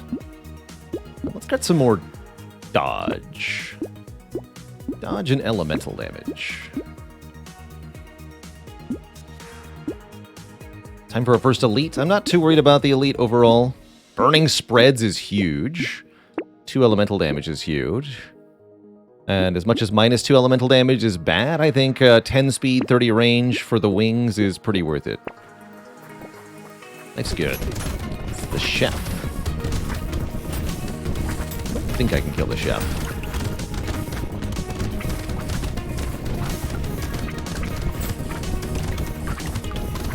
I'm pretty sure I can't.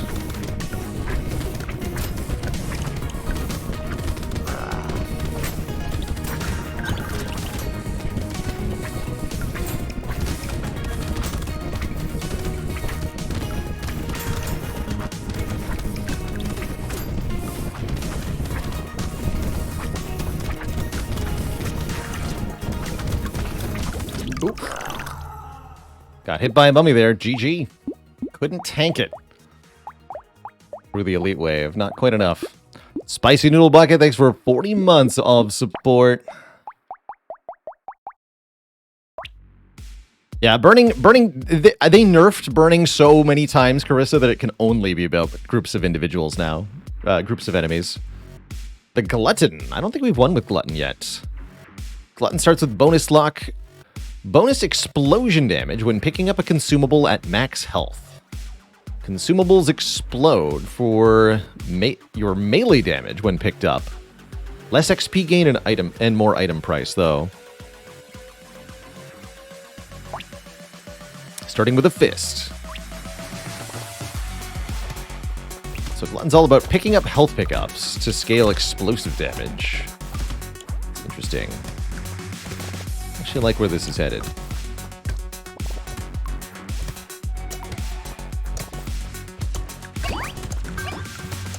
First wave crate's always nice.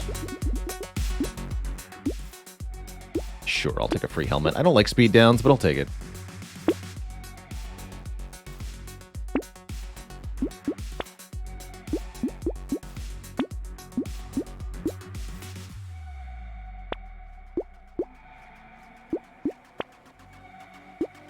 Harvesting.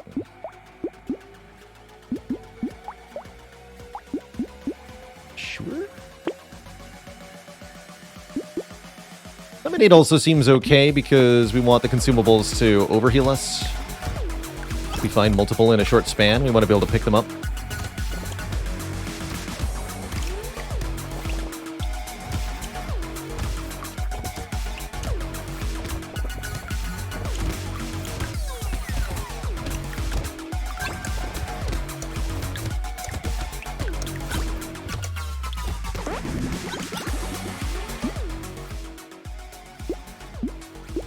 Let's invest in luck some more.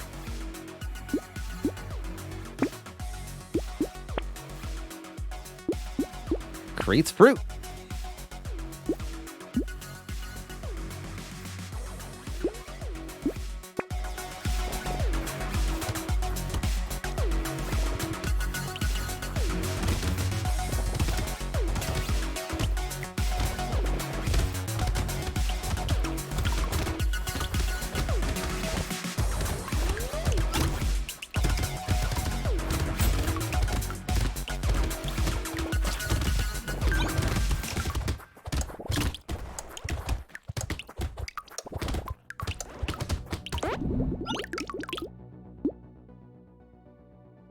Let's grab a little more attack speed.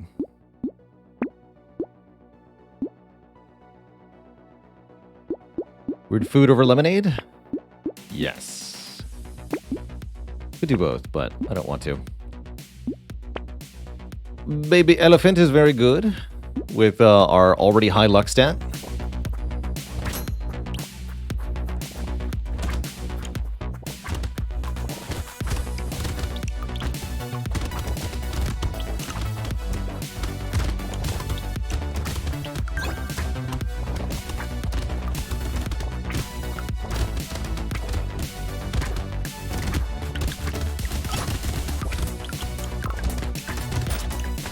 Oh, God.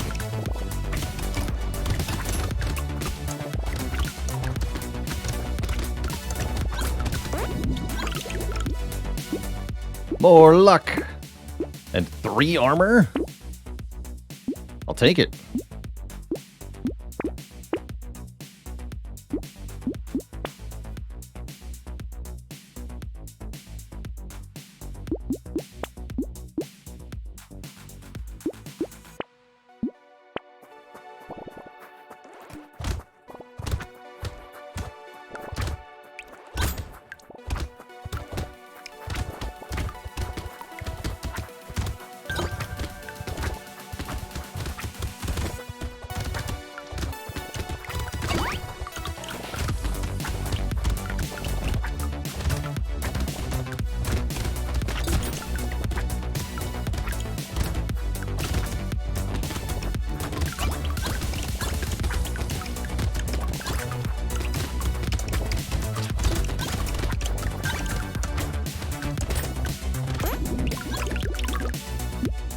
More trees, sure.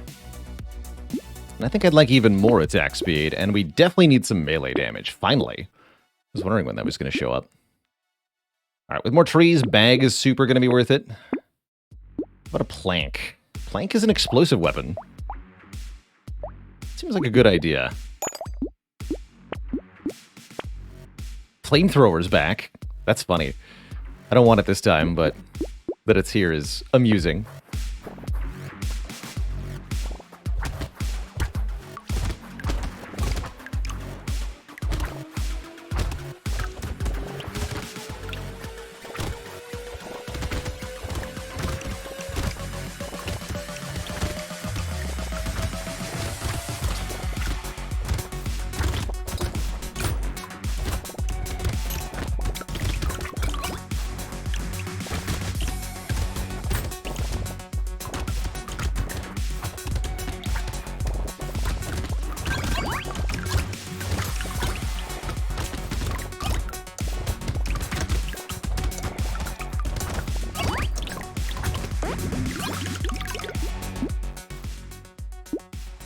burning. Or range damage. I will take some regen. I will take pickup range? No, I don't want him with the -5 dodge. Another pruner here.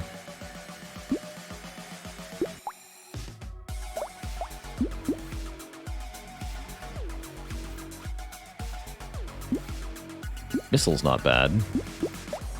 Normally I don't like missile that much. With the cyber ball and stuff, it's pretty good. Sure. Let's slow down the enemies. That's gonna be worth it.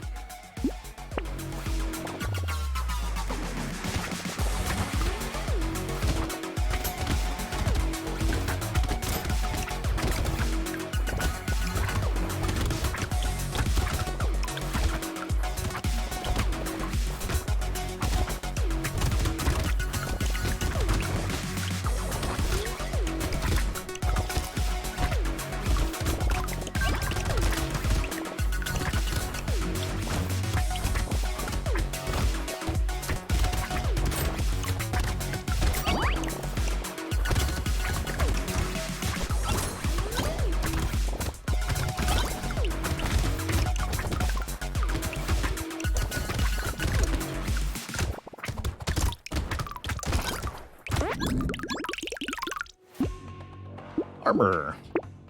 Armor's good. 4 more regen? Sure. Trees die in 1 hit? Yes. Bonus explosion damage? Also yes. What's our explosion stat at currently? 41% additional explosion damage. And there's an explosive weapon. Do I want mastery? Nah. Sad tomato is interesting too. I'm gonna lock that in.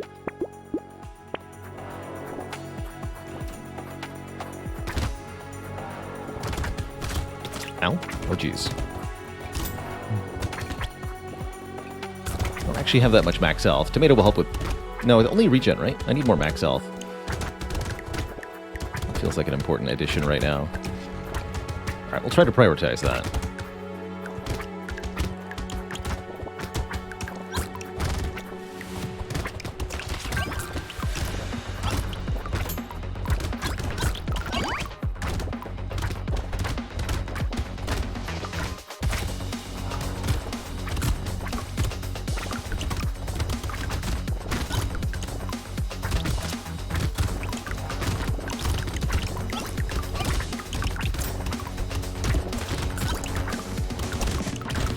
Spooky, man.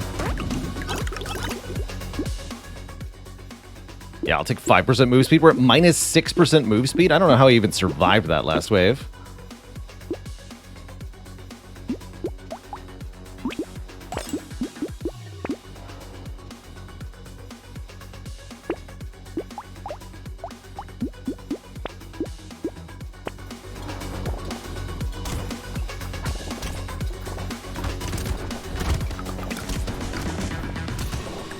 Explosions!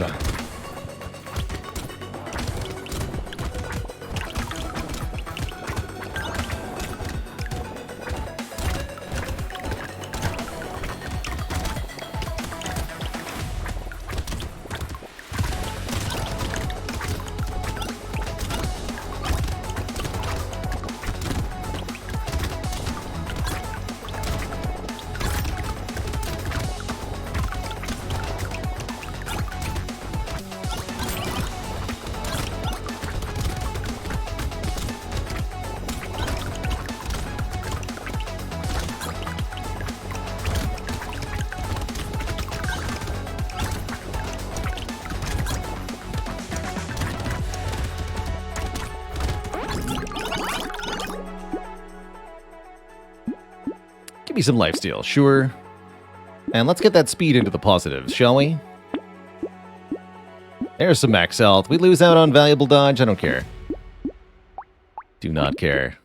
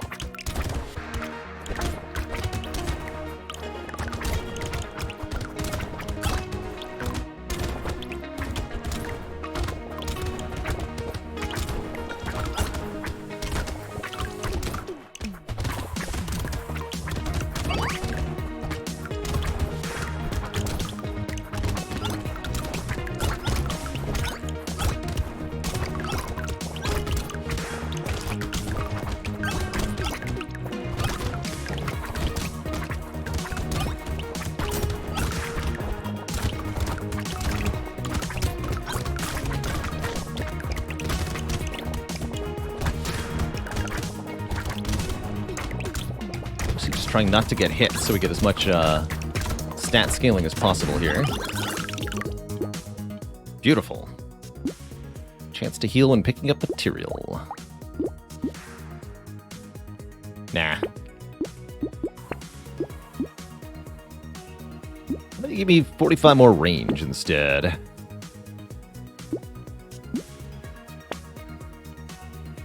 Bonus damage to elites, huh? Right before the elite? Sure, that'll give me a chance at actually killing it. Take a steroids. Got enough armor, I'll take another wheelbarrow. That pays for itself pretty fast. Sure. Good luck to us. It's the charger, huh? Don't know if I want to mess with that thing. In fact, I'd say I don't.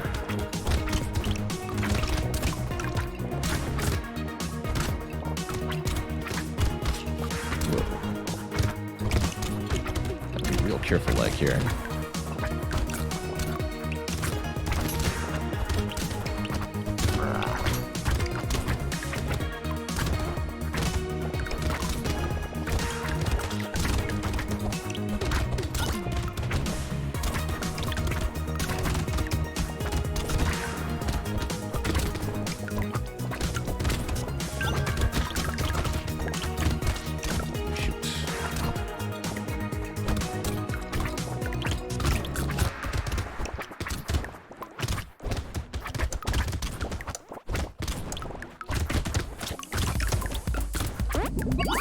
Alright, that movement pattern kept me pretty safe. Let's grab a little bit more melee damage, a little bit more luck. And if we're at -6 dodge, let's just go all the way. Wheat's not too bad. Cyclops Worm is pretty dang sweet. Another 12% damage.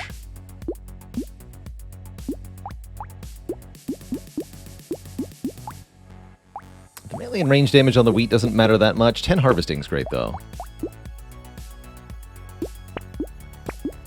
Lock both of those in.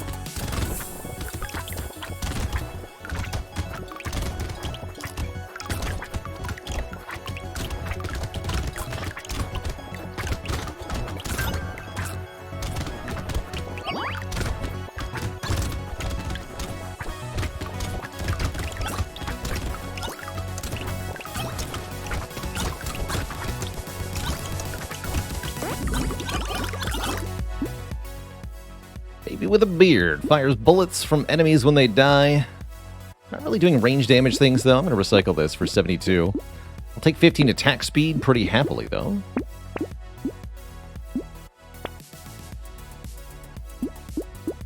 Eight more max health for, again, our dodge being in the negatives? Sure. And I'll take a bat, too, for a bit of lifesteal. So now we have 42 health, lots of regen, decent lifesteal. And again, our percent explosion damage keeps going up. We're at 125% explosion damage now, which is a heck of a lot.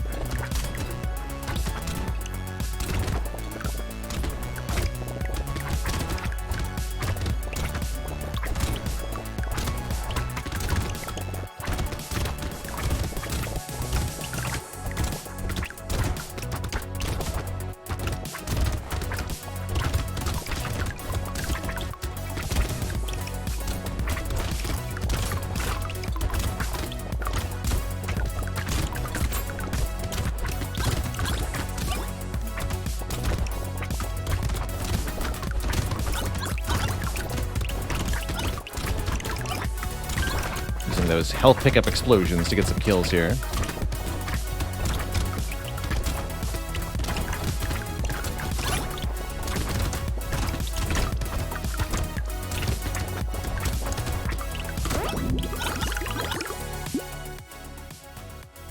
Speed's at 12. Let's make it over 20. Definitely happy with the tardigrade. Don't think I care about lemonade here. Crossbow 3. Poisonous tonic is 10 attack speed, 15 range. The attack speed's nice. Kind of expensive, though.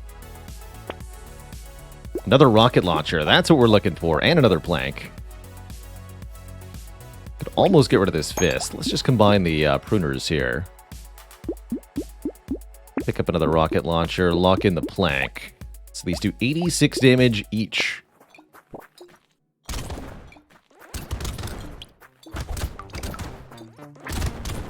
And our explosion size keeps going up as we get more explosive weapons, too.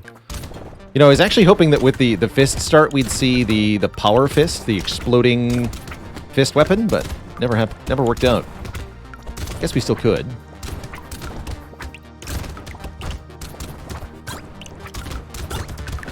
Excuse you.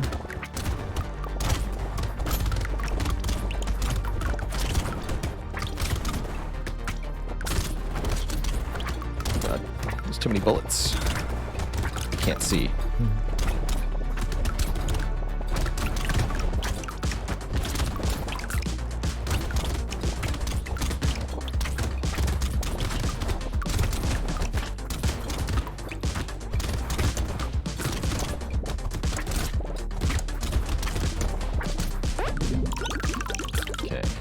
Like being stuck in a corner, but that's all right. Super duper buying bandana.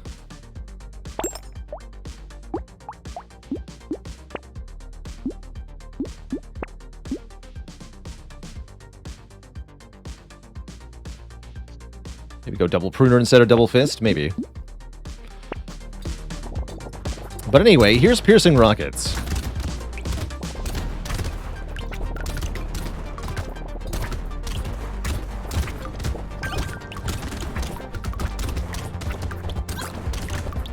With Pierce on the rockets, they get to explode twice per shot, which means we get to wipe out way more things.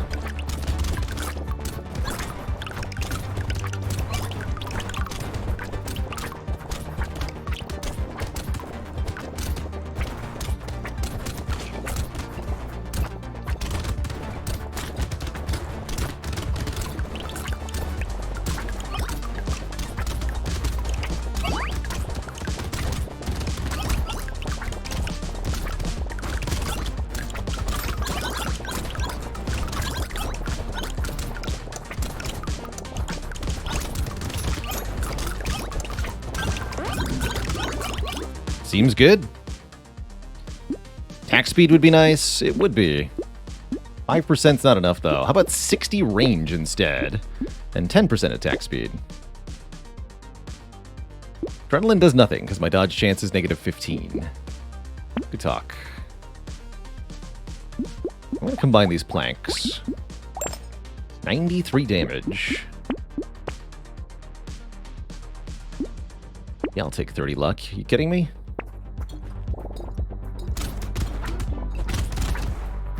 Dead. Just dead.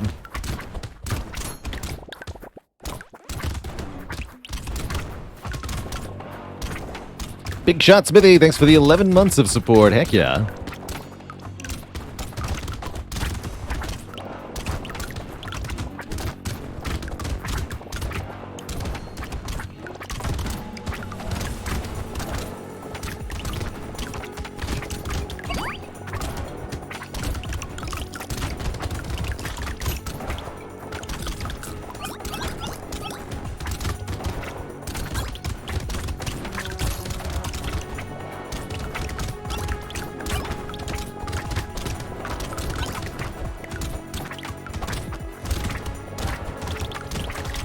Whoa. Oh no!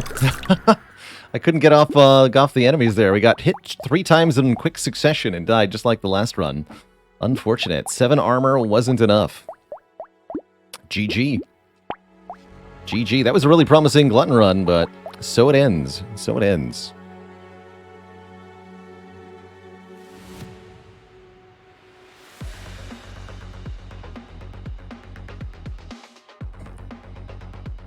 Bummer. Let's try an engineer run. It starts with more engineering, gets better engineering modifiers, and structures spawned by our passives spawn close to each other, usually somewhere towards the middle, but the idea is we sort of have a defensible base of sorts. Different colors on the characters indicate which max difficulty level that character has beaten.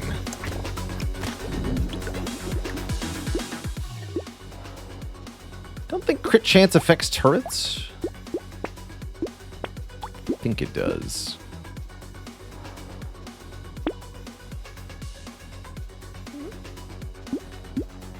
Hope some early luck, I suppose.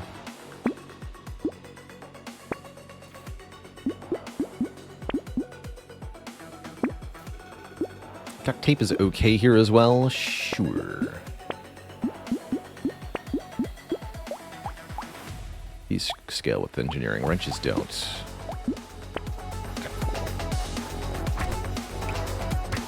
Where are my mines over there?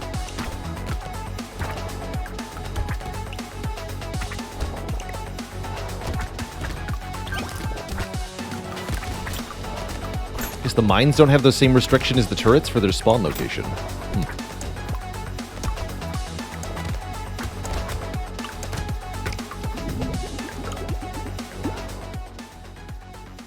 I believe secondary stats affect turrets, yes. Like bounces and piercing. Maybe explosion damage does.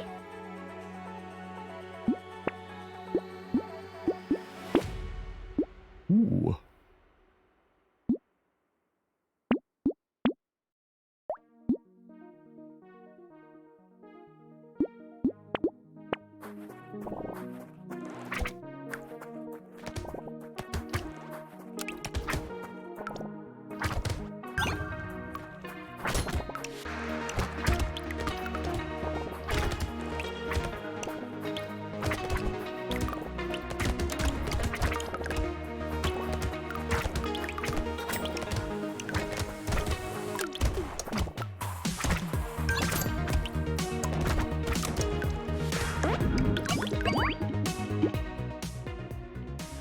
I don't like minus armor items very much. But I do like early harvesting, and heck, if you're going to offer me 12% damage, I'll take it. If nothing else, that makes our screwdrivers poke really hard, actually. Lifesteal might be okay. I'll lock in a butterfly here.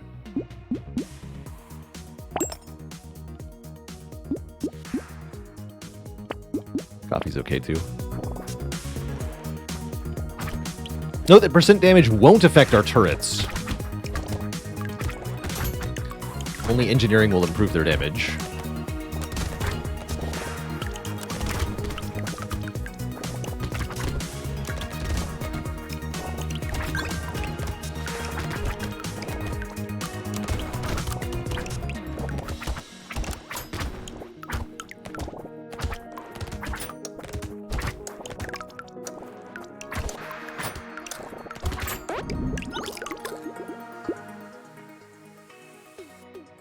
Actually not sure what stats we want, mainly.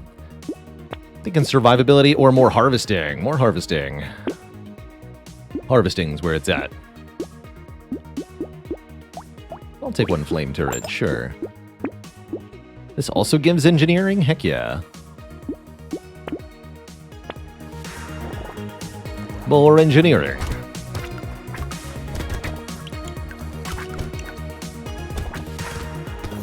Passive income as well. I'm actually quite curious how many bonus materials we get from an early metal detector. 5% chance to double materials when we pick them up.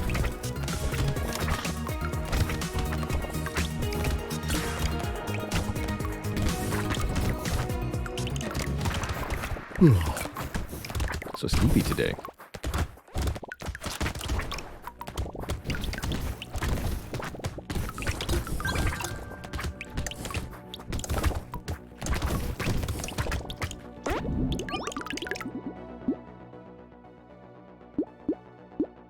3 armor seems good. 15 luck also seems good. What about 8 more harvesting? Let's get some early luck. Ghost Scepter's not happening. Snail's great. Slow the enemies down. So, for the first wave, this was 7 materials.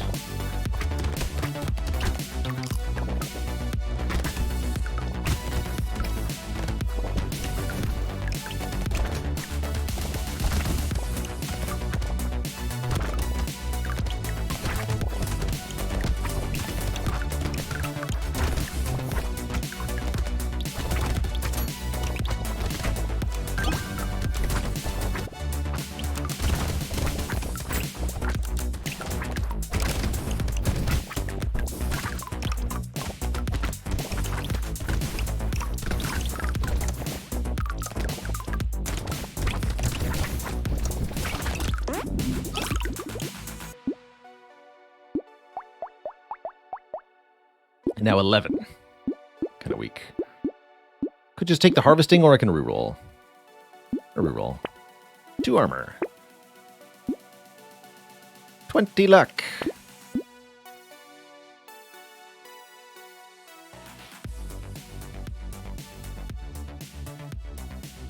Don't think we want to try Scared Sausage here.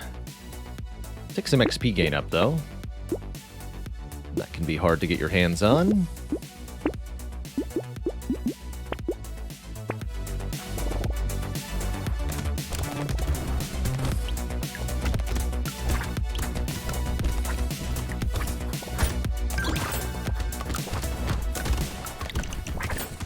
Come to me, giant creature. Easy.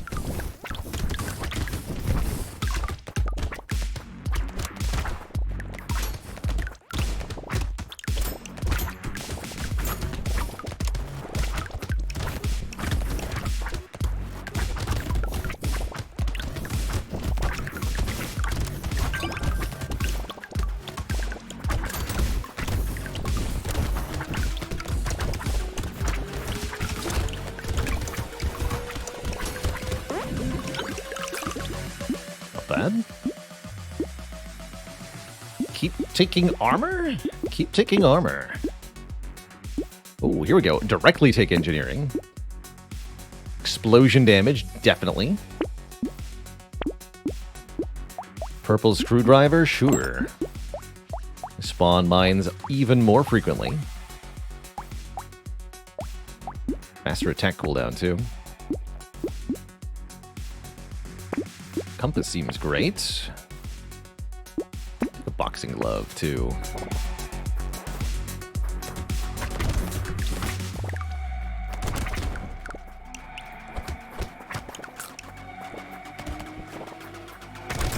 Ow.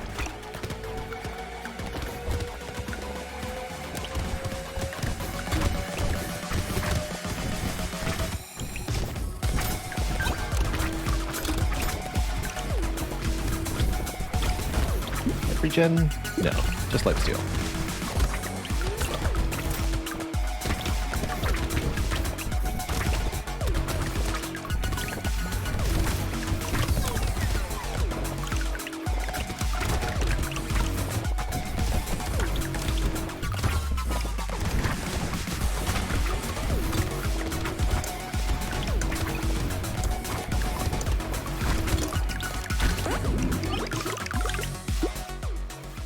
More armor. No such thing as too much armor. Or too many free turrets.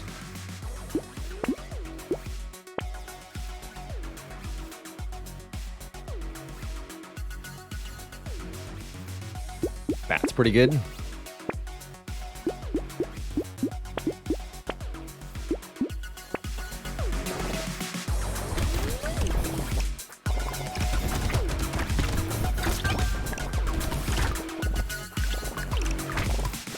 Flamethrower turret just wrecks these waves. That's good.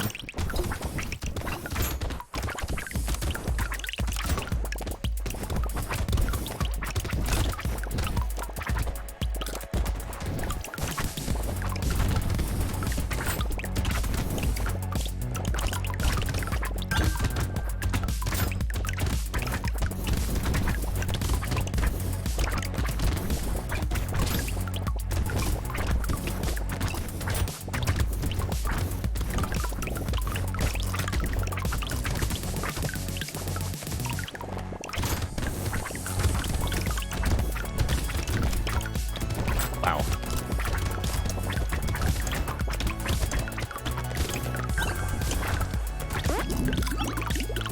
Good wave.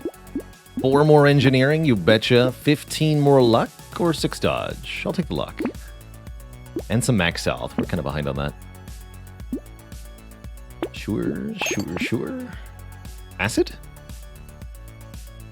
Sure. Ooh. This is a piercing turret. Do it like this. I'm not going to take a weird ghost. I don't trust it.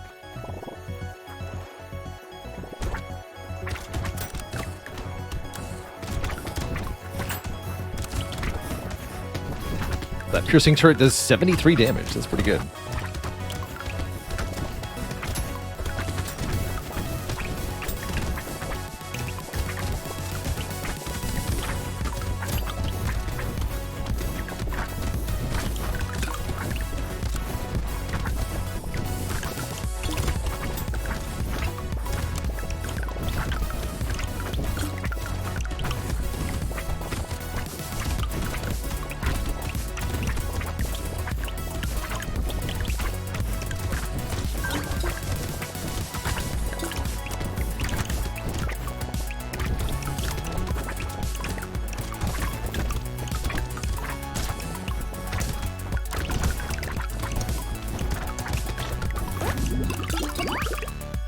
What's that metal detector up to?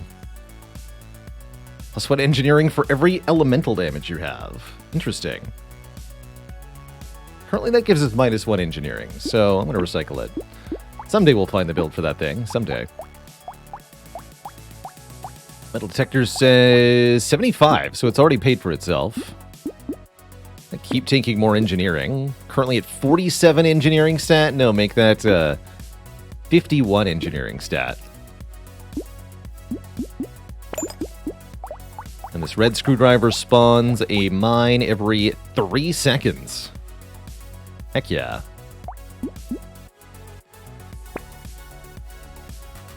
Yeah, unfortunately burning does not stack. Not the world's worst warrior helmet.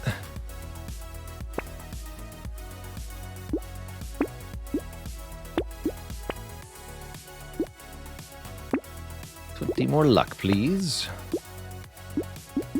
And another bat. Sure. Alright, who's our elite? You, okay.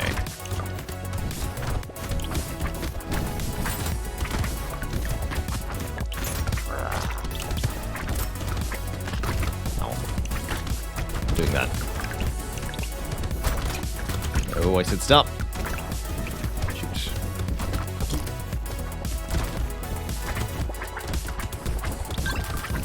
Oh god.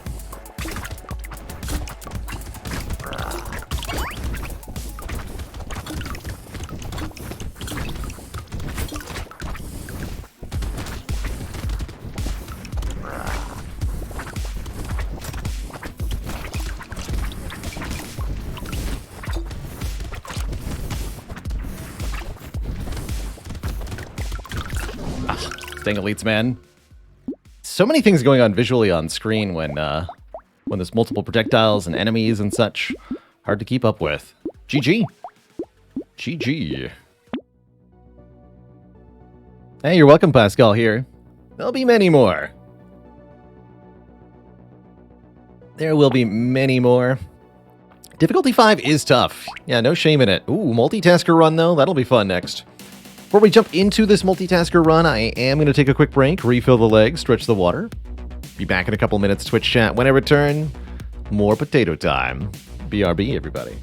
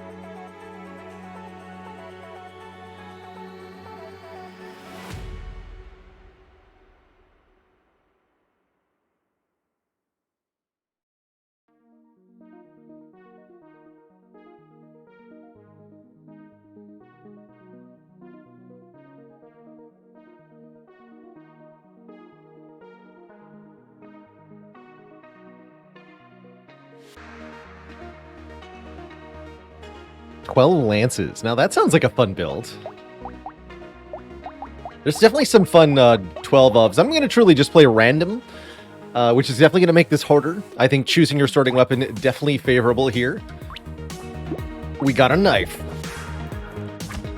Seems like this multitasker knows how to play knifey spoony. Wrong guy, thanks for the 12 months of support.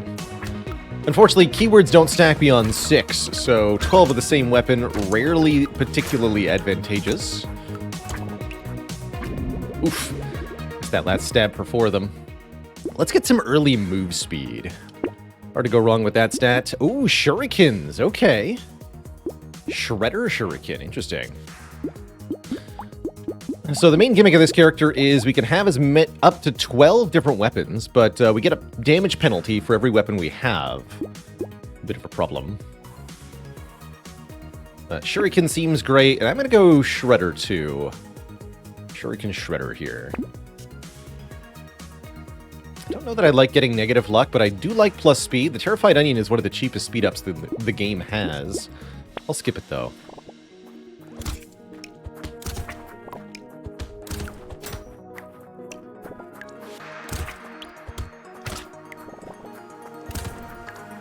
Actually, Guns and Shuriken sounds like a pretty cool tribute band name, and 2, a neat build for this character.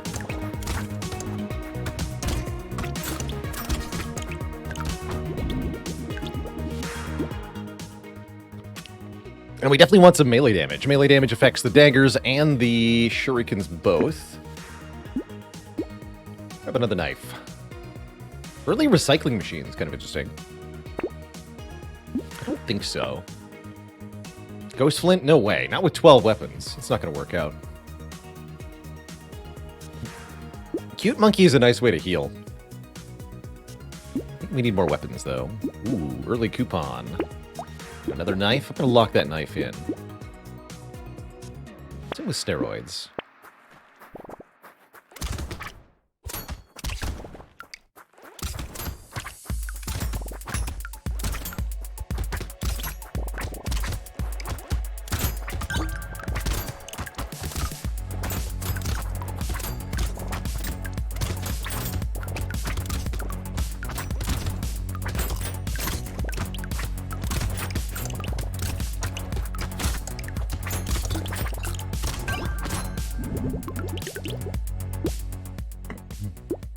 Percent damage, very valuable on this character to counteract the stacking penalty you get per weapon. Let's grab 5%. It's not a lot, but it's a little.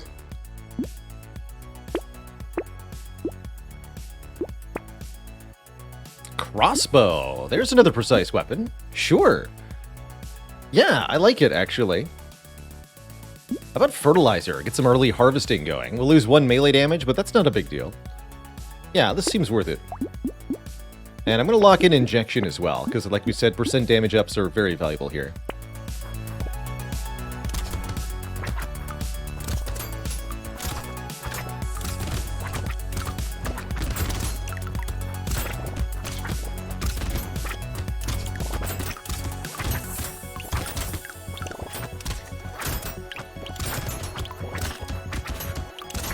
Don't get killed.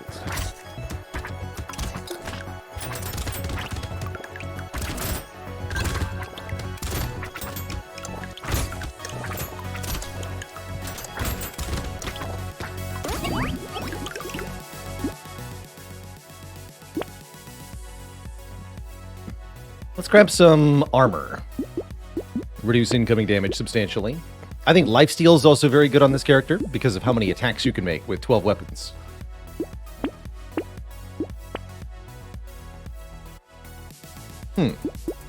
Scissors could be nice for a bit of healing as a precise weapon. Gotta say, this Shredder feeling pretty useless right now. Ooh. Black Belt seems great. Medical Gun, also a nice way to heal. Okay, we'll take the Medical Gun as a heal weapon. Currently at 2% damage mod.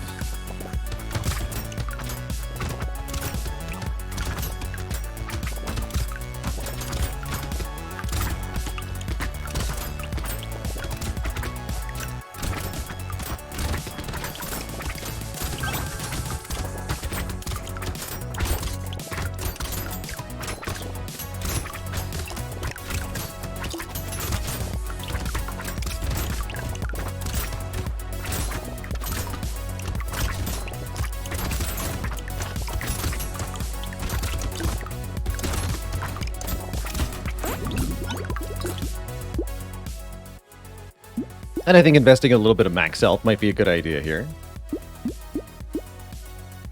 Save on the reroll. 12% damage up. Yes. Yes, yes, yes. Also, medical turrets, another really good way to heal.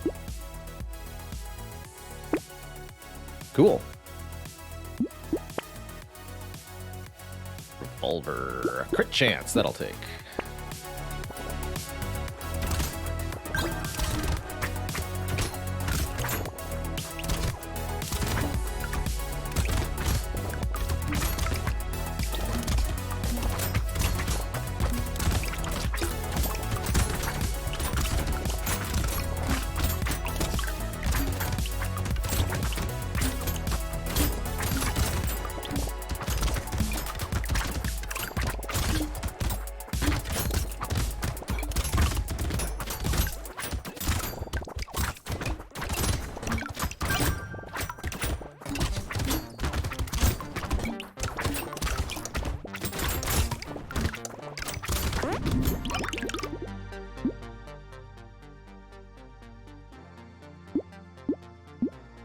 Definitely struggling a little bit with the damage, despite 7 weapons currently.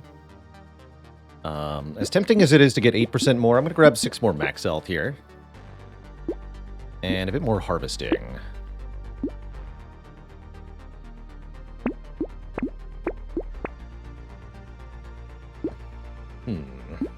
So, we're up to 8 weapons now. We could combine a couple of these, get a better percent damage up. Let's combine some of the knives. I like the 2 medical guns for now. That's going to be just a passive healing source. I'm almost willing to throw out the shredder. Keep it for another little bit, though.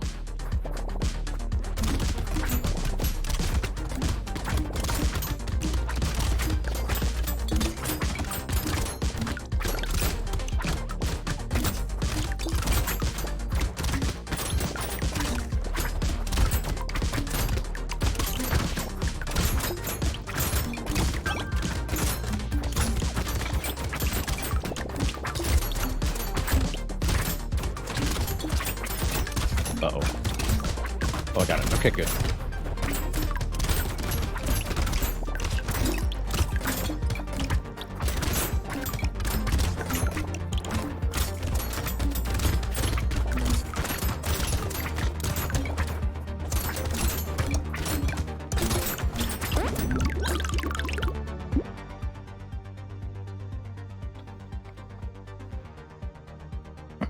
Ten attack speed. We're struggling a little bit with our damage output, so grabbing attack speed sounds excellent. Rip and tear sounds even better.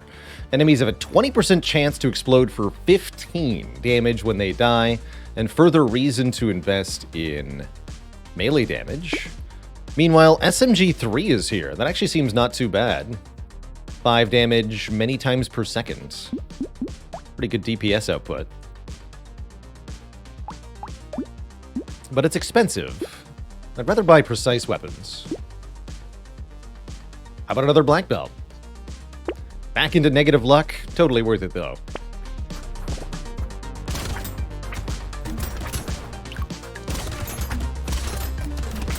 Makes the rip and tear stronger, too.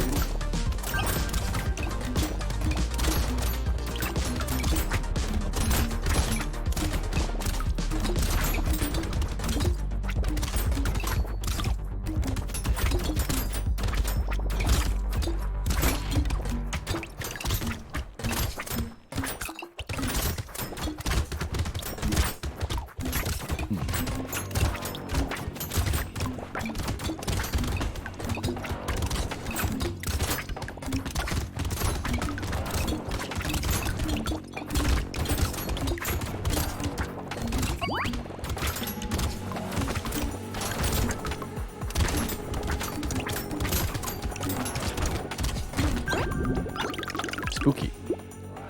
More trees seems good. Crit chance seems good as well. Currently struggling to get our crits consistently. 20 attack speed, also huge here. Alright. This seems like a step in the right direction. Another knife.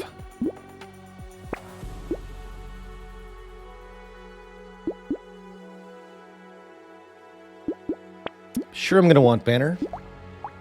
Wave 9 doesn't seem that bad. I'm going to get rid of this shredder now. I don't think it's serving us anymore.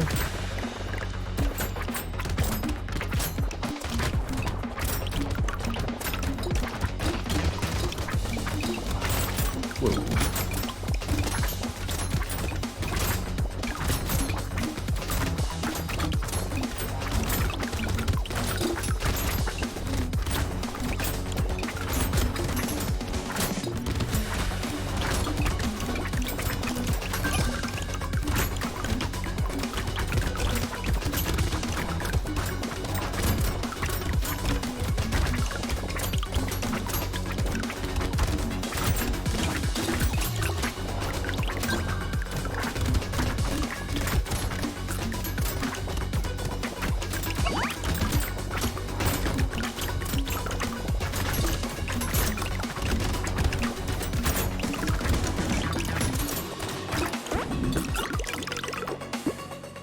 Is there an end to this game? Yes, Wave 20, there's a boss fight that marks the end of the run. You can play in an endless mode if you want to, but it's intended balanced around the discrete ending at Wave 20. I'll take a free head injury. Hello? Only if my controller decides to cooperate. Hello?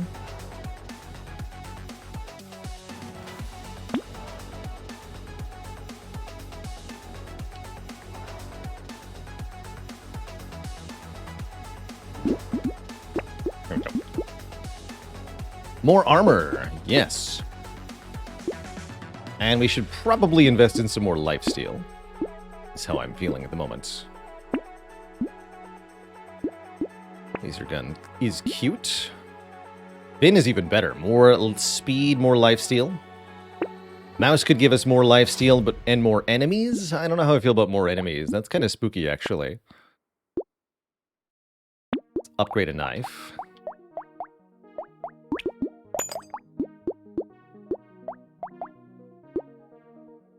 Little muscly dude feels okay as well. 3 more melee damage, 5 more max health, both welcome. Glass cannon, no thanks. Handcuffs also, no thanks.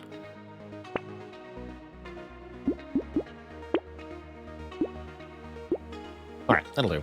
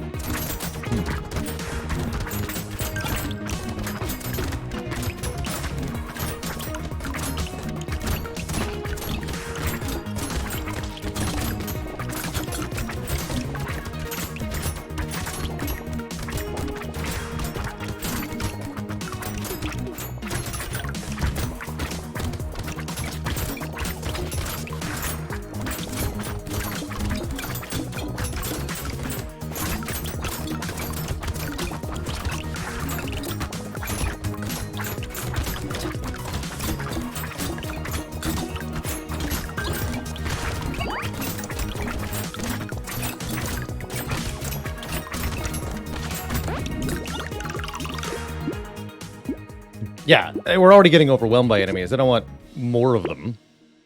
But I do want more attack speed. And more move speed.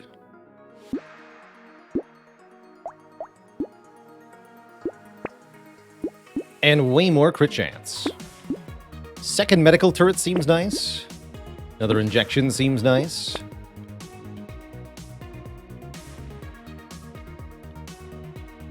One more reroll.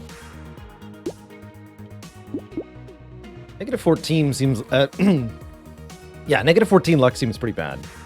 Let's fix that.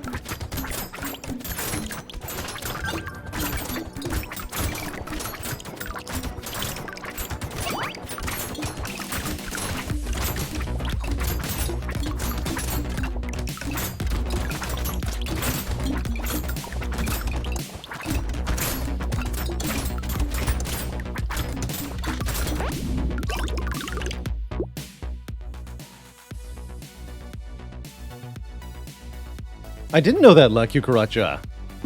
I was going to have a personalized item. Have to be related to the luck stat. Yeah, something to do with luck. That's for sure. Alright, with double medical turret, Weird Ghost doesn't feel too risky. Still a little scary, though. I want a third medical then? Not really. I guess $40 to upgrade one of them is fine, though. To get more lifesteal. Is it 10% more or 5%? 5. Okay, not particularly good.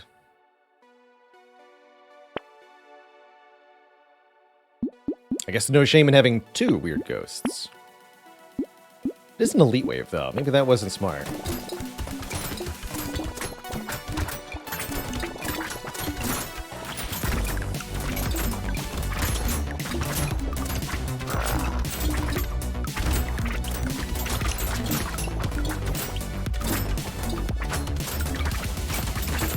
Okay, that worked out. Sort of.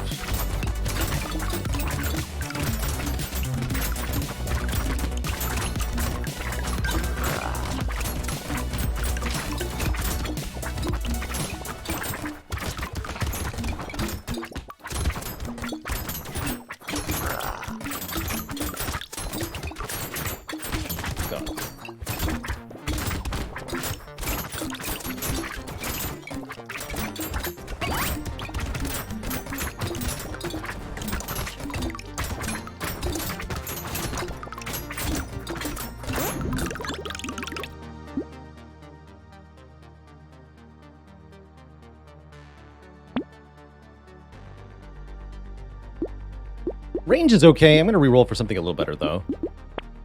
9 dodge. Sure. Sure. I'll take a beating, teacher. More crit chance.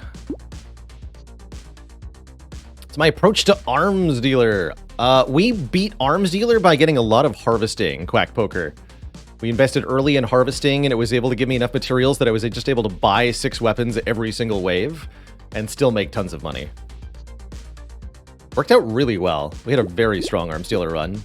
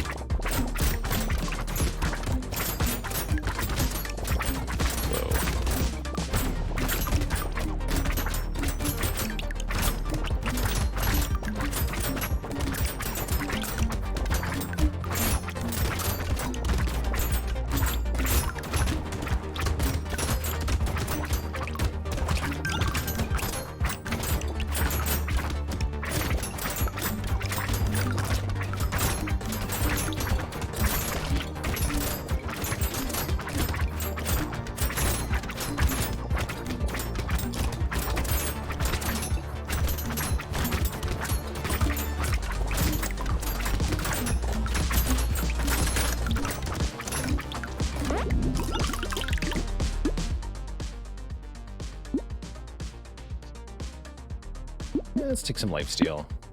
Finally, another shuriken. And another black belt. My poor luck stat. This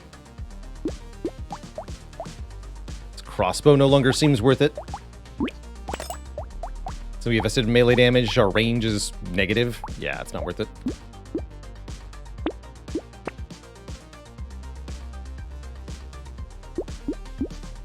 What does luck affect? Luck affects the rarity of things you see in the shop and at level up screens. It also affects the chance for enemies to drop healing items, the health pickups.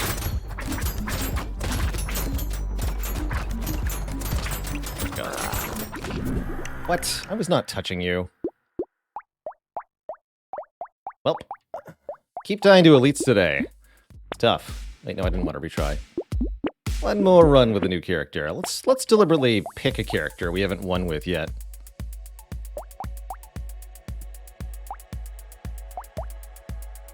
I want to try Jack again. Jack gets bonus damage against bosses and elites, tripled materials drop from enemies, but less enemies, more enemy health, more enemy damage. Starting with a taser, oof. Good luck to us. That is not what you want your starting weapon on Jack to be.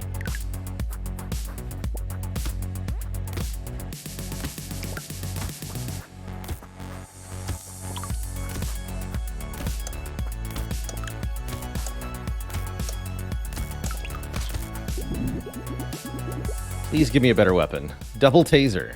All right, torch kind of works. Torch, double taser. We're doing elemental things, I guess. Double torch. I'm not going to question it for now. It's just going to have to work. Peaceful Bee seems good if that's what I'm doing. Yeah, I didn't even get to level 2 on wave 1. You mean didn't get to level 1? We're currently level 0, actually. Now we're at level 1. It's funny, you start at level 0 in Brotato. I don't think I ever noticed that before.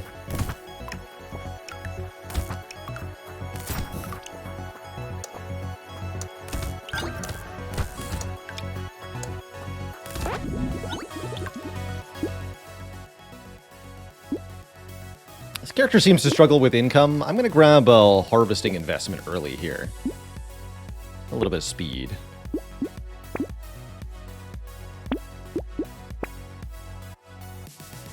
There's revolver.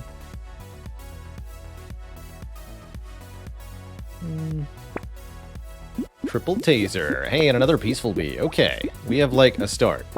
I'm not gonna go triple torch though. That's stupid.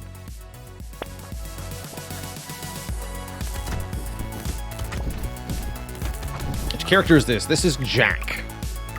Jack's all about fewer, more powerful enemies. So everything looks a lot sparser.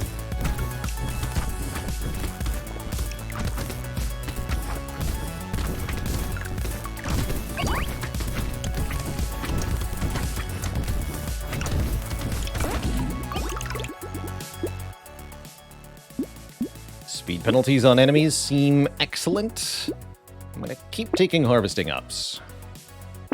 We're at 30 harvesting now. Do I dare take a bag?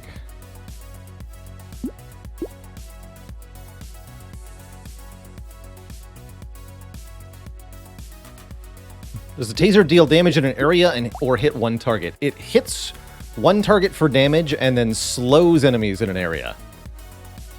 That's why it looks a little confusing. Single target damage, AoE debuff.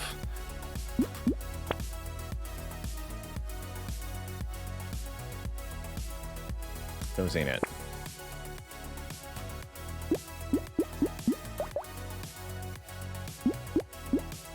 Sure. Also sure.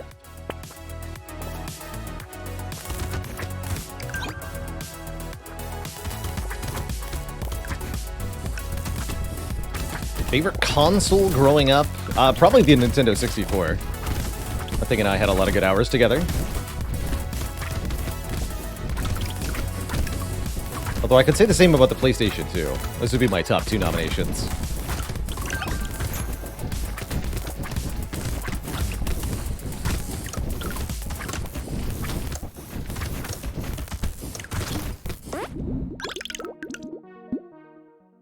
What do I need 4 engineering for? I don't. I do, however, need 10 more harvesting.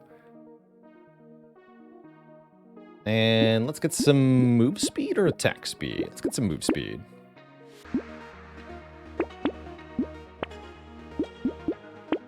More trees. I guess I'll buy this just for completion's sake. I don't actually want another torch, but here we are.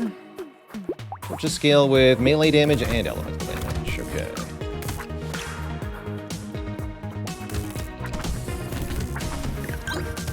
Hey, we're finally higher level than the wave count. Hey, Tom, we're playing Jack today. Or at this exact moment, anyway.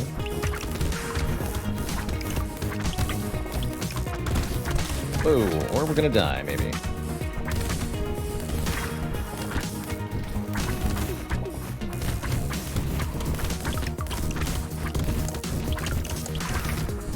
No dying. Good work. Jack Brotato. Hey, elemental damage, finally.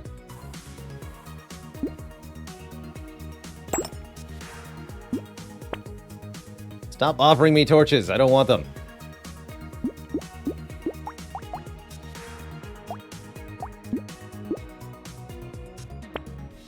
There we go. Taser upgrade. Ooh, and scared sausage. Here we go.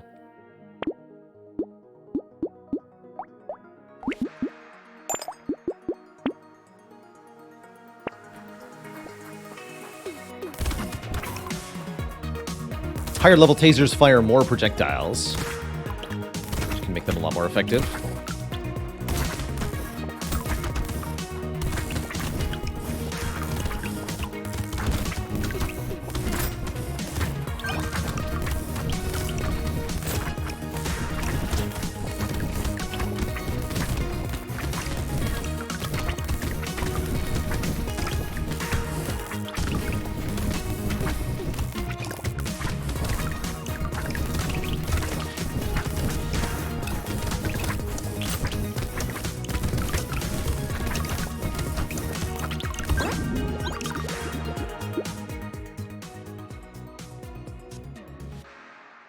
How do you feel about lifesteal versus regen here?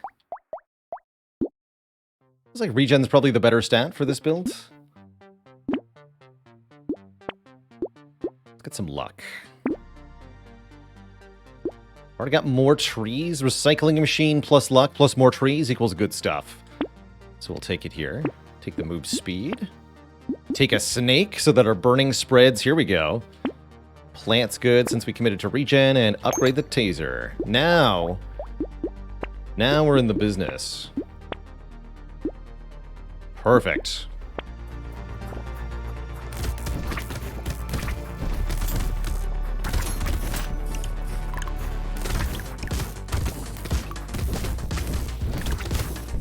We're at what, 5 regen? Yeah, 5 regen.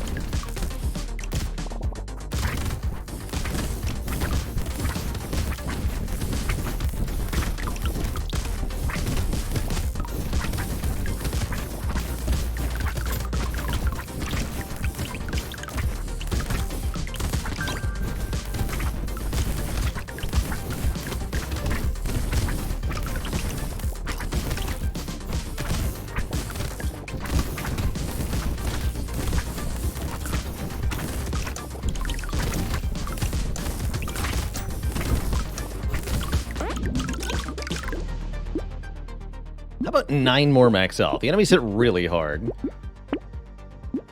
I don't like them. Go 4 taser 2s with knockback. They are very short range. Okay, we like the range stat. I also like the scar, so here we are.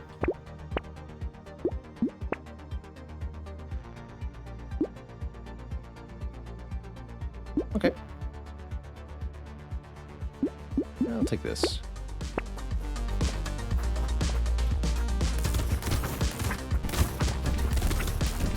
And they're so slow because we have the tooth movement speed debuff and the taser movement speed debuff. So these charging guys are pretty pathetic.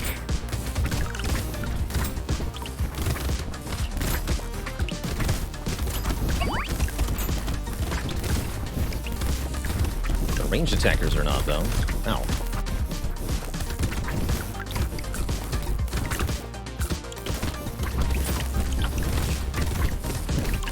Still a lot going on.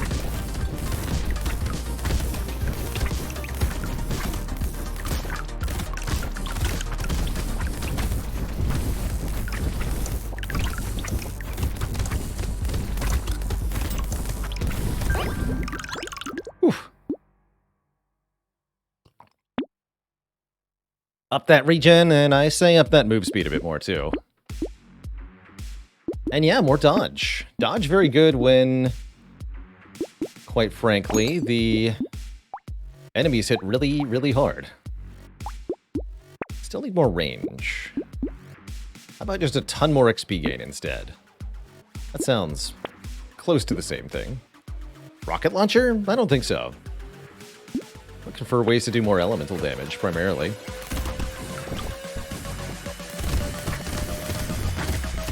This could be a really good way for experience. These enemies are super easy and drop tons of materials.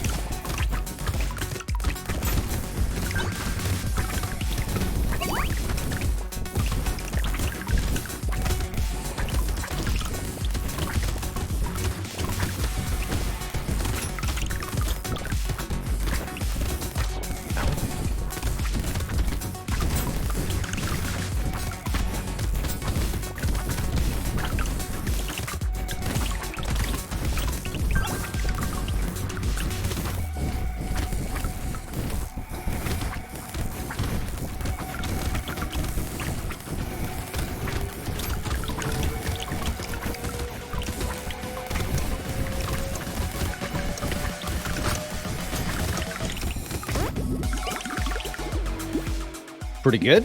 Free healing turret, extra good. 15 more attack speed, very good. Only white perks, not good enough. Let's reroll that and take elemental damage. Here we go. Ooh, tractor early on's pretty good. Fertilizer's even better because we don't have any benefit from melee damage for the most part. Sure, let's invest in our econ here. Take another torch. That would let me upgrade this torch. I don't love that, but I'll do it.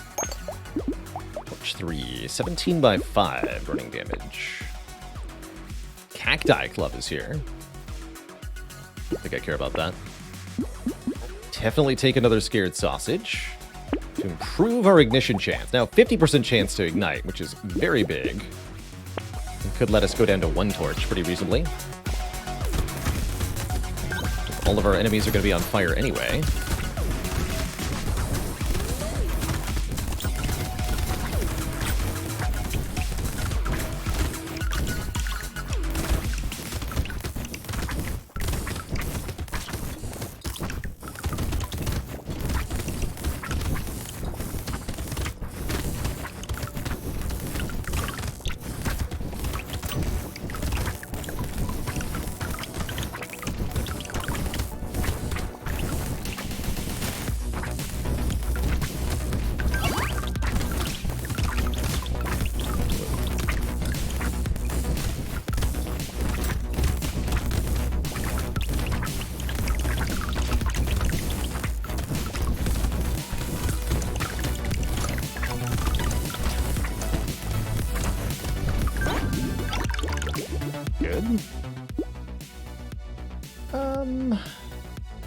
Sure, I'll take that. 2 max health is nice. 9 max health is also nice. Let's grab some more max health. And actually up the regen some more. And up the max health some more. Alright, here we go. 2 more tasers as well, very nice. Upgrade the heck out of those. Purple tasers. Go! Take 1 lemonade too. Hunting trophy no good. We're not doing crit chance on this build. Adrenaline gives us 5 more dodge, and chance to heal when dodging. I actually quite like that defensively. Sure. We're negative lifesteal on this build, so Banner seems excellent. 5% more enemies. That could be very good or very bad for Jack, depending on one's interpretation. Let's risk it for the biscuit here. And you better believe I'm going to buy that taser. 14 by 4. Finally, a real fire weapon. Flamethrower. Leather vest pretty good too for more dodge. Excellent.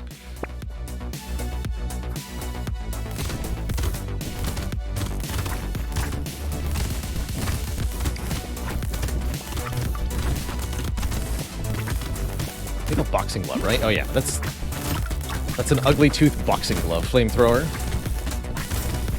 It's gonna be really good.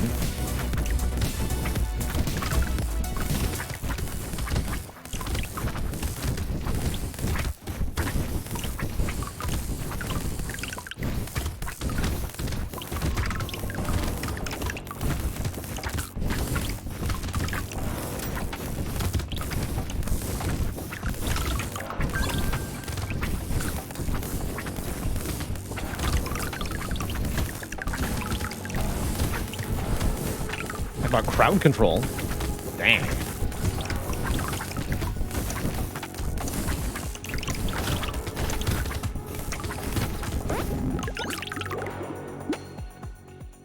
More dodge. Here we go. Just dodge it all. Guess recycle this stupid torch. Fuel tank. And sure, I'll take an injection. Perfect. I'm under no illusions that I can kill the elite as Jack. That's just a very difficult thing to do. You dodge.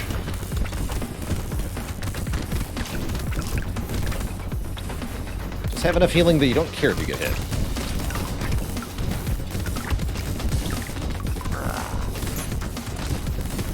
Although trying not to get hit seems like a great strategy as well.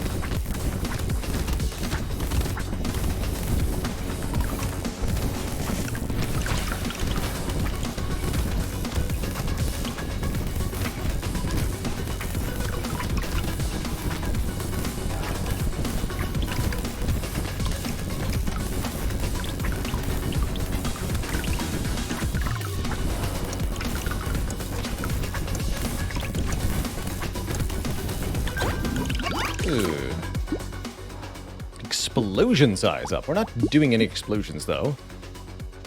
Recycle it. And we immediately found a nuke launcher. Not sure when this happened, but somehow we're at 129 harvesting, Twitch chat. Seems good. Let's take 3 more elemental damage, and 15 more attack speed, or 9 more dodge. Now, let's keep improving our dodge here. Happened when we picked up the tractor. Well, that'll do it. Get a purple flamethrower rather than a double blue one. A little bit late for Piggy Bank, but not too late that I would say it's worthless. Seems unnecessary, though, with all the harvesting we've got. Oh.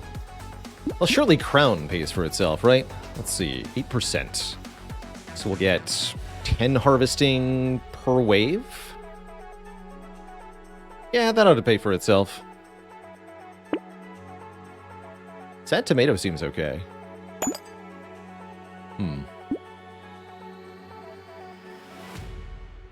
Sure.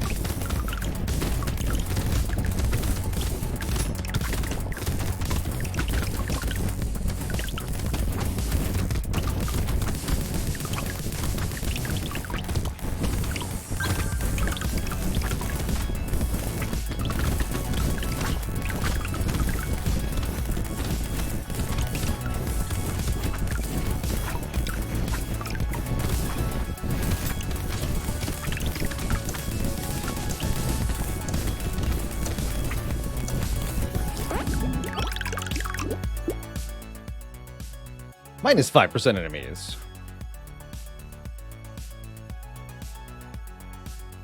Sure. It's more range.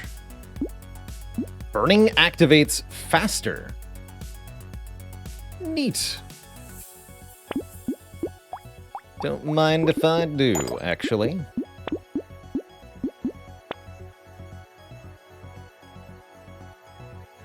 Lightning shivs are cute. Could combine these into a red taser by the white taser. Sure. Ah, it's you. Again, killing the boss with Jack is nigh impossible, especially with burning as our damage source. So I'm not gonna even try, really. Uh-oh.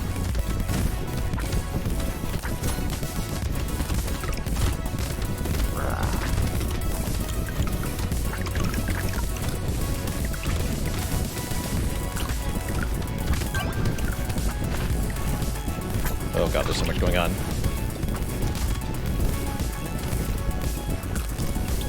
dodge just saved my life like 3 times in a row. 4 times in a row. Would it actually keep me alive, though? I don't know. Nope, it can't. That's not my day in Brotato. I just can't get past these elite waves. It's too much damage, man. Too much damage.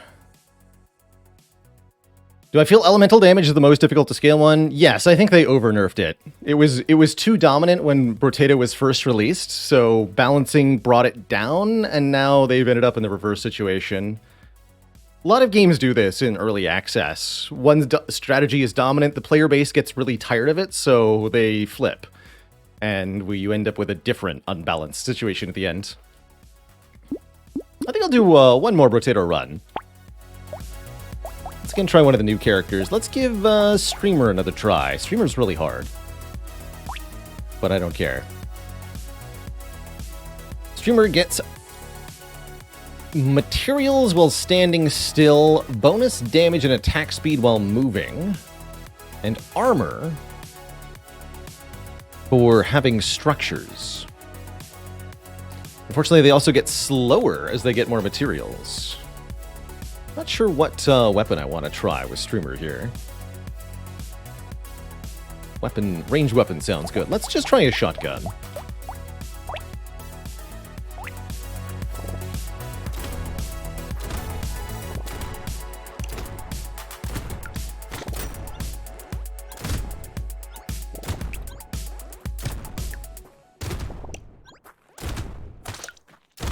This character's so strange.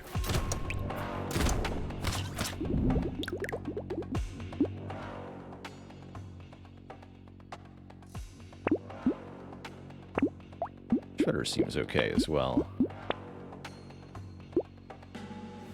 Crits?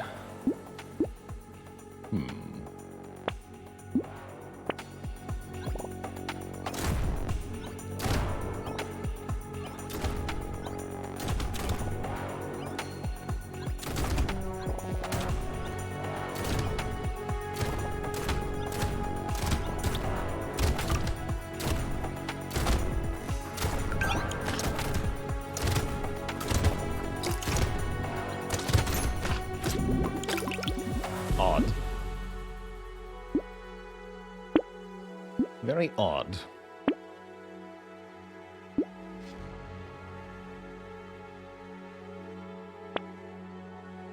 It's still such a basic weapon.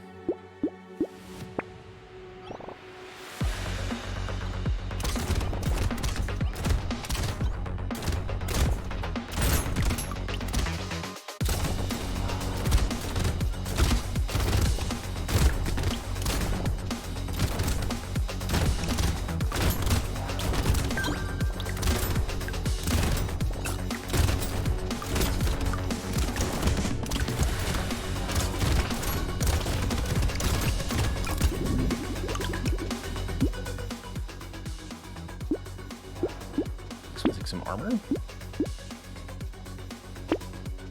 We actually want to hoard money so that we can start getting more income off the thing, but it's hard to do that. Awkward. Like, I want to get +2 or +3 per second, ideally.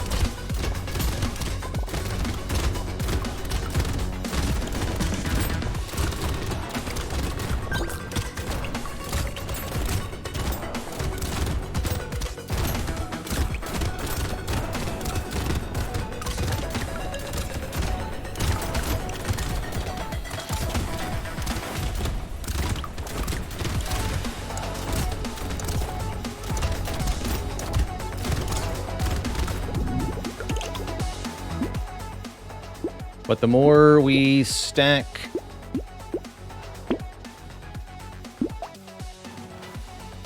money, the more minus speed and minus damage we get, which is really difficult to work with.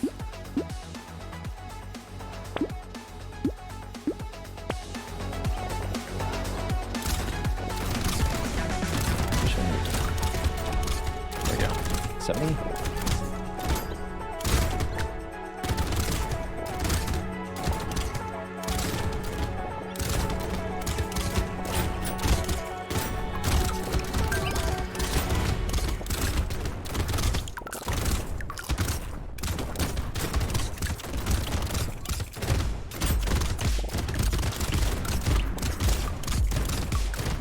So as tempting as it is to hoard money on this character, if you do it, you'll die pretty fast.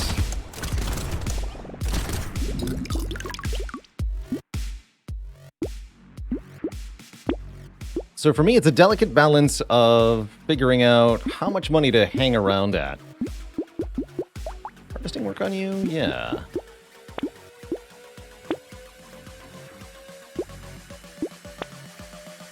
Shouldn't have done that. I think the answer is somewhere in like the 60 to 100 range. Got it.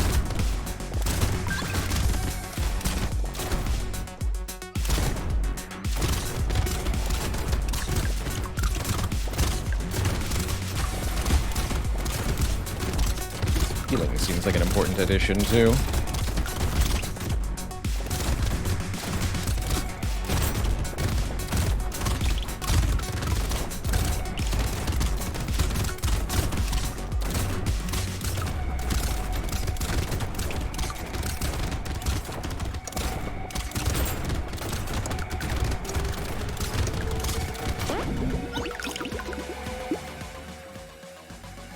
Alright, a little bit of speed to counteract the stacking penalty we're getting. Seems pretty good. Lifesteal also seems pretty good, but we're at negative lifesteal because of somebody's antics. Piggy Bank just actually seems suicidal.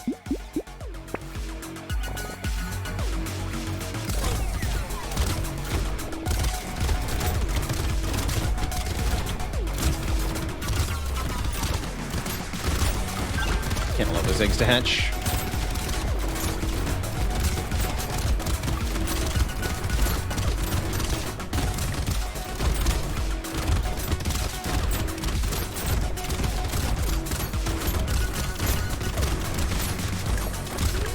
Uh-oh.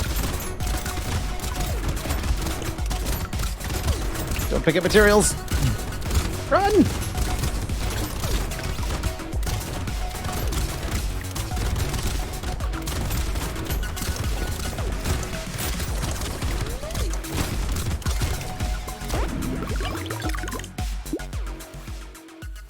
Alright, a little more harvesting, I guess. Mouse ain't it. That's terrifying. It's like the banner is giving us minus lifesteal, but the banners are so good. So how could I really say no?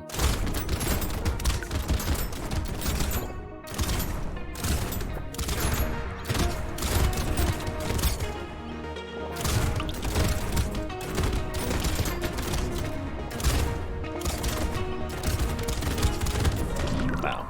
The snipe. Tried to move out of the way, but no dice. Alright, we'll kick it over to some slice and dice. How about? No difficulty 5 wins for us today, but that's alright. It was a fun time in Brotato.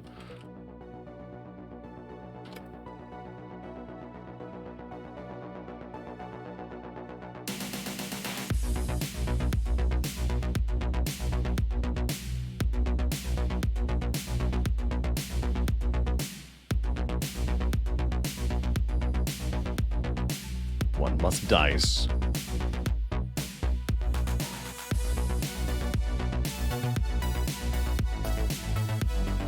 Is there a way to get the mastery mod I use to see if a card is mastered or not? Not currently, no.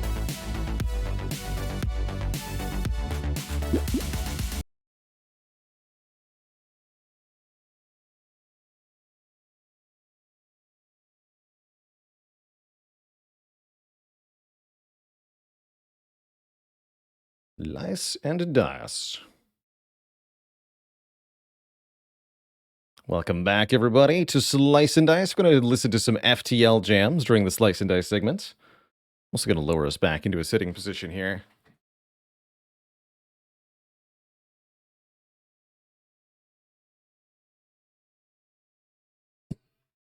My unfair win streak. Comparing yourself with the best of bests? Well, don't compare yourself to me then. I wouldn't describe myself as the best of bests. I think our best unfair streak so far is 2. Consecutive unfair wins are currently evading me.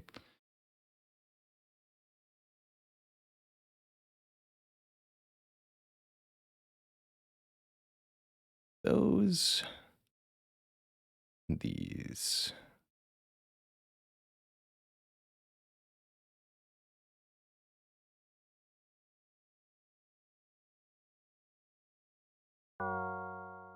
There we are.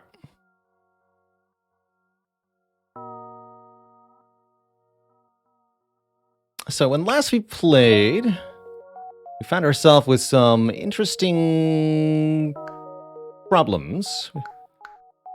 To reach level 3 on this mode with this curse setup. Let me try worse items.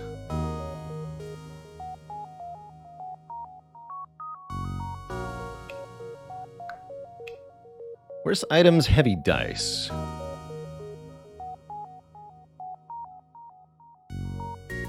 And sandstorm. Let's try this. Let's try this. Oh wait, that's right. I have a slice and dice thingy now. Excellent. So if we do this. Excellent. Our curses automatically get displayed in the bottom corner there now. Perfect. Perfect, perfect, perfect. That's right. As far as I'm aware, Chrono still has the record for most unfair wins. Can I see the leaderboard from here? It's not in the almanac. I don't think I can from within a run. 1 damage cleave on the scoundrel, except for the fact that this thorn hits back. Actually, we have a heal 5. This does kind of work. Yeah, I think this works.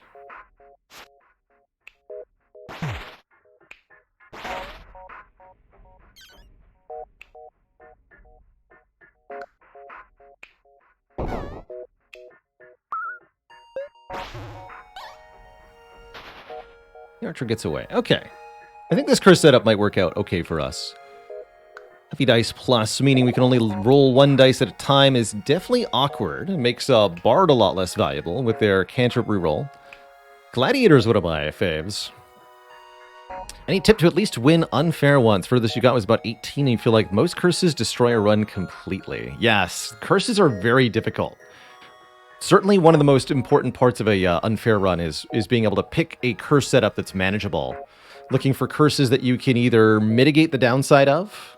I am particularly fond of taking curses that damage you slowly or have an eventual penalty, and then pairing that with high damage characters that can just decisively end fights before they begin. As long as you don't buff the enemies or their health, ending combats pretty quickly is kind of the way to go.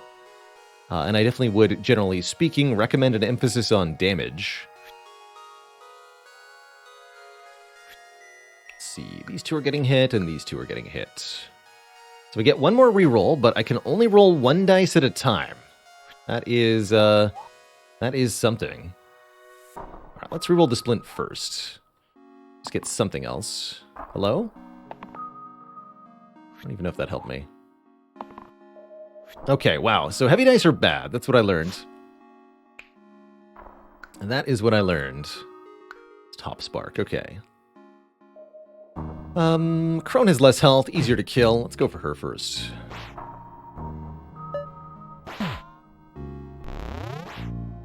Worst curses to pick? I honestly haven't even seen them all, so I don't think I can really speak to that very well. Oh, that's right. Everybody takes damage at the end of this turn, because it is the other turn. I'm going to only roll 1 dice at a time. I'm not going to roll the scoundrel first, because that could just eat all my rerolls easily.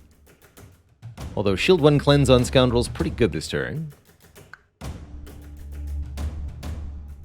It seems easier to just prevent the poison by killing the crone, right?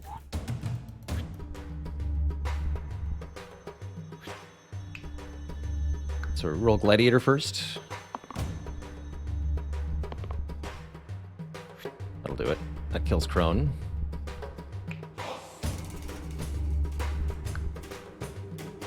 Roll you. Nice.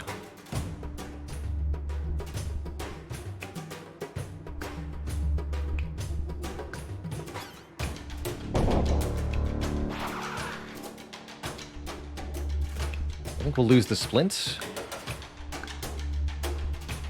Actually, can't protect the alloy, can I? So we might as well keep the splint and the mage alive, then. Actually, heal you. No, heal the mage.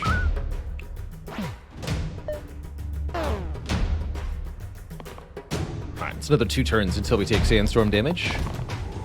Surely we can make this work.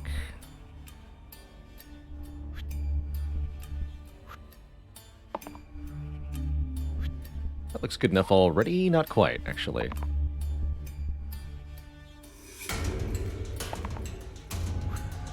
Not quite.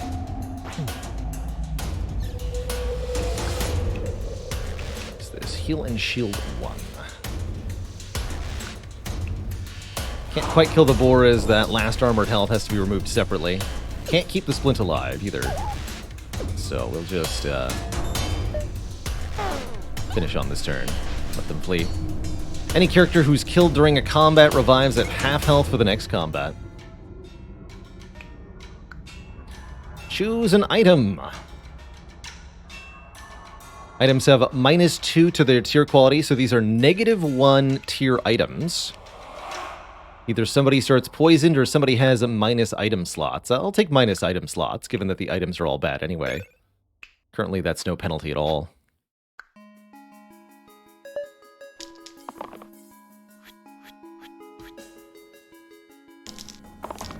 The next items we get will actually be half decent.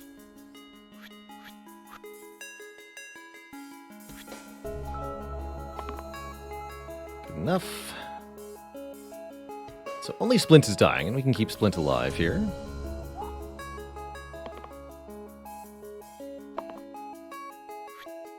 Definitely going to want characters that can do things without needing many rerolls.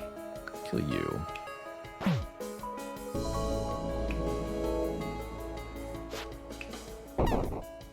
Squeak. So everybody takes another point of damage on this turn, in addition to what the enemies deal. Make things quite difficult. Pain. Oof. Let's roll the healer first.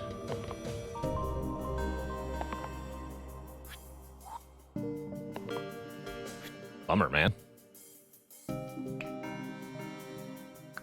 That means I can't kill the wisp, but we can kill one of these rats from full. Should do that.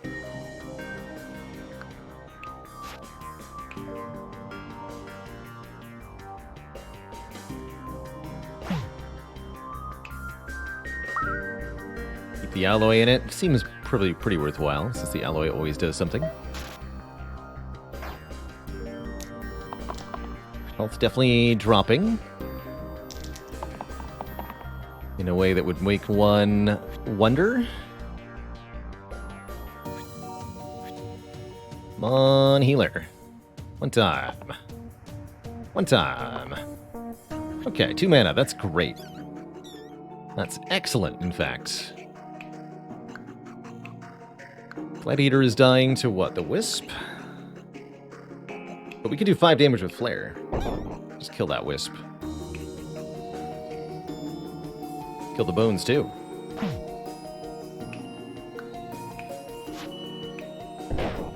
Easy.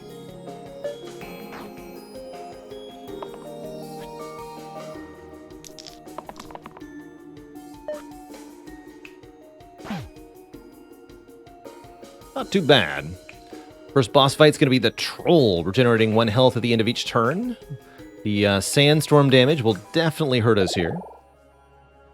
Spellblade has no blank sides compared to Scoundrel, who has mostly blank sides. Seems like a very good upgrade. Druid's not too bad. Can heal all allies, which is quite nice. But the Spellblade over Scoundrel is such a substantial improvement. We pretty much have to. More max health, too, which is nice. And this Imbue spell, +1 to target's damage sides. Really good on the engage sides of the Gladiator or on the poison side of themselves. Squish everyone for 2. A nice roll. So we can make this a 3 damage engage, not unless something else happens. Let's roll the mage first. Okay, that'll work. That doesn't seem to matter. So we gain 1 mana, then we can imbue the Gladiator, make this 3 damage engage, which does 6 damage. That's pretty sweet.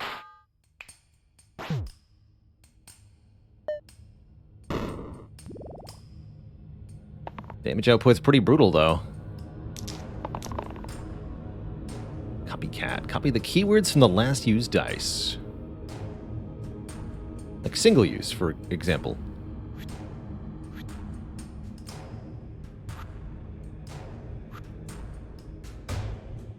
Alright, we can keep the alloy alive. Actually, all of these are pretty good, so who would we like to reroll with?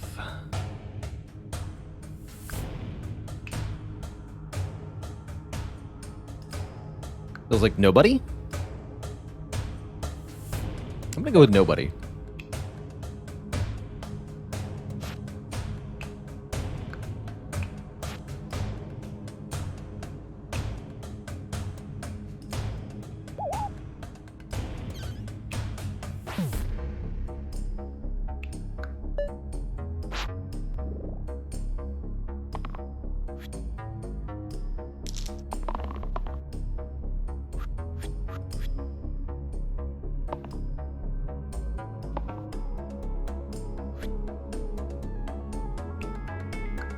Gladiator could reroll.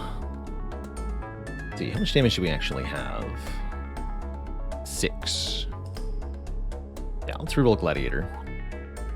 I think that's enough. Flare! Perfect. 1 toast each roll.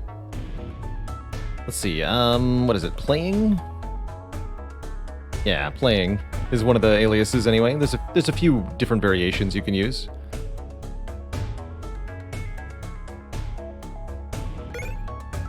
Zero quality item. Rorum Tekop. Copy the rightmost side onto the left side. Interesting. Mostly that's bad, but not always. Cracked Phylactery. Add self-heal to the 2 left sides, but lose 6 max health. Also interesting.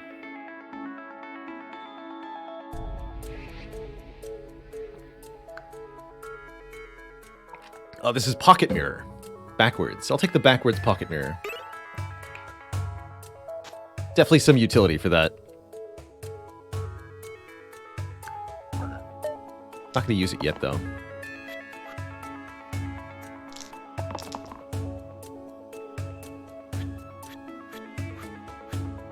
Okay, who can do better here?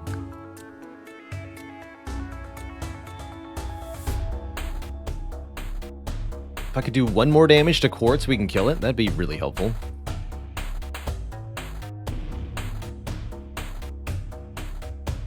Rerolling Spellblade's an easy way to do that.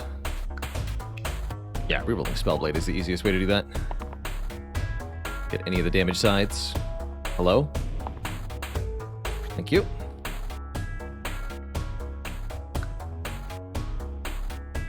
We can even copy Engage on it, actually, although I don't want to copy Engage, because I wouldn't be able to do exactly 5 damage then. Could also kill the Crone.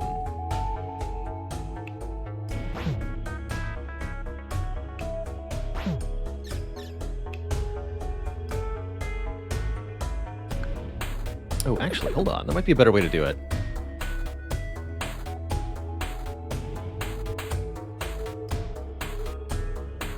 Do something like this. It does 4 damage? Interesting. No, it doesn't help me get to exactly 5 though, so... No, we'll do it this way.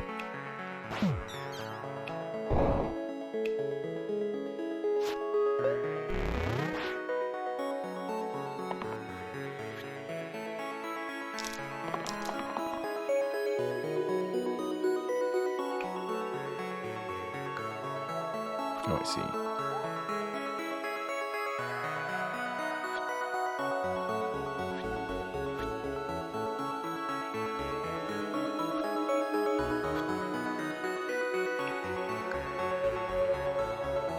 What's the 1-cost sword spell? +1 to target's damage sides.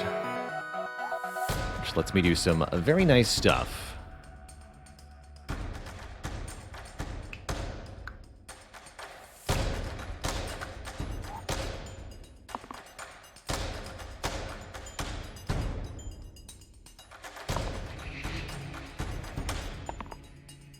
Hello.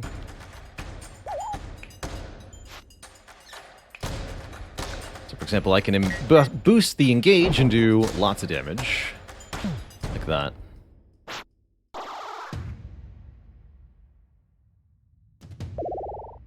Medic.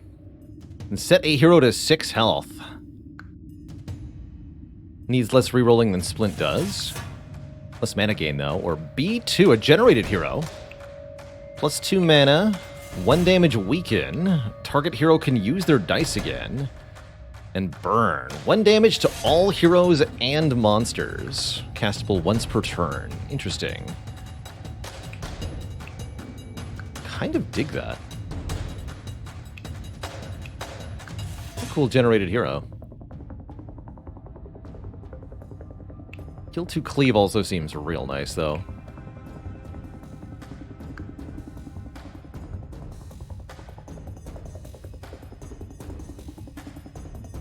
Take the medic. Here,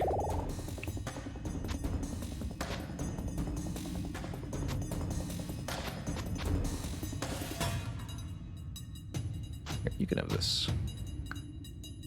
How do you get generated heroes? There's an option in settings. Has to be unlocked by winning generated mode or by using the unlock all button. But then you can set it to have a 5% chance to give you generated heroes. Oh boy. Oh boy. Like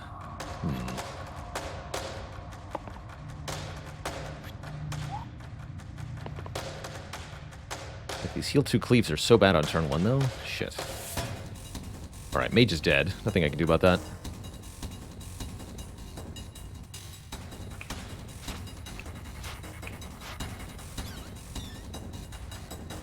Bummer.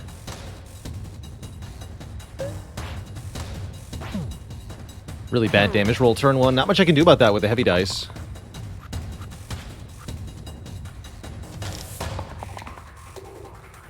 Okay, that helps a lot. That at least kills something. The 2 cleanse is not so helpful. Anything else, please? Good enough. Guess that's not any better, huh? Definitely need to keep the alloy alive.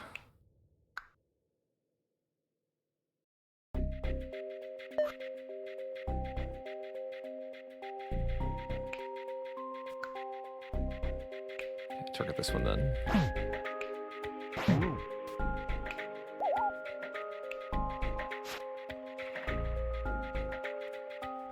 Actually, yeah, go to 1. 1's fine. Just heal them back up with the restore thing.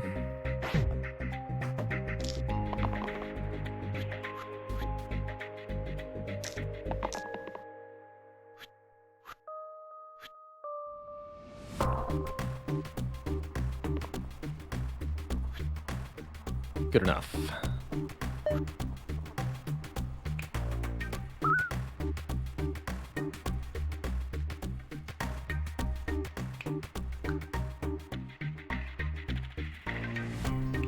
We just kill that one.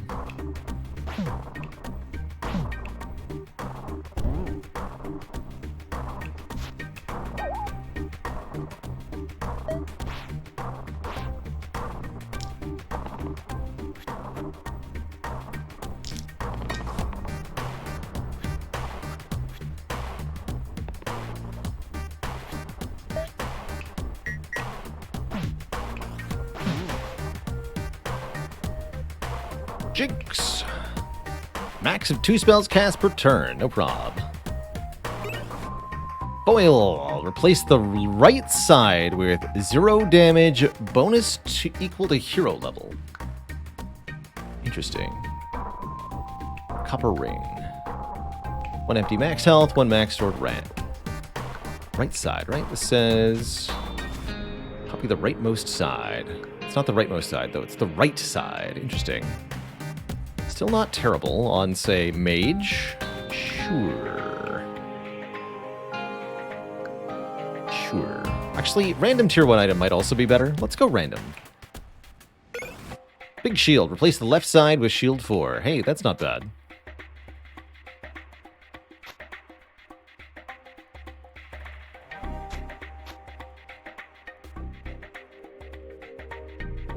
It'll do.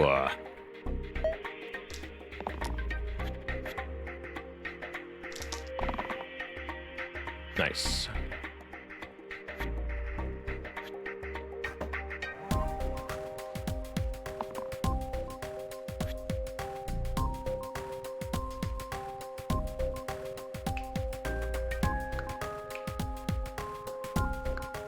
Two spells per turn. We can do 6. Yeah, we can actually just kill the Jinx. Sure, that seems like the easiest thing to do here. Any way for me to also get rid of the bandit? Doesn't seem likely. Okay.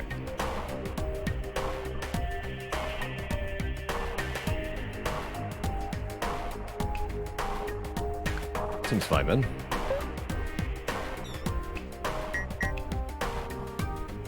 Can also get rid of the bandit.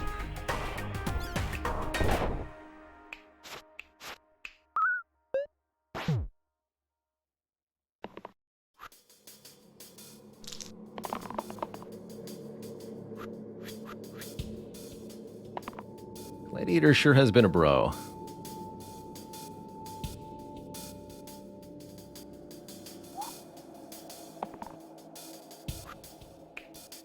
Good enough.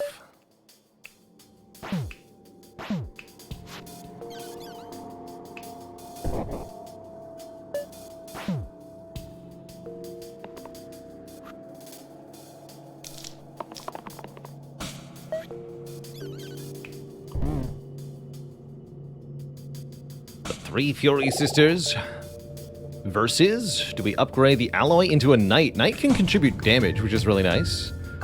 That has a pristine shield ability.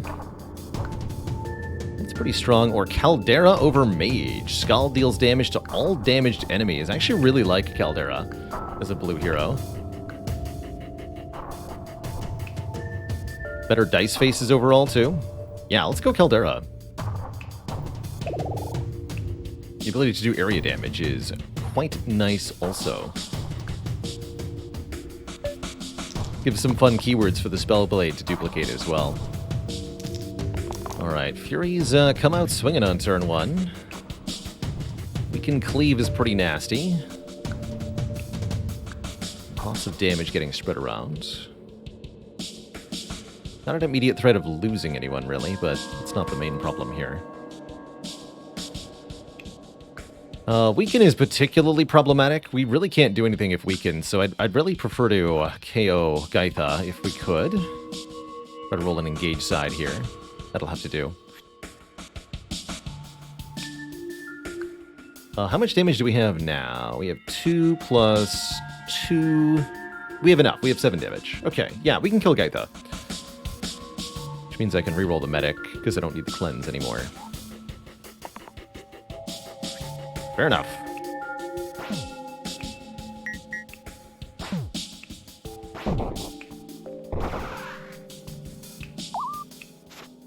Easy.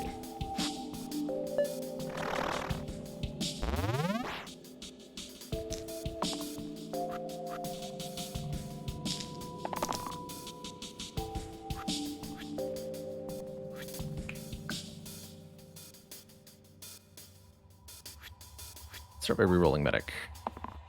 Okay, heal 2 cleanse is excellent. We can stop the apple from being a thing.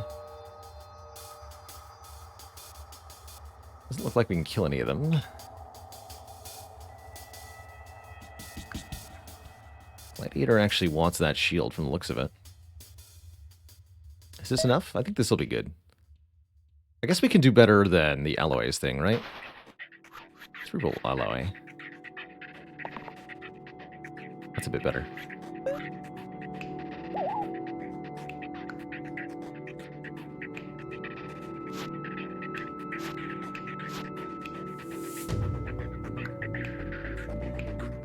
No wolf summoning, please.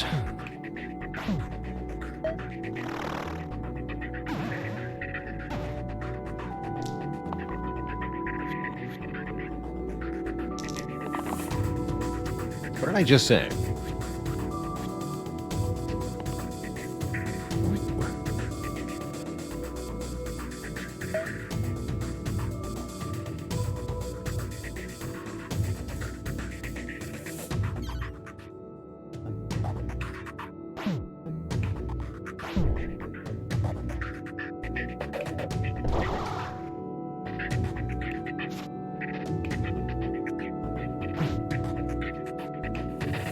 Wait a minute. If I did it this way. Yeah, that's better. Scald. Cleanse can be preemptive. Yes. You are allowed to use cleanse preemptively, and it's a very good idea to do so. Square wheel. That's terrible with heavy dice. Blessed Ring. Replace the rightmost side with Shield 1 Rescue. Can be used again if it saves a hero. Or 2 random Tier 1 items, which I think do get the penalty of -2, so it'd actually be 2 curses. Don't click this bottom option. Take the Blessed Ring. That at least gives something on that side. Let's put it on the Medic.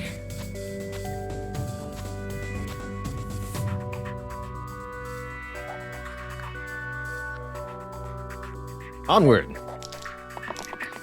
Quartz and a bunch of illusions seems pretty difficult. Let's see what our roll looks like. Okay, decent for Gladiator. That's good for killing. Kill 2 doesn't do anything. Keep that there.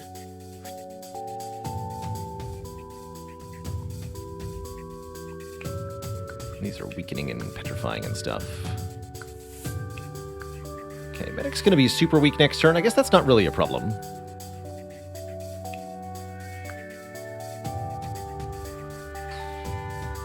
So I don't care that much about cleanse, is what I'm saying. That's how I feel. Okay. So we reroll the what? The Gladiator and the Spellblade? Spellblade first. Trying to get the 1 damage, 1 mana side if possible. There it is. Perfect. Great for killing illusions. And now you. Alright, that didn't yield anything productive, unfortunately. Just do it that way.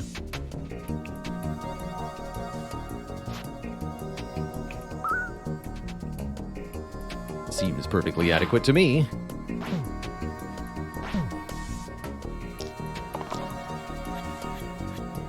Now, the quartz hit pretty hard.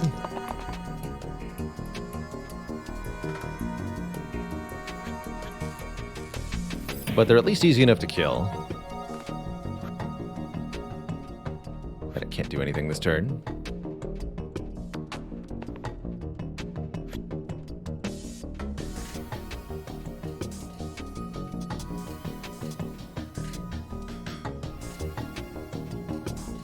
Let's see, I imbue, strike, and I have what? 3 mana left? Interesting.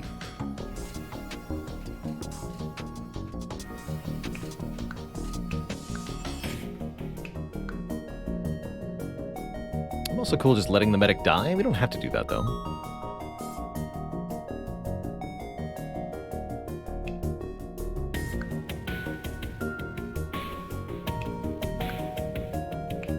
Alloy could roll better. There's a shield more option.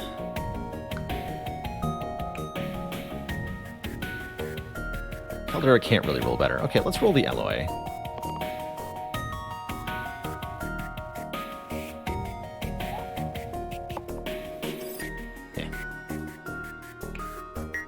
Tis what it is.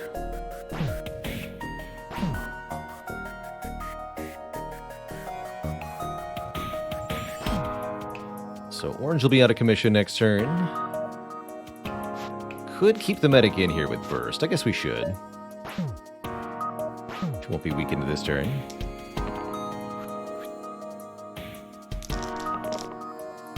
Good. Can't do anything. actually would like to do 1 damage exactly. Seems surprisingly difficult. Maybe the Caldera can help us. That works too. Actually, does it? I could just kill one the old-fashioned way. That's fine. Sure, whatever. Actually, it doesn't even work. Amazing. Hold on. No, we can kill the other one the old-fashioned way. Amazinger. Like this. You last. There we go. Okay. Seems fine to me. Copycat men again. Randy B, thanks for 28 months in the Prime sub. Many moons.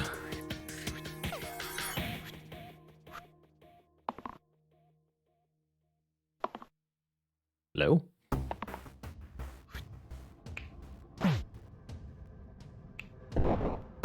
Huzzah! Not too difficult to fight.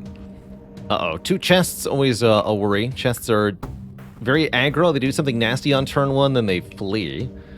If you can kill them, they'll drop a bad item, and again, I think those items will have a minus modifier on them, so they'll be even worse. Alloy is upgrading either to Guardian or to Statue. Statue does essentially nothing. Although Statue with Pocket Mirror can do some interesting things. Main use for Statue is their enormous max HP. Chest items are unaffected by curses or boons. Thanks for the clarification, Throwing Tour. Guardian actually seems kind of like a downgrade in some ways. At least their dice can do something. Oddly enough, I really don't hate Statue, though. With limited rerolls? They're just there to soak damage, but the party... I don't know. I don't think so. Let's go Guardian.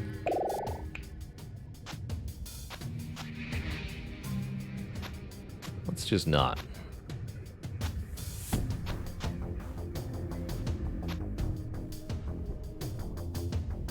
Give the medic a better heal effect. Oh, that's my cleanse heal? No, don't get rid of that one.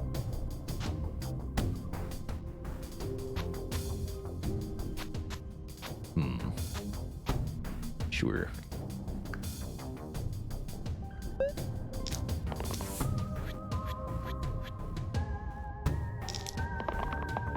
Gorilla nuisance. Yeah, chests are very annoying.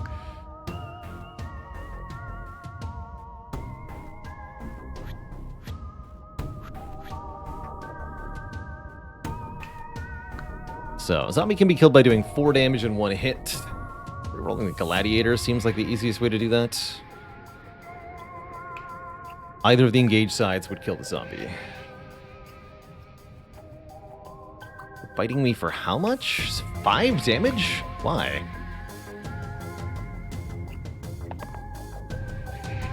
I don't even want that side. Oof.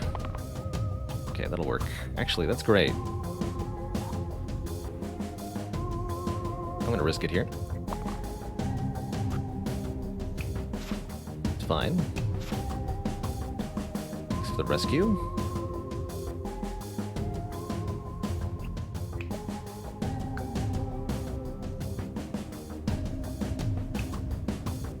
Spiky 2.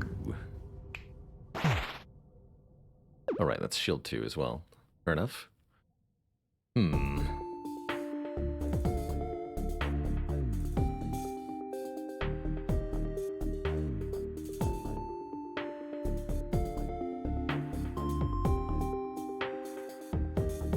Poison is the most problematic.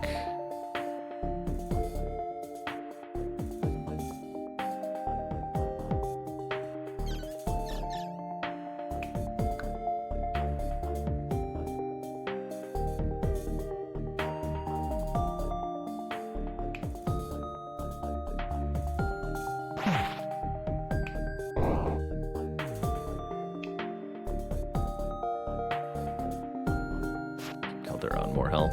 Bank 3 energy? Sure.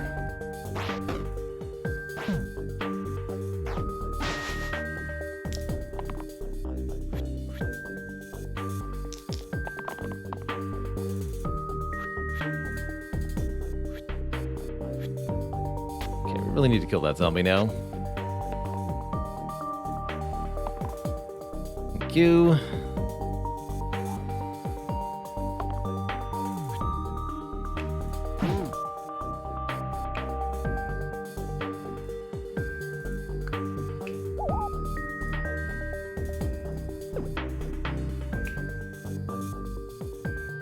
Gladiator is also dying. Yeah, hold on. Set you to 6 HP. Spellblade, you're not even going to do that thing. That seems bad.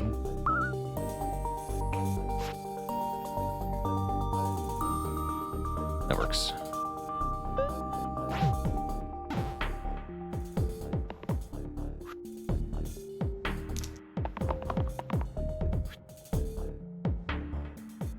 Spiky.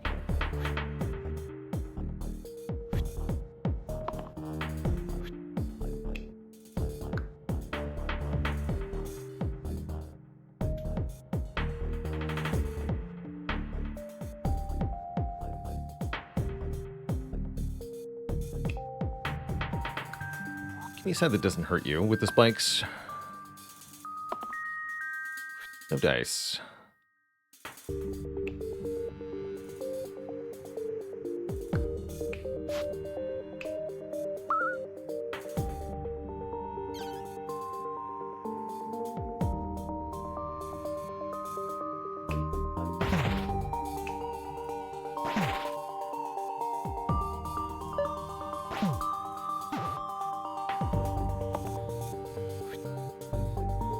That's a lot of flesh and red.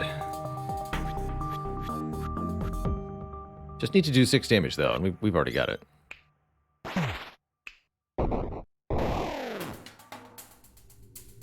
Huzzah! Abacus! Shift your middle row across by 1. And gain 1 max health. Wait a minute, Abacus Pocket Mirror seems kind of like a thing. Or Faint Helo. Plus 1 max health this fight whenever you save a hero. I'll take Abacus here.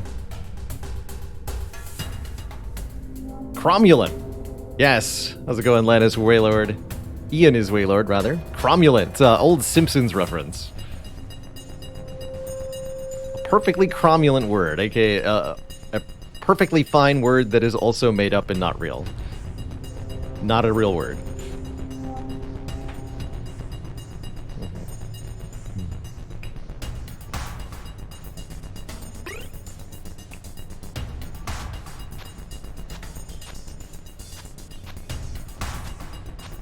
There's a special place in Heck for those who invent too many made-up words, where they get fangoriously devoured by hell beasts. So you're telling me, yeah, look at that! Look at the Abacus and Pocket Mirror synergy. Turn the blank side into a better side. So wait, what if I do it on Gladiator here? Oh, it's double shield 2. Okay, so what are we actually duplicating then? We're duplicating this side. Okay, so it works really well on Medic as well, for another 2 mana side. Let's do that. That's awesome.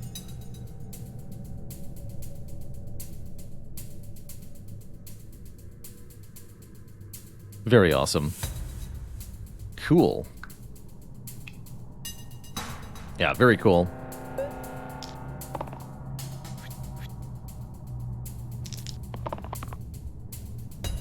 Yes. Sure.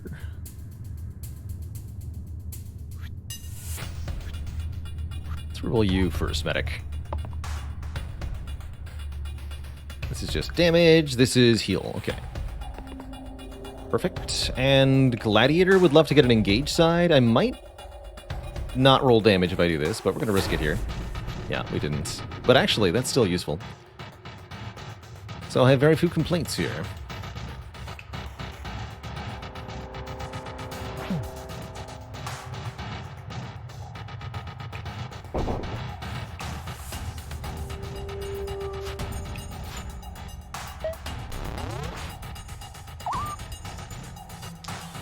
Pretty whatever turn.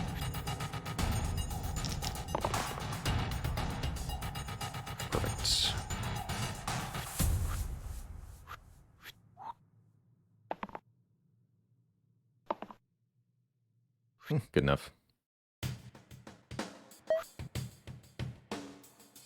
Good enough.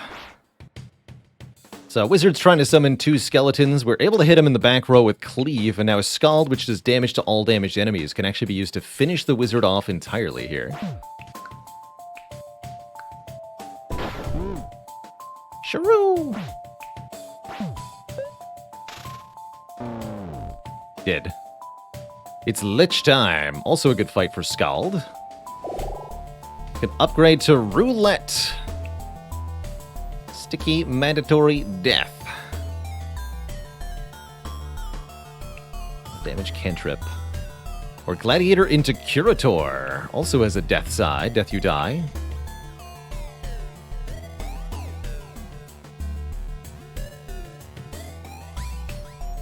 One damage steal, 1 damage charge, 1 damage bloodlust, pristine side, arrow side.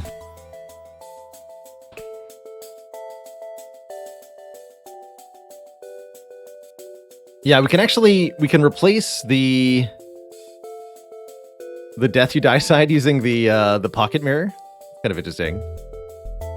These character upgrades or side grades? Well, it really depends on one's interpretation. I think the Curator is definitely better than Gladiator for the most part. I don't think I like Roulette more than I like Spellblade, not with heavy dice. Mandatory. Like, these cantrip sides are so bad. Although the 2 damage cleave sides are quite good. Again, we could copy this cleave onto here. That's actually very good for this fight because of the mana gen and the Scald. Actually, this is a pretty good time for Roulette. You know what? Heck it, let's try it.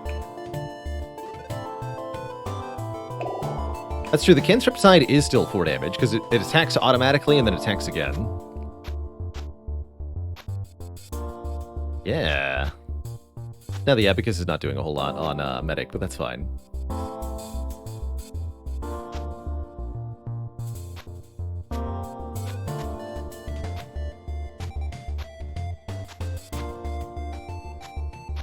There we go. Yeah, Guardian's a little bit better like this. Cool. Leskin, thanks for 42 months. Here's to 42 more.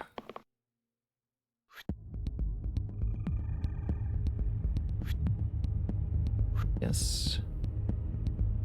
Okay, let's try to roll 2 mana Medic, although she's only got 1 mana side now. Petrification happening. Cleanse would also be good, okay.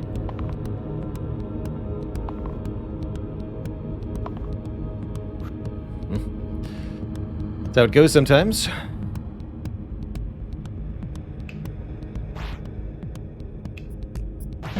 Let's just get rid of some skeletons. I guess.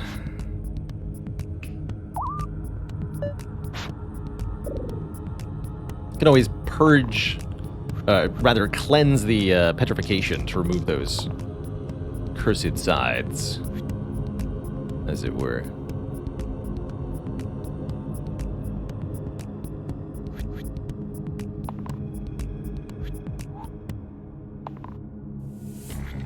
I'll take it.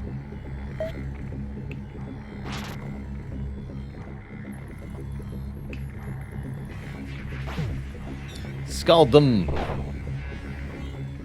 Burn them. Where'd all these skeletons come from?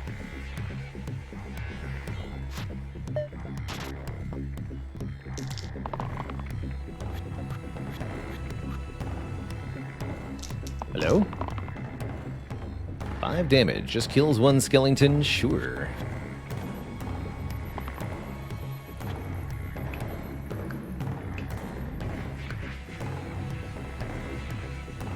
Not a good time for Scald.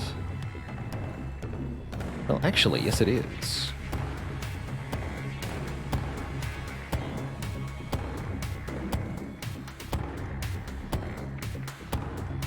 Kill Bones, and Scald will hit the other Bones and the Lich. It's not quite enough, though. Let's reroll on Gladiator, then. See if we can get a damage side. Yeah, lucky. Okay, so do it this way, then. hit you, kill you, cast Scald. Oh, it's only 1 to you. But that's enough, right? Lich dies to that. Easy. Remember, bones deal 1 damage to adjacent enemies when they die, so hitting the bones and dealing damage to the Lich that way works out pretty well. Lich's secret. Kill 5 Liches.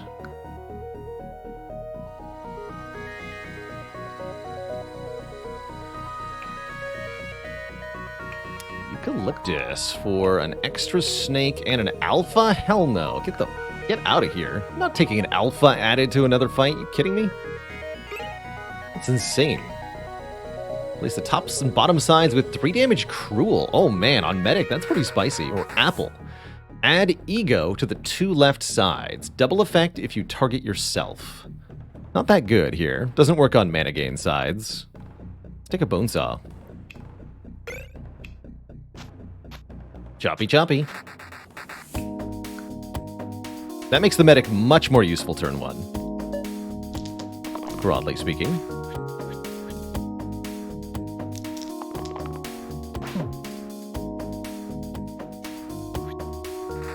Alright, that just outright kills 1 gnoll. I think we're gonna reroll the roulette here. Nice. Sure, I'll keep that.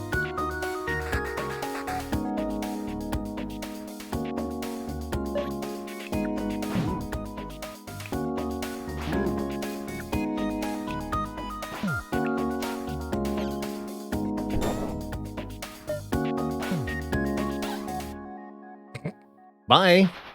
I guess maybe I could have added additional enemies to that fight. But I'm pretty happy with how that went. Mimic! Oh, Mimic's interesting. Or a generated red hero. Let's... Oh, this one's perfect, actually. This generated red hero is perfect. But let's look at Mimic first. 2 damage cantrip. Target hero can use their dice again. Top side is a copy of the top hero's top side, and same for the bottom. So... we're getting the 2 damage cantrip from Roulette, which is great. Shield 2 Copycat. Shield 3 Duplicate. Or R3. Heal 4 Cleave, 3 mana, 1 mana gain and heal. And they have the Bind spell. Target ally becomes immune to damage this turn. Bearing in mind that we replace the top and bottom sides with 3 damage Cruel. So that's a pretty dang good hero overall. 11 max health, also very nice. Let's take this generated red hero. Way too good with the bone saw here. Look at that. Look at that. And then we can give them something on every side even. OP.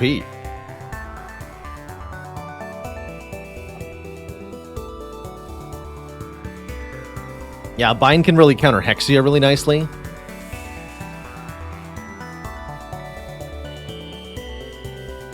I think that could even save us from our suicide abilities on Roulette, for example. Although I'm going to keep Roulette as she is. As they are. Not really sure, quite frankly. Doesn't matter. Sure, let's try to roll the engage side on the Gladiator. Good enough. No, that is worse than what I had before. Who are we killing first here? Everybody. Let's see, we do 2, 2, 2, and then a ton. So yeah, we can just kill the ogre. Let's kill the ogre.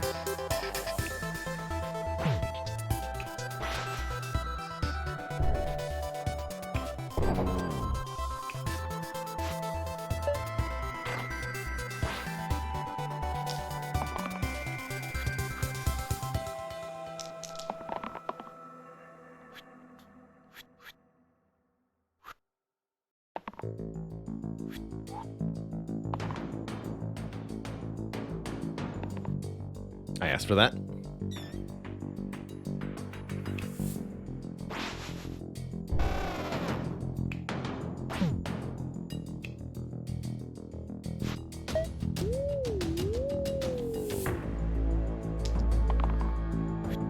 Oh.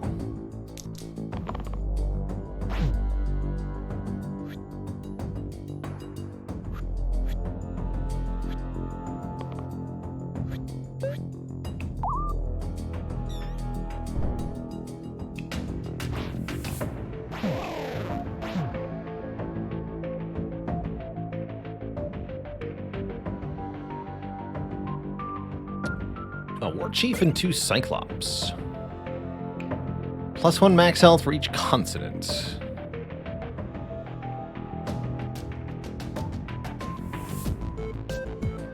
Actually, Guardian is mostly vowels. Interesting word. 2, 3, 4, 5 on Gladiator. That's pretty dang good. Heal 2 boost inflict pain. Interesting. Rightmost side. Ooh, Demon Horn could also be pretty absurd here.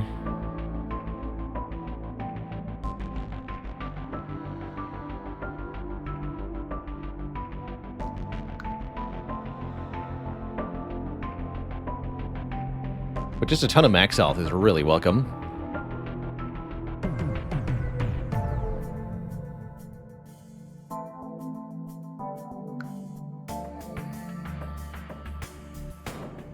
Adding pain is kind of bad. Yeah, let's just take the max health. 5 max health for Gladiator. Yeah, let's do that.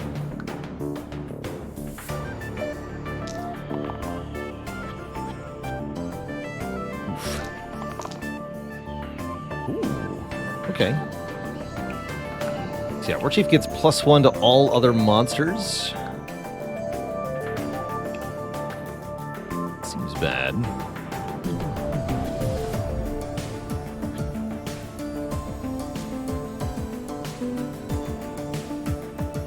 Well, the War Chief's easy enough to kill at least.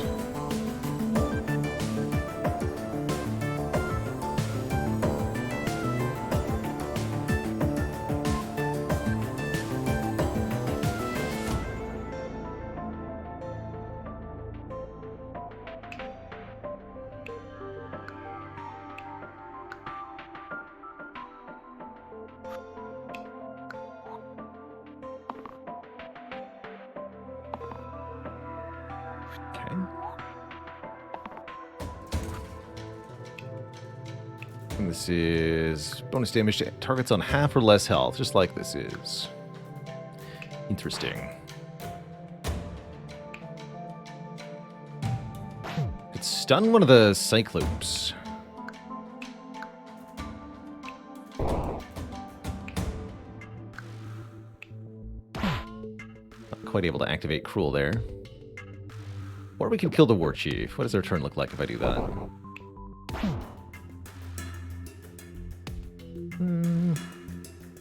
I can stun the Cyclops next turn. That's probably better.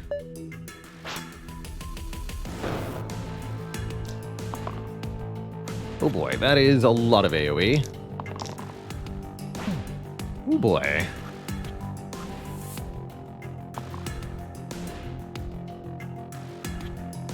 It's really not what I want the Guardian to be doing, though. But I think we can stun them both, actually.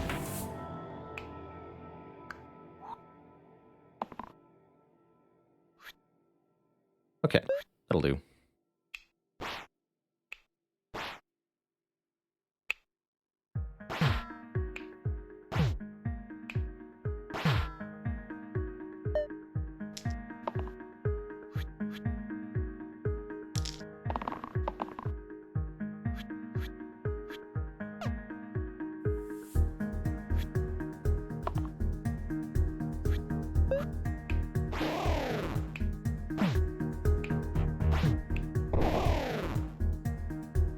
Tarantus. Tarantus is pretty spooky. When Tarantus loses this orange health, the topmost of our heroes is outright killed. Although I think we might be able to use Bind to prevent that. Otherwise, Tarantus has a lot of spider allies, and our roulette should be able to take care of those no problem. A generated gray hero. Shield 2 to all allies on 3 different sides. Shield 1 cleanse, shield 2 just shield 1 pristine, shield 1 focus. Or Warlock, which can generate a ton of mana. Has Blaze for 6 mana for 13 damage. 2 mana Bloodlust, also, like, totally a thing.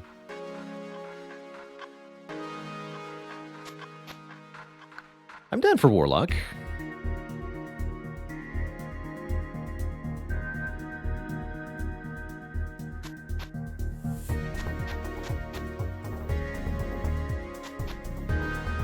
Yeah, I'm down for Warlock.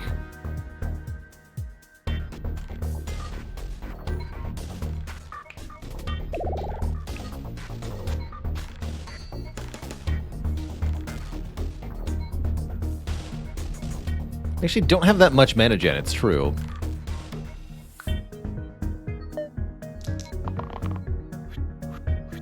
It's the Poison Weaken 3, yikes.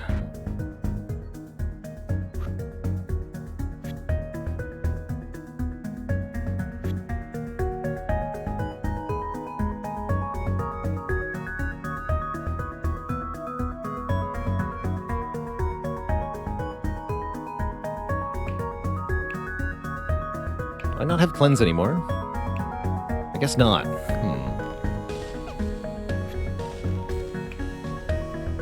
Alright, try to roll something more useful on the red character here. Son of a bitch. There we go. I'm not in love with this outcome, but I'll take it.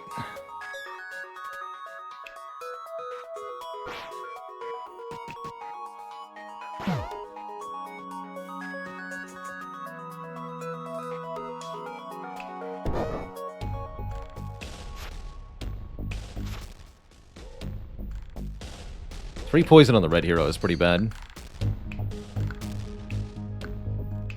I really can't do anything about it, though.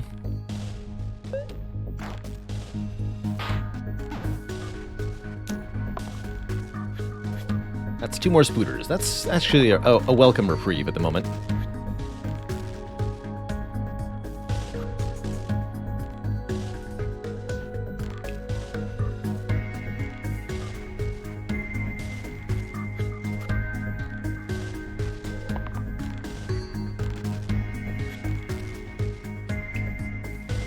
Can't do much.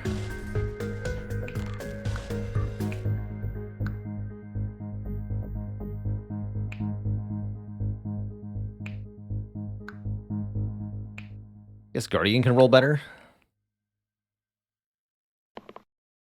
Cleave block or cleave damage would be fine. No?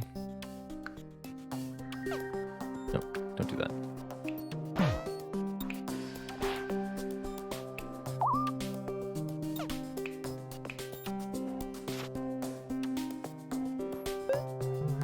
Spooters.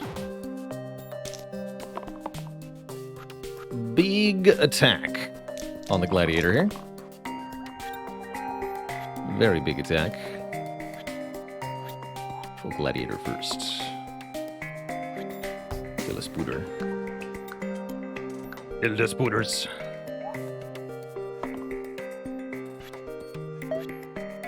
Okay, there's Blaze for us. Is that enough?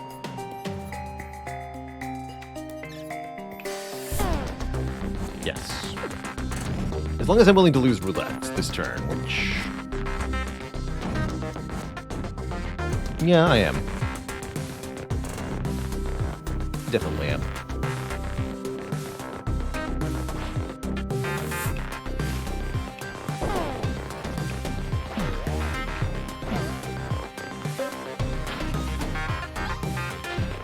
GG. Twisted Flax. Change the middle column. +1 to the top and the bottom. Really like that on Roulette. Interesting on Warlock. Not that good on Guardian. Or Infiniheal. Replace the 2 right sides with heal all sides, retaining their original values and keywords.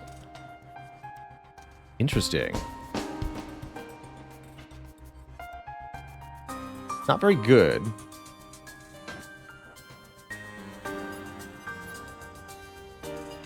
No, not very good. Although... Interesting. Roulette Abacus could do some stuff with it.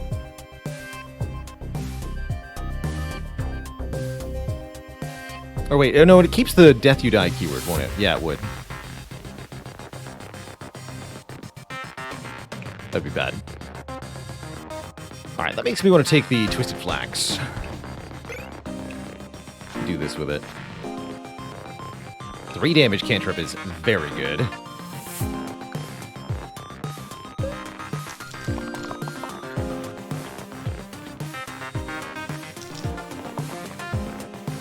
Oh, shoot. Actually, that's a good roll.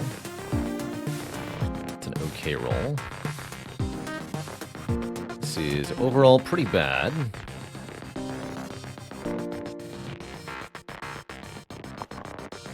Good. Good.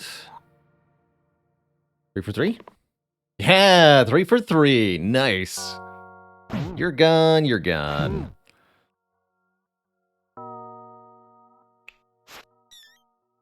You're immune to damage. Easy.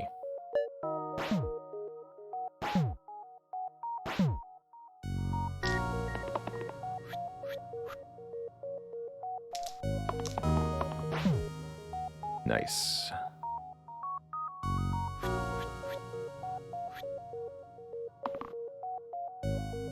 Five mana. Okay.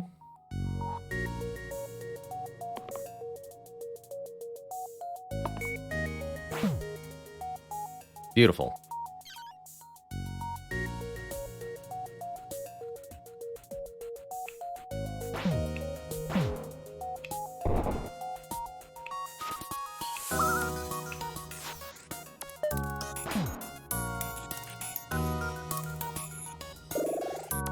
The Eccentric.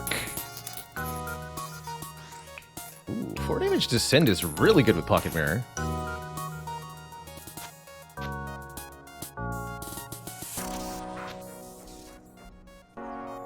Although then I'd have to not do it on Roulette. Stalwart over Guardian. Has some actual cleanse for us, which seems really nice. Yeah, I think I want the Stalwart.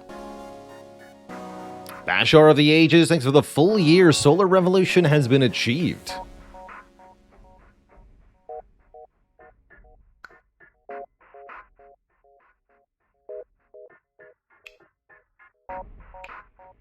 Could use the big shield on Roulette. Oh, not a bad idea, actually. Okay, yeah.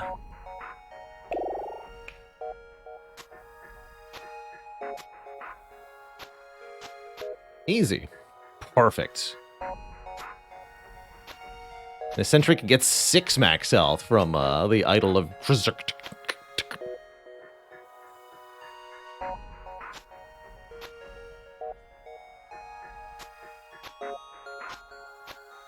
That's fun.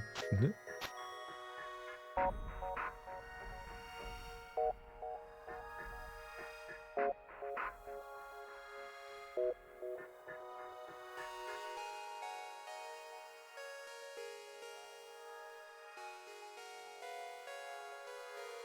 That'll do.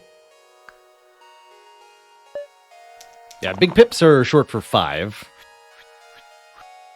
If you see it big, it means 5. Great roll. Come on, give me the super side. 4 damage Descend, 1 time. Come on. Easy peasy. There you go. Excellent. So all you have to do is hit the Hydra 5 times in 1 turn to make it die. That's not so hard with this much mana.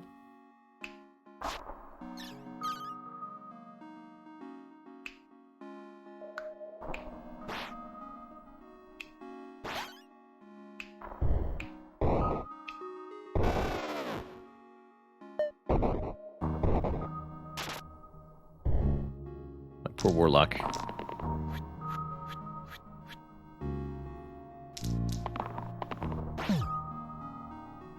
Single-use self-heal pain. Perfect, actually.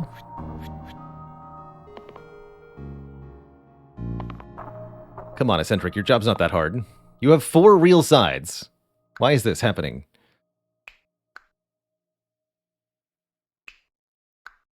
Nonsense.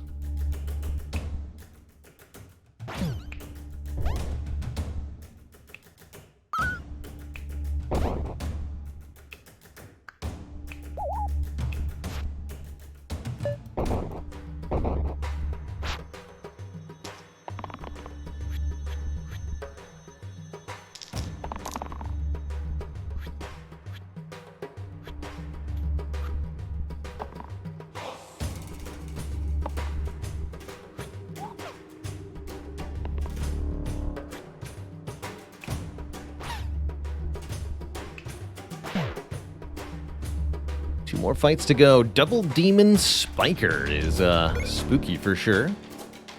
Our last item, only tier 7, not the tier 9s we could have had normally. Conduit.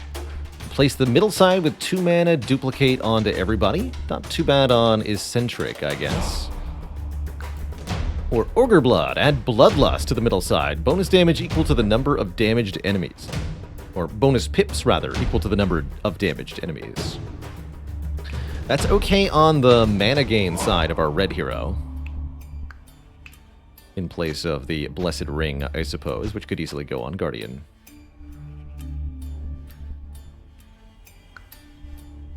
Not going to take 2 random tier 4s. Sure, we'll go Ogre Blood.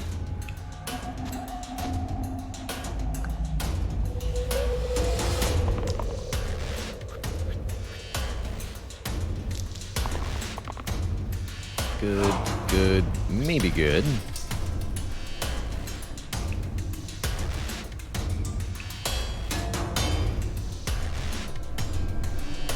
Let's have their stupid Hellfire ability.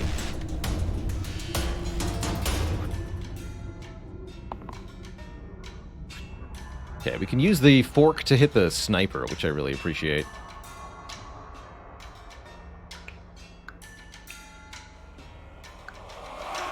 Let's see what we can do with this.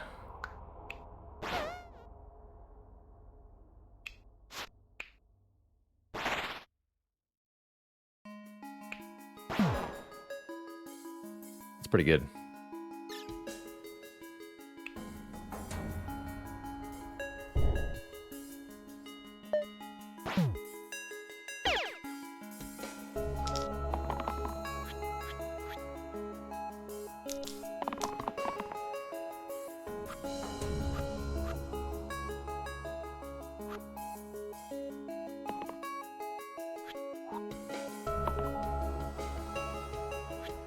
Works for me.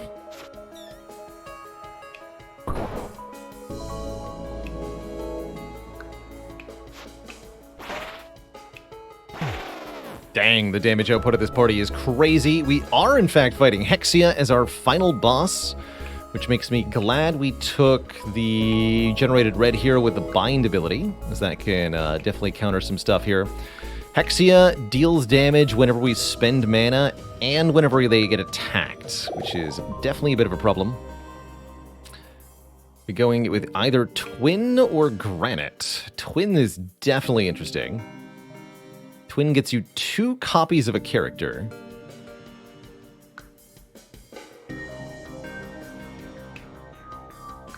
But the Twin benefits from items on both versions of themselves, which can definitely do some very curious things if you've got the right setup. I don't think we have what it would take for Twin to be any good. Granite's got Redirect, Steal Damage, a Stun, and Repel. Granite seems great. Granite seems just fine.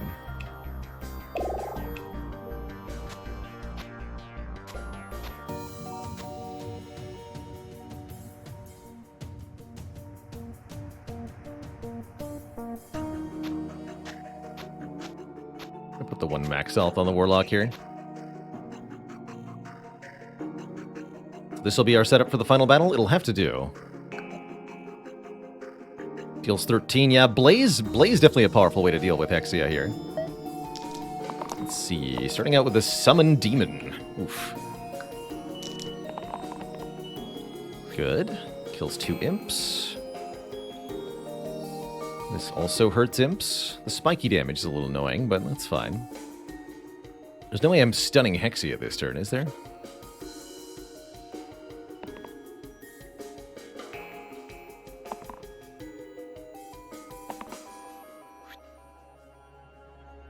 I don't think so.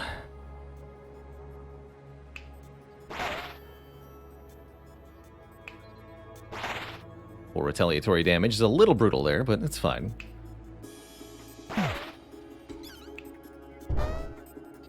Yeah, we can't stun Hexia. That's fine. Just getting all the imps off the field seems like a good turn 1. Banking 2 mana as well.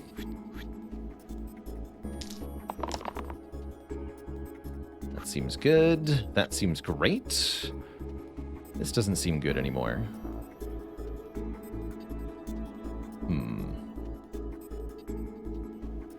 Mana Pain. Only I could cast Bind before using the Pain ability.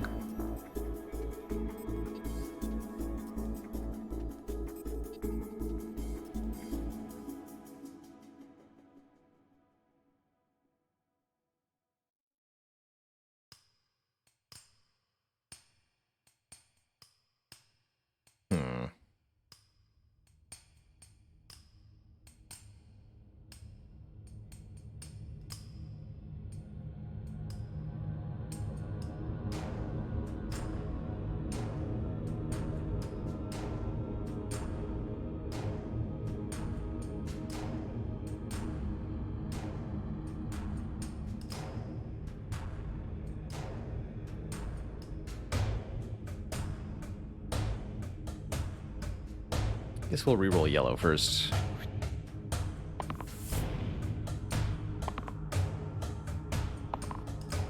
Yeah, that's about right. Okay.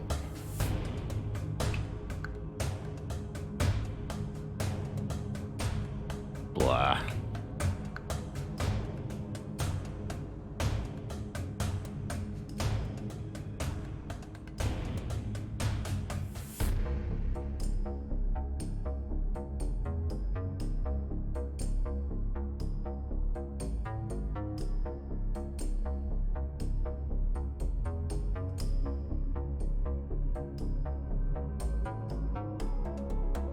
This. Gotta heal first. I can blaze, right? Roulette dies in that case. I could turn otherwise.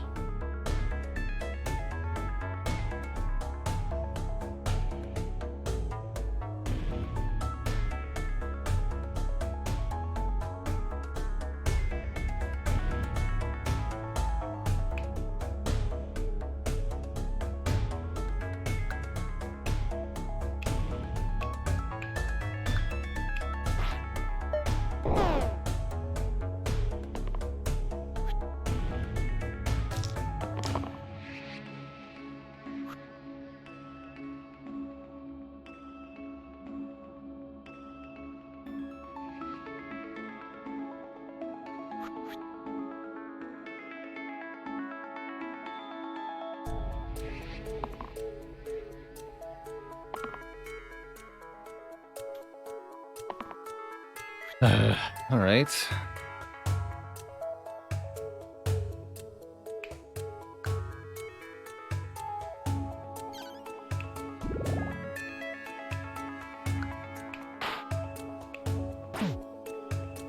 That would kill you.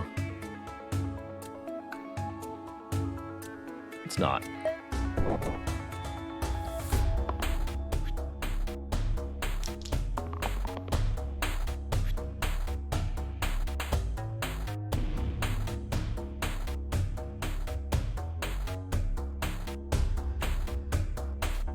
Really gonna need that heal side, huh? That's not even gonna work. Stupid pain.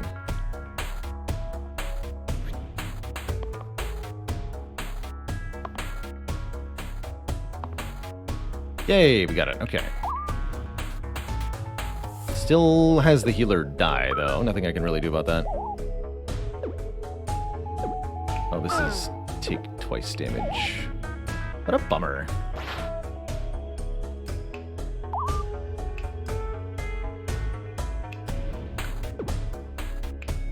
Guess we need to, but I don't know. I think we're dead. Too many demon summons. Yeah. GG. GG. There we go. Hexia could not be beaten with his party setup, unfortunately. Getting all the way to the end felt pretty good, though. So I'm pretty happy with that overall.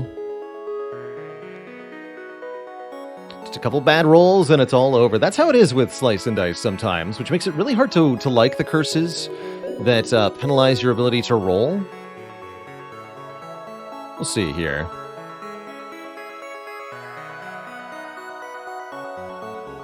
Mundane runs are pretty easy. What if I just turn 1 and 2 Undying Monsters? Try to go more defensive? No other penalties.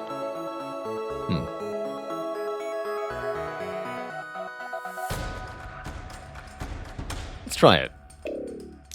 1 curse and only 1 curse.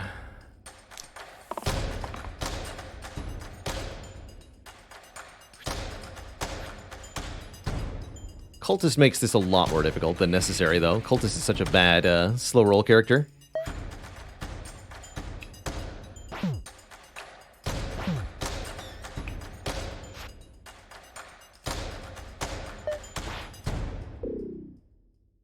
Yeah, I hope we don't face too many summon enemies. No kidding. We're going to want things that can shut down enemies, so that that's not a problem.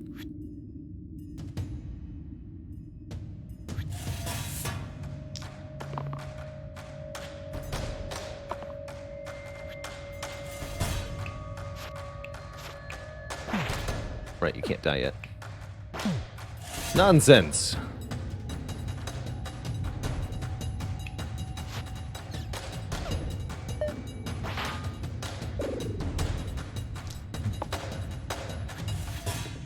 Two turns, man. That's a lot. That's some spooky stuff.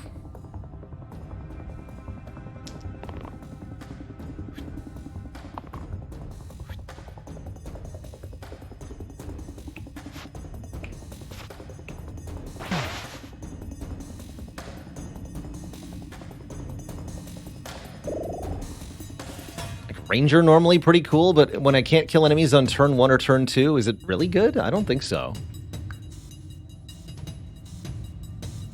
Armorer's okay. Let's go Armorer here. What I really want is a good AoE healer, I think. Gonna be the best way for us to survive.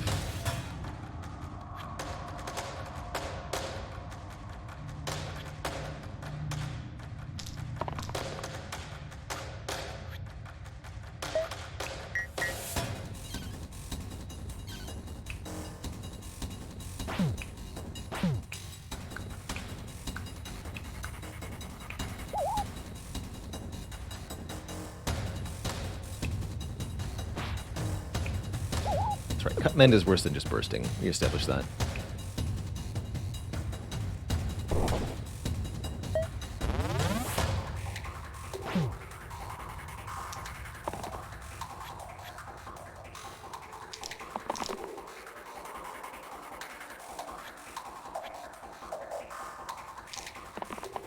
Hold.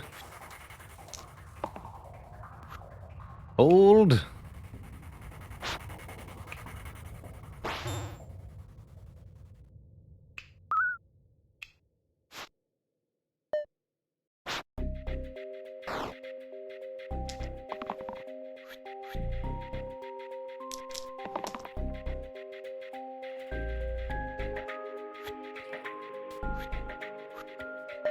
That's enough. Top spark.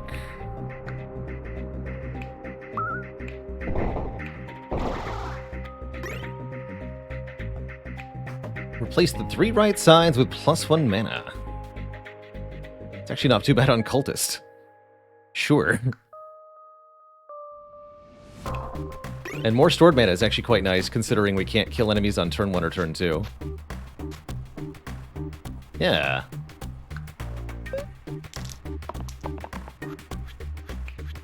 Actually, that's true. That is just better on the healer. In terms of better than normal healer, anyway. 2 damage bane. See, this is pretty nasty. When we can't kill anything. Very nasty indeed. Actually, you should roll something different. Good enough.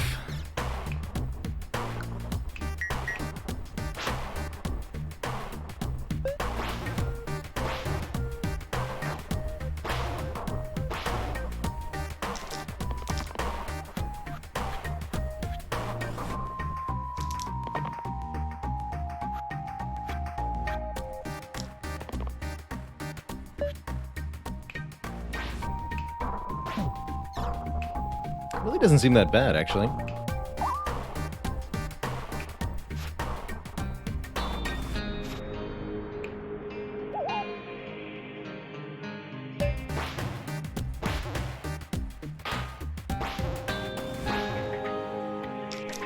Is this curse worth 10? Yes. This curse is worth 10. Just this curse.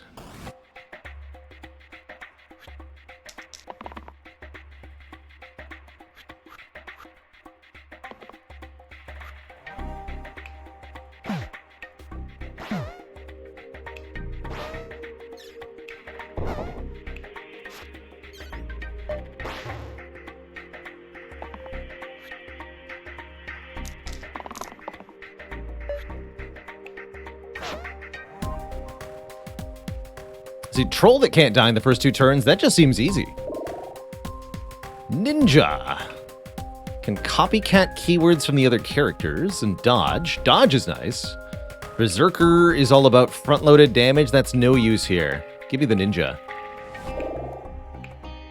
This side, attack 2 twice is quite nice in particular.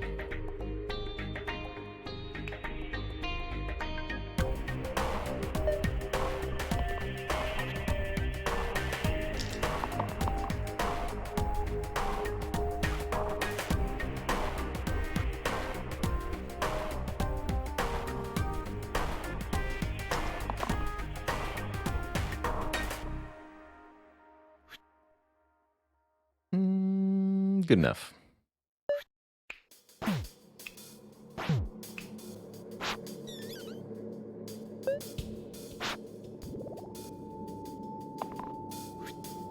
Do I have to take one of the new characters? No, you are allowed to skip. If you really want to. You can most certainly skip.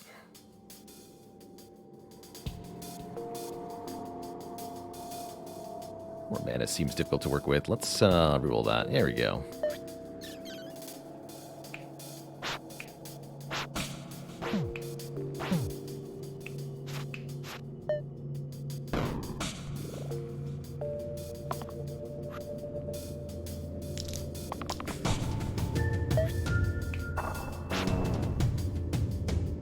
Extra enemy. Just 1 wisp for a random tier 0 item. Interesting. Sure. Gain the effects of all tier 10 items on other heroes? What? Come on.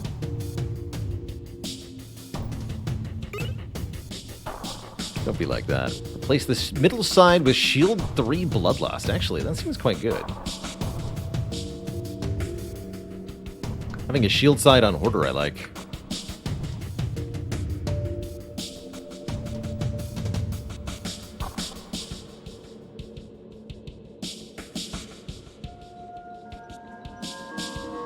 Can you actually get tier 10 items without some kind of boon? No. No, the highest we'll get is a tier 9.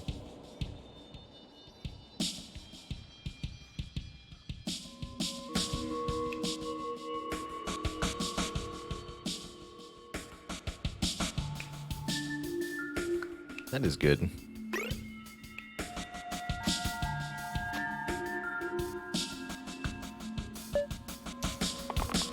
Bloodlust is a good thing for Ninja to copycat as well. Oh god, Wisp summons skeletons. I've made a terrible mistake. And we're getting poisoned too. Oof.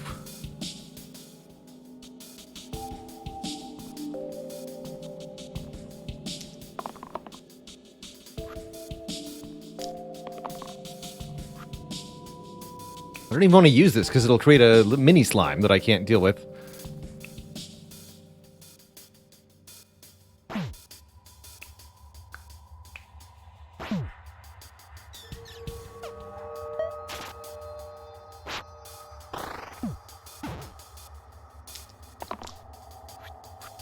Mistakes were made, but I think we can still maybe hold on here.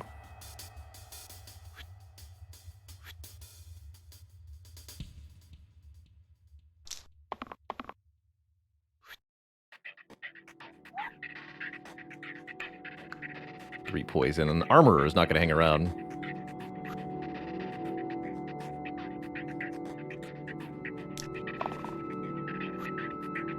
That's a completely acceptable way for the cultist to go out.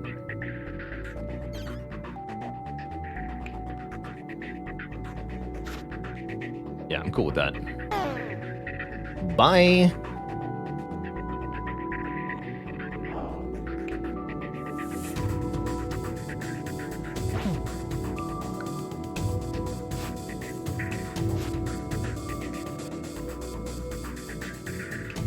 Burst you.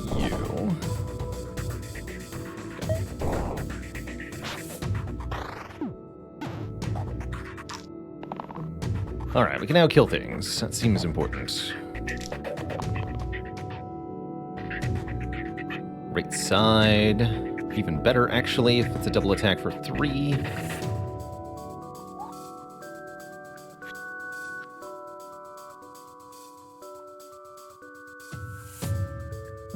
Actually roll it.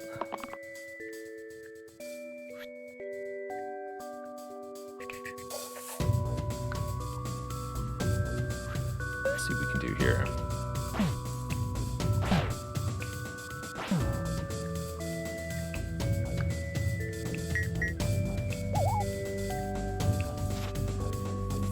Good enough.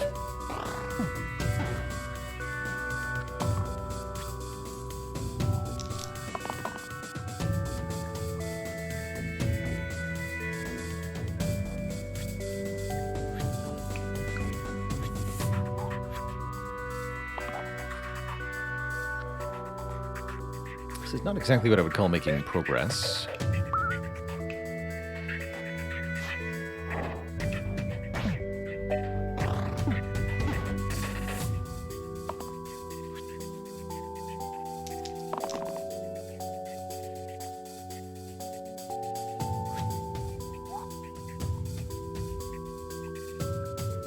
This one on all of them. Mendo's okay, though.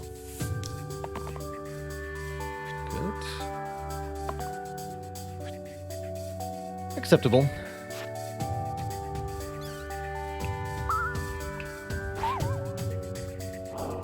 Looks like we have to lose the armor, though. Yeah. I mean, with 3 poison, it was kind of inevitable.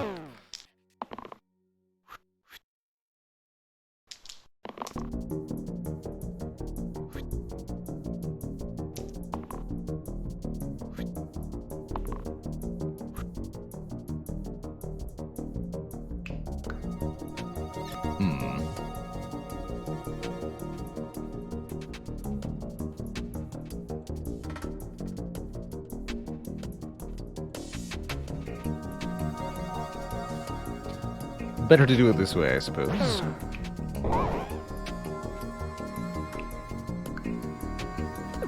Although you should strike first.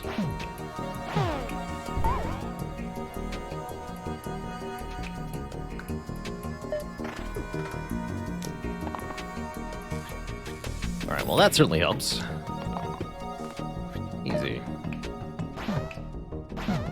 Alright, don't like that everybody's at half health for 4 goblins fight. Again, we can't kill them on turn 1. Feels like we're gonna get overwhelmed here. Heal and shield 3 now. Those are good. Revive on the Disciple, also potentially very important here. but I've got my doubts about our ability to survive.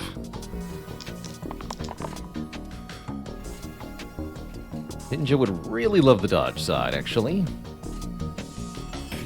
2 double use looks pretty good. 2 mana.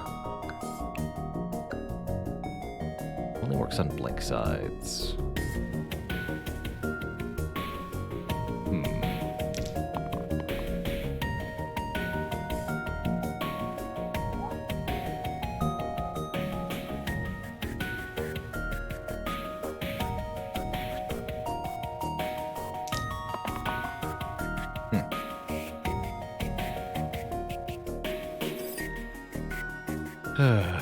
Okay.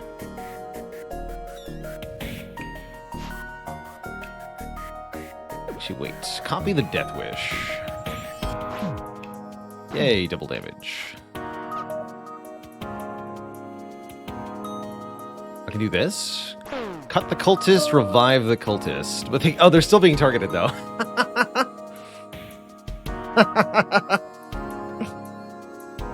So close.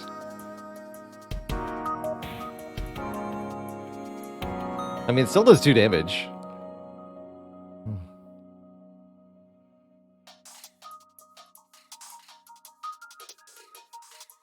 It's pretty glorious.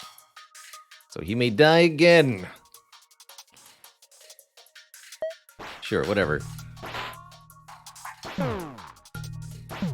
Good luck to us. Let's see us surviving this. Well, actually, if they all cleave, that's not too bad. This is good. Come on, ninja, roll dodge.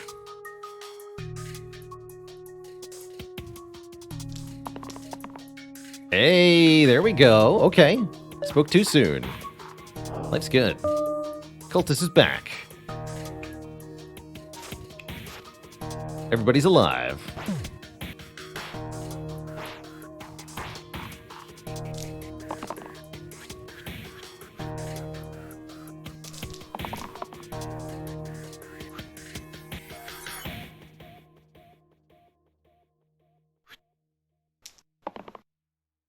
Still gonna need to figure out a way to do damage, though.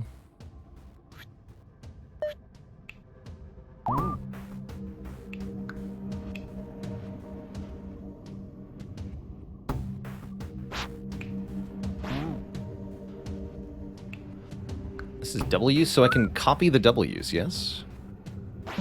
Neat.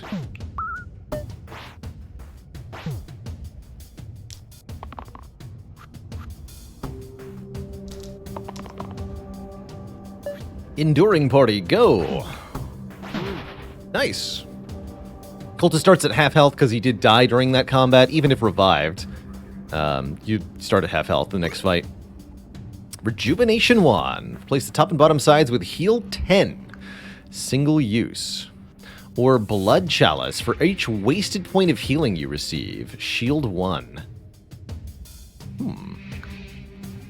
Blood Chalice Cultist is kind of cool.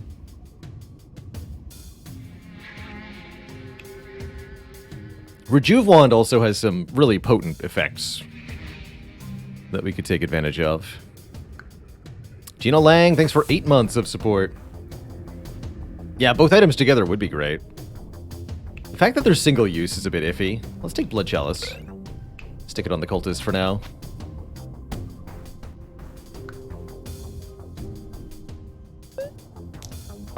Undying Slate is pretty spooky. Quartz not too bad. Actually, wait. How does this work with quartz? Let's find out.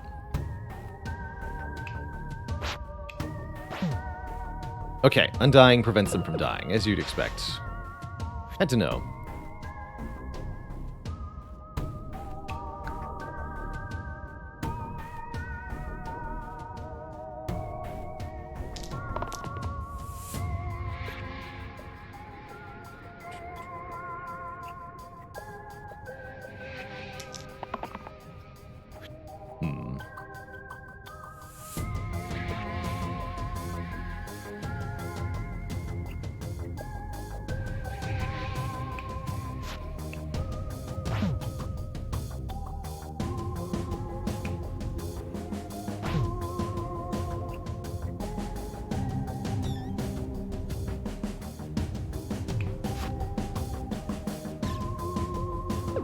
seem worth it.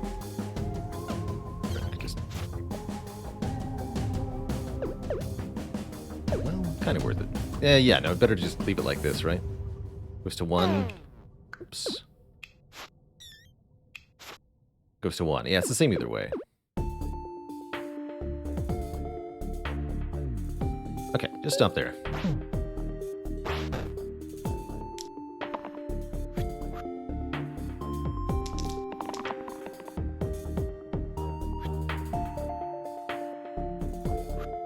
Copies Bloodlust or single use.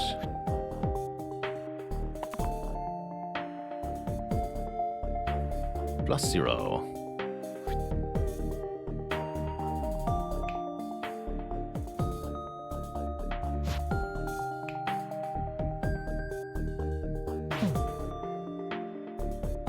I guess leaving it as it is fine.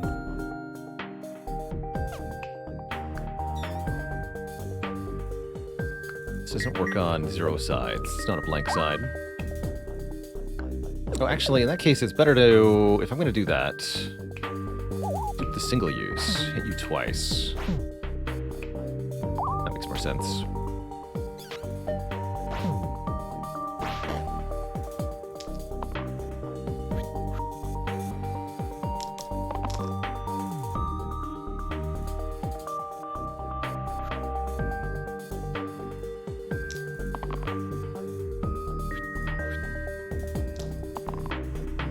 Good enough.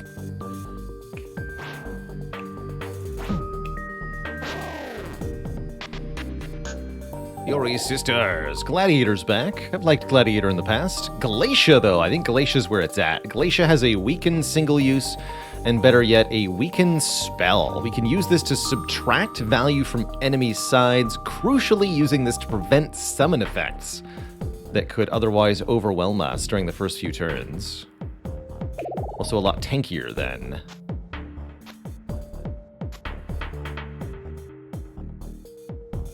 The other option.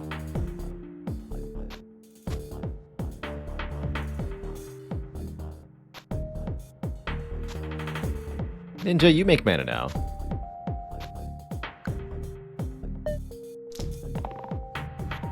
So for example, we can use to prevent this wolf summon or prevent the poison. Either is acceptable.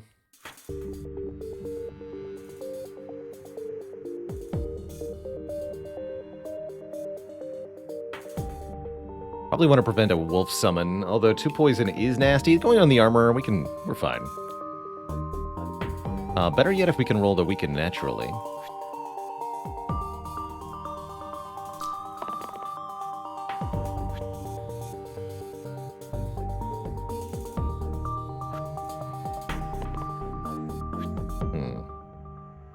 I'll take it.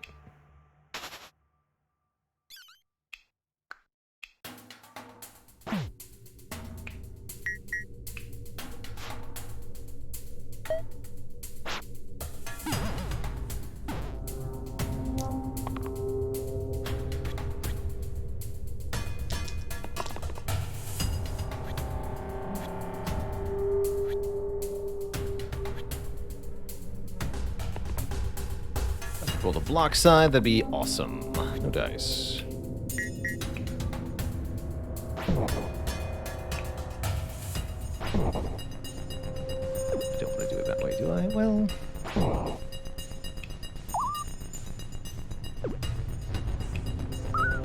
seems fine.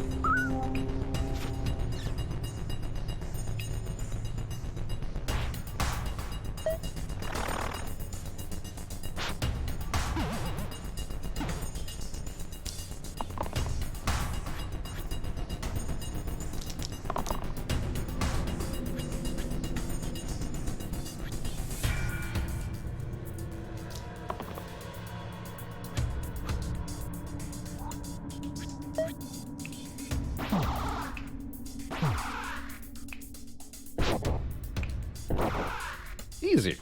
Okay, we're actually doing very well, considering this pretty nasty curse.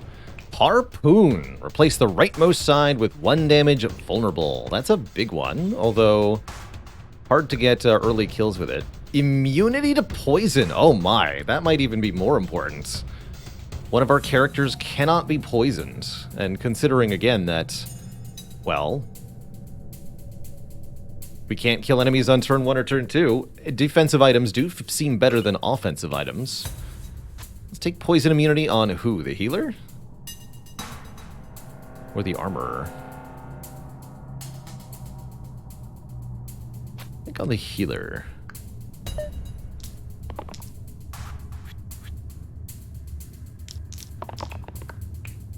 Incorrect. It was on Hoarder. Oh well. Poor Hoarder. At least we can freeze one of these ghosts.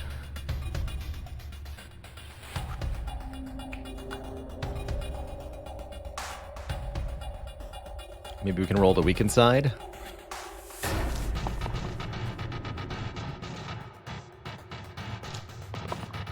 Yeah, Undying monsters are mega spooky. But not like so mega spooky that we can't deal with them, thankfully.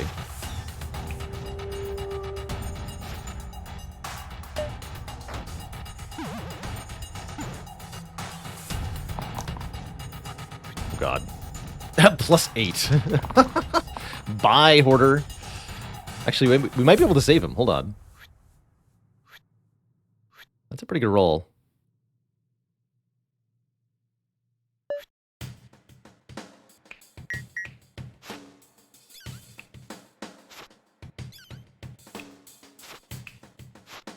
Incredible. We did it. He's alive, although we don't do any damage if I do that. I guess I'm okay with that. Simply tanking that hit is impressive.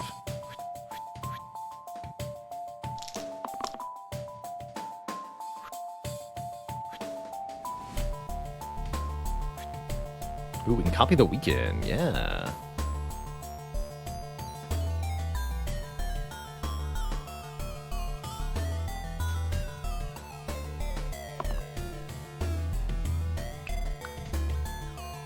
Why can't you just smith the weekend? Hold on.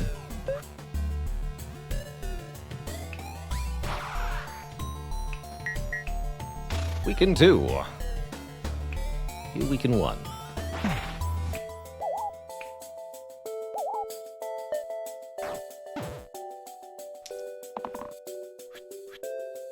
Maybe should have made the ghost invulnerable for a turn. I don't think I care.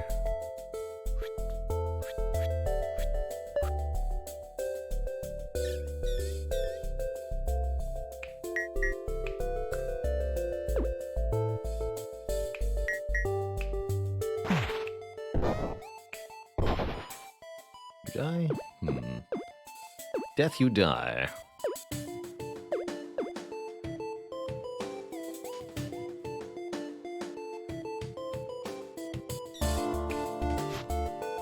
Poisons, so we'd have to heal the armor to keep them alive.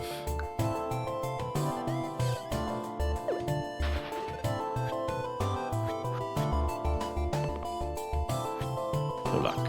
Okay, that's fine then. Armorer just dies, I guess. Can glow help? No, because I don't have any blank sides.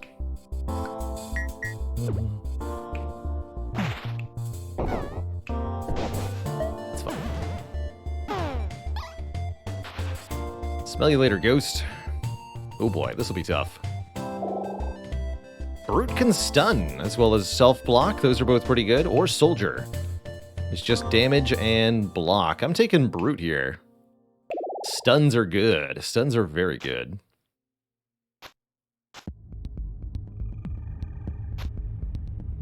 And I'm putting the shield on the ninja.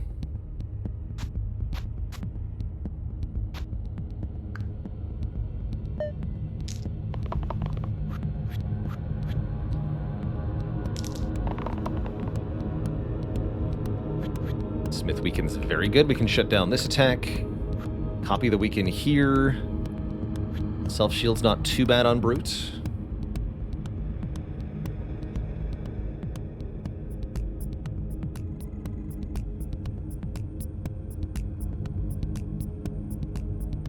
Or we could roll for stun, which would be really nice. Let's try that.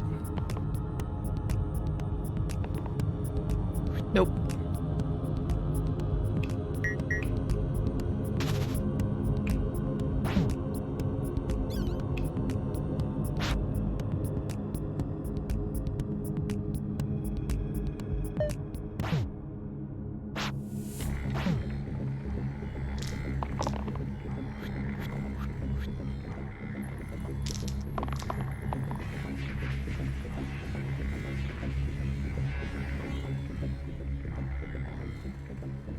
Reroll everybody. Keep that. Definitely keep that. Roll these. Good. It's a single use because the quartz did that.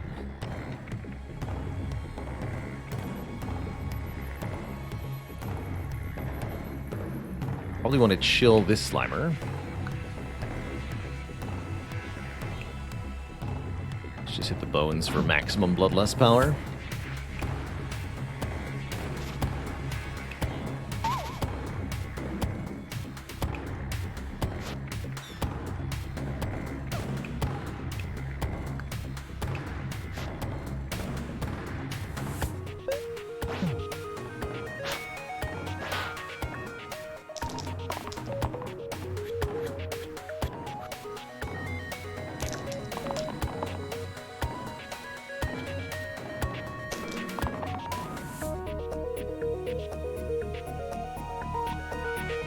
Double use, single use.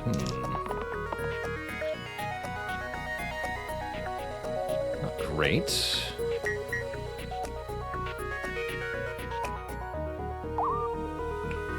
Actually, a very bad turn. Nobody could do anything. Oof. Means I can't kill anything. That's pretty crap.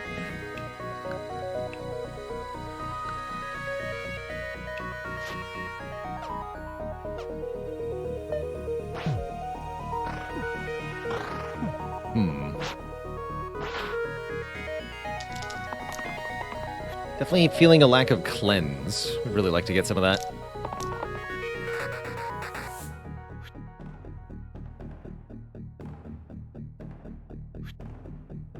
Okay, that'll be a shield 3 side. This is one of the only sides of the armor that does anything at all. Bummer. Good. Perfect. Okay, so now glow actually hits 2 things here. And we can kill one of these quartzes. Make my life a bit easier. Gonna let armorer go.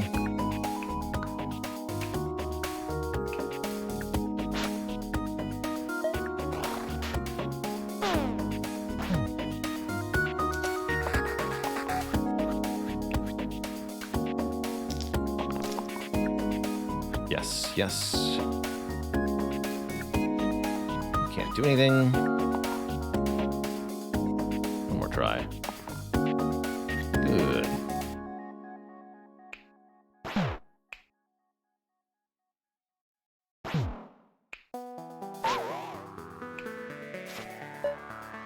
We made it. I tried Rogue Lords. No. Can't say that I have.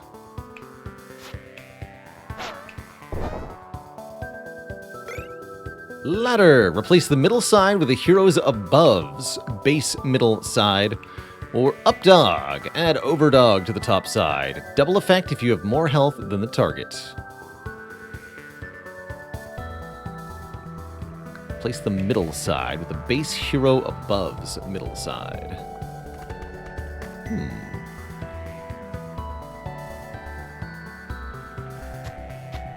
What's the side normally? Just a copycat.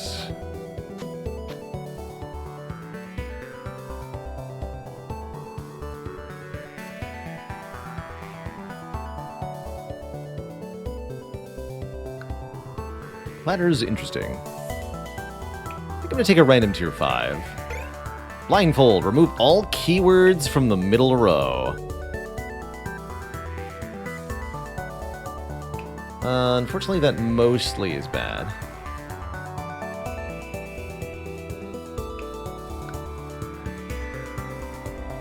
Some interesting stuff we could maybe do with that later. Mana debt. Equal or less, or just less? Equal or less?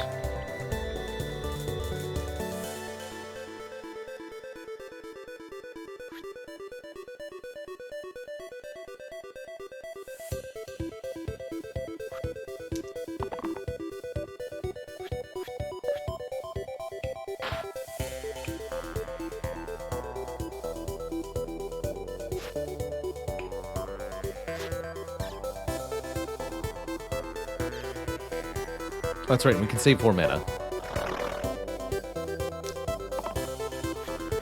Oof, 4 to all. Spooky.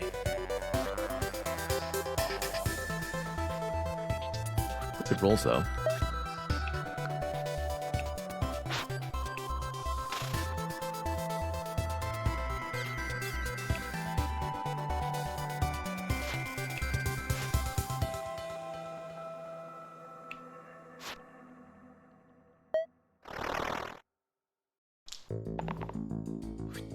Oh, I guess that would have been a lot spookier if they'd done that earlier, huh?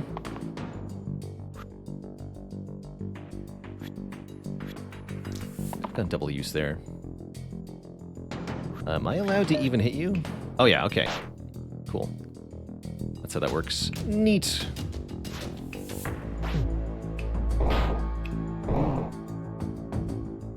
The Lich. Then we get either Granite or Fate. I really like Granite's redirect here.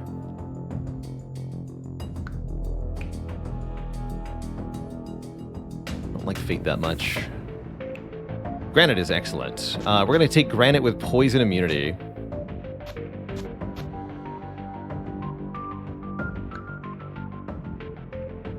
So that, yeah, exactly. We can redirect then. We have another stun side with 12 max health this time. And we can redirect any poison attacks to the character that's immune to it.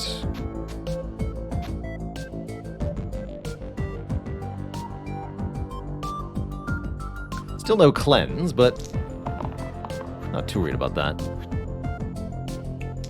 Immediately gets petrified.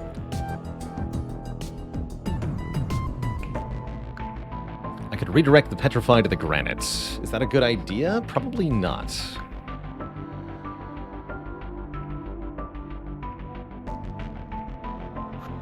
We can't kill any of these things on turn 1, so, you know, whatever, right?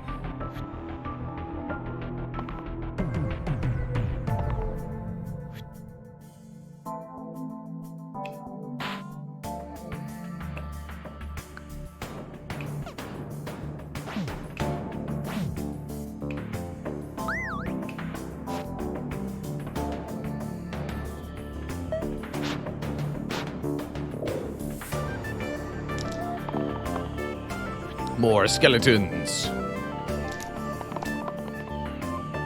We're just gotta weaken them as much as we can.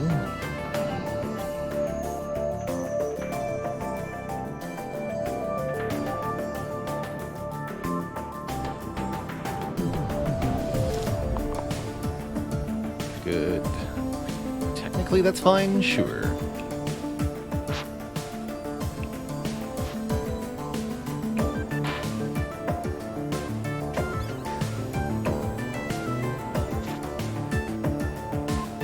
Turn looks good.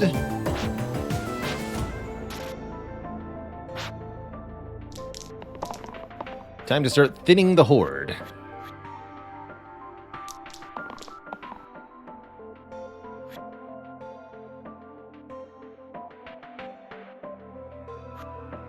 Seems like a pretty good shield side.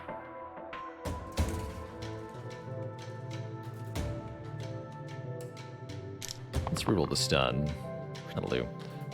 2 mana, yes. 1 mana, good enough.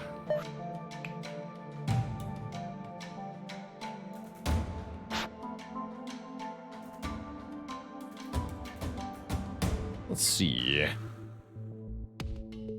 So we can just chain react the bones, right? We just burst you and they all die. And I could even burst, kill you too. Guess that means I don't need the shields.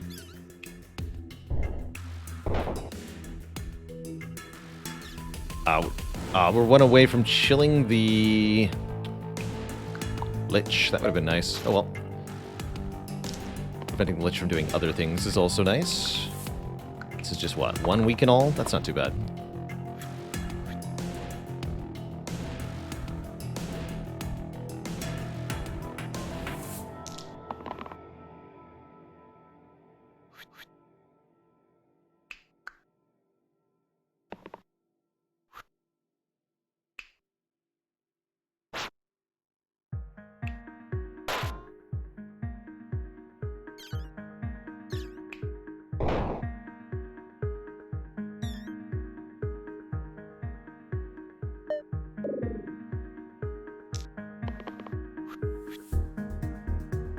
How can you tell if you have a curse? On unfair difficulty, we pick one at the start of the run. Well, pick several at the start of the run, more accurately.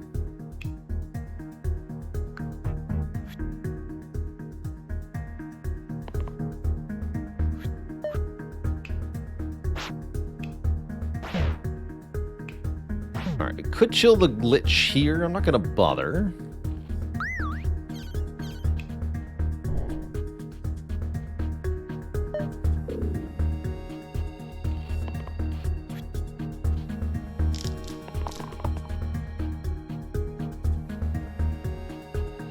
The double use, that's not too bad.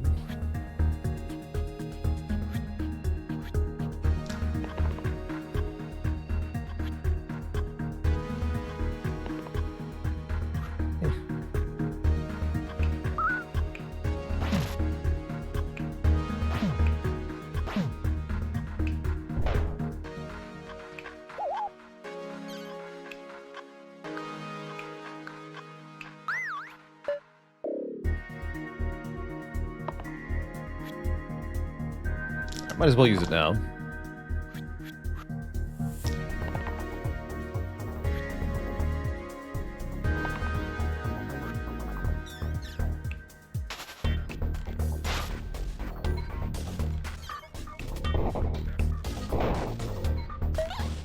Lich is trying to flee. Goodbye. The voice of Moses, thanks for the 34 months. Let it roll, let it roll, let it roll. Uh-oh. Immune to Null. Gnolls without the ability to kill them are going to be really tough. Karma. Add self-heal to all heal sides. Add self-shield to all shield sides. Add pain to all damage sides. So really good for characters that are not doing damage. Karma's nice. Or Spitting Scythe. 1 damage to all heroes and monsters. Reusable if it was lethal. That's not useful for us. Karma sounds okay. Self-heal on the Disciple, self-shield on Granite, both pretty good.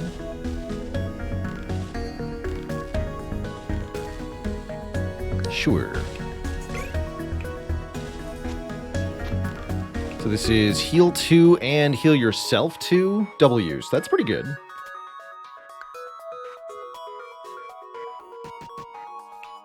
More Granite, also self-shields on Repel. Steel actually does damage to them now. Yeah, let's just put it on the Disciple. Ouch.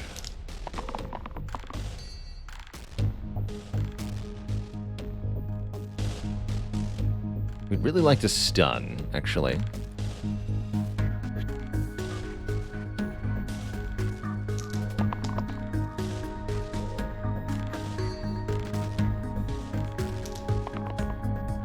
Cool.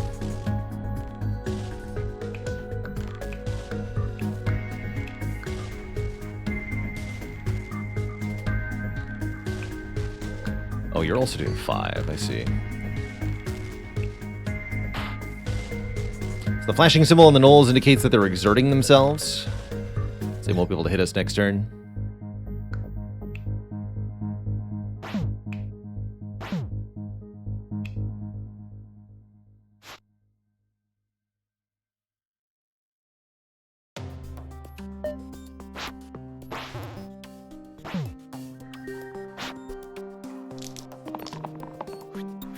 Second turn we have to survive. Not too bad.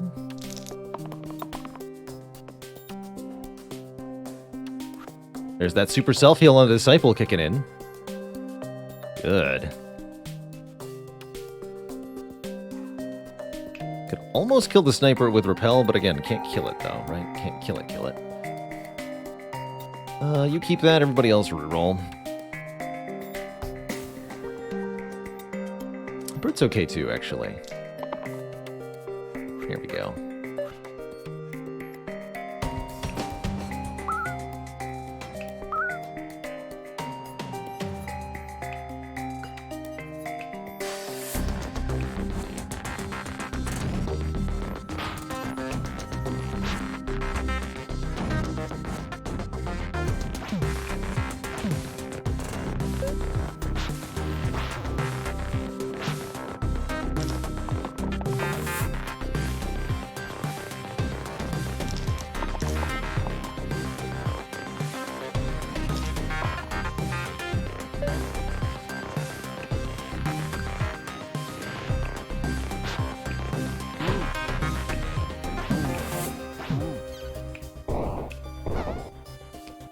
Did.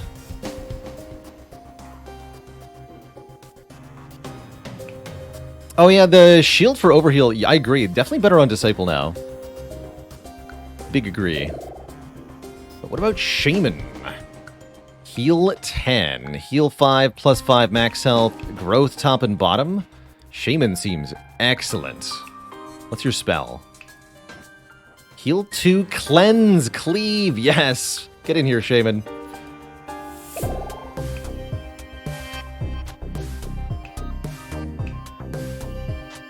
So the growth has pain on it, but it barely matters, because this is heal 10, self-heal 10, overheal turns into shield. That's pretty great.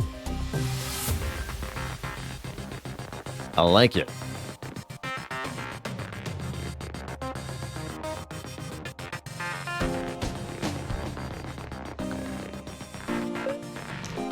Spiker Troll. Less threatening than some other fights are.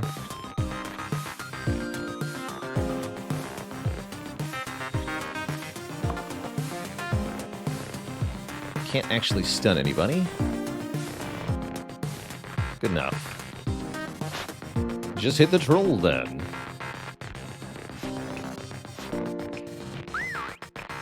Look at that. All the damage basically negated.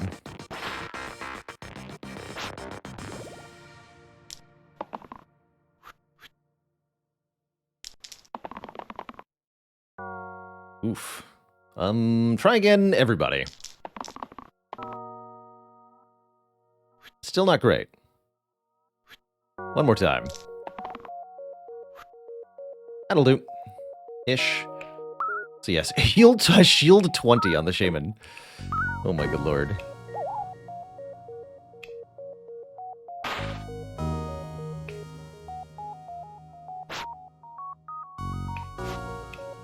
Get 1 mana from that. Seems good.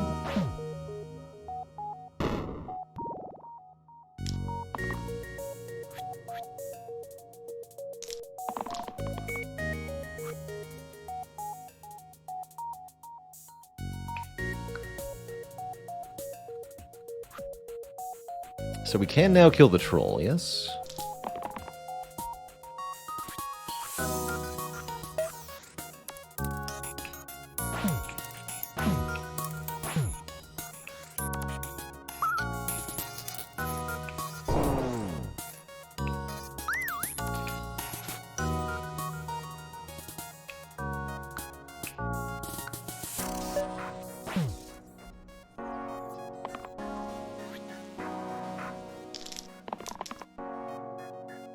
Excuse you.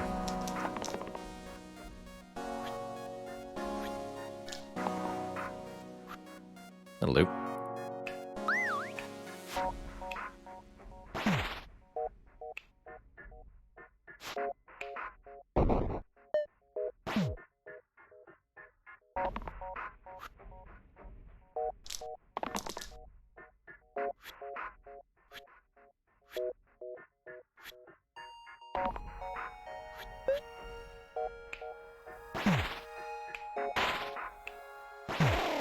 Here we go. Double alpha. Oof, that could be Quite a challenge. Your sides cannot change, says Stasis. That's good for negating curses in particular. Or second chance. Replace the rightmost side with target hero can use their dice again. That is very good on several of these characters. Brute, Shaman, Ninja. Let's put it on the Brute, I think.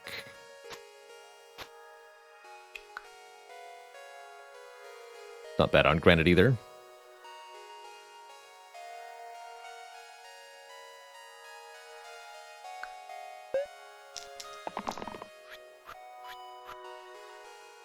No wolves, at least.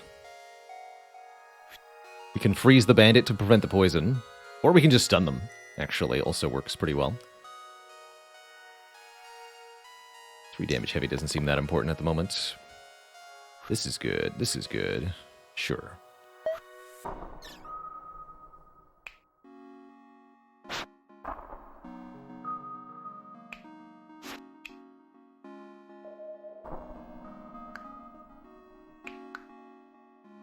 Oh yeah, and we're immune to poison, actually. Ha! I don't need to. It's on you, then. Easy.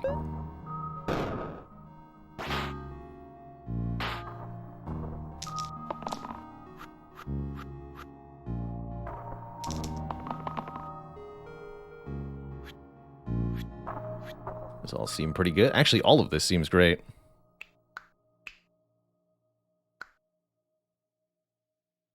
Literally every enemy is attacking the granite, so if we repel on granite, all the enemies take 2 damage. What great news. Let's try to get the alphas first.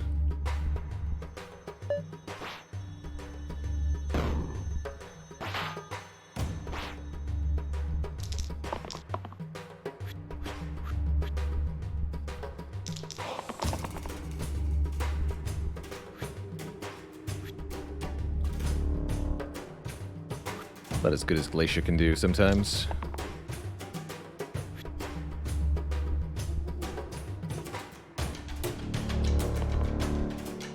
Come on, Ninja, where's your double attack?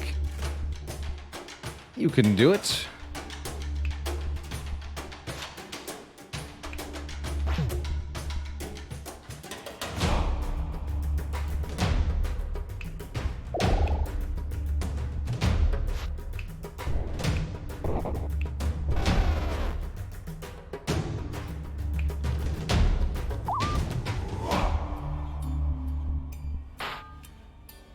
Now, let's done this.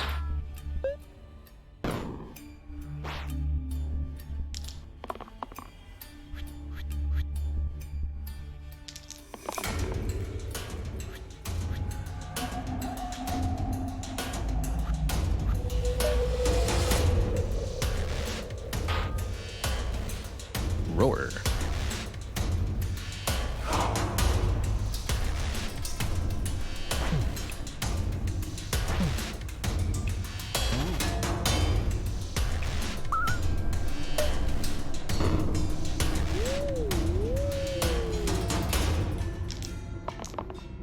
Guess we'll take out that ogre next.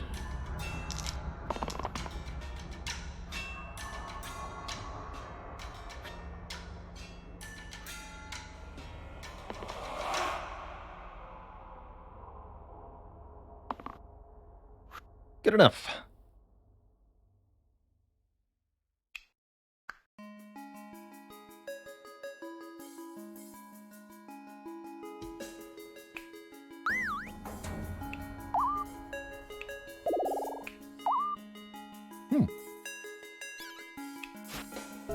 Neat. Let's actually chill you.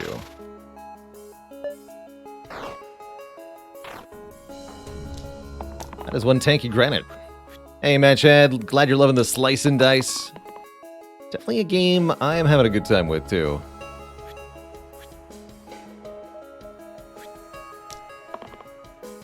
Ooh.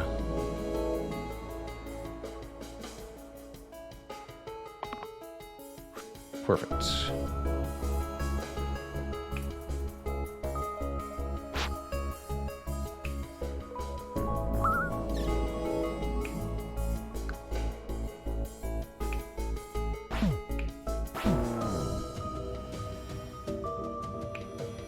This is block and damage currently? Sure.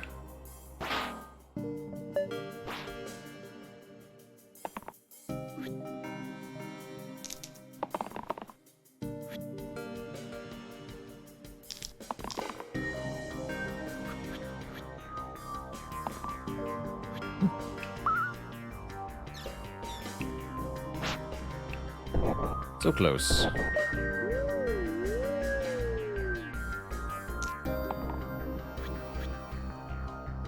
I've heard the same rumors, Necrothal, but I don't know what the timing of that might look like.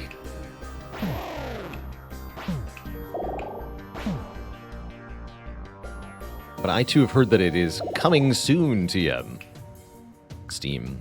Chronos over Glacia. Chronos has mana gain growth sides, another reuse.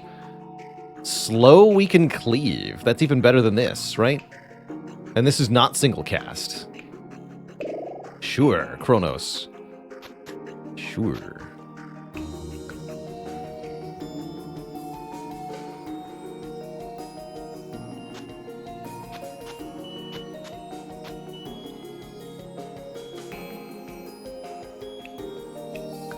Some nice things we can do. Slate and the Troll King. Definitely going to be a survivability check for us here. Stunning Slate is a good idea.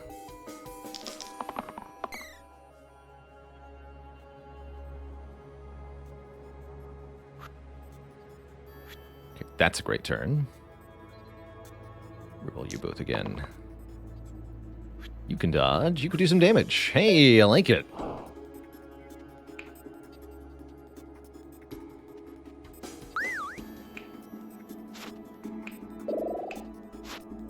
Easy. 2 damage on Ninja. That's it.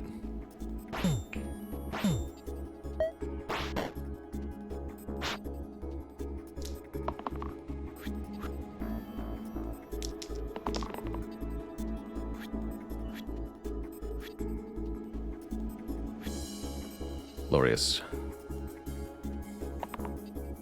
Yeah.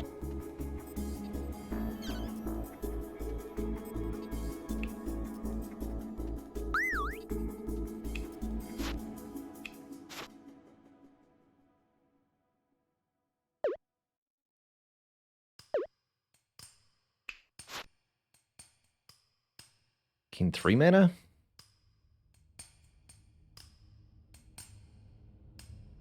I guess slow is okay here.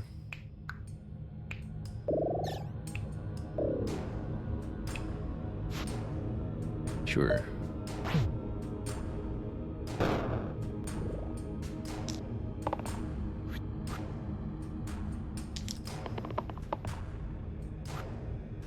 Glorious. The reuse sides plus growth are very good. Ooh, we can copycat growth. That's kind of interesting.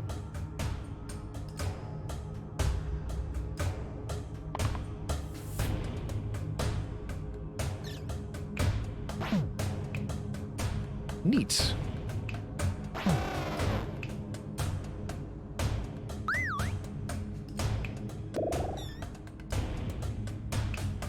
Overgrowth.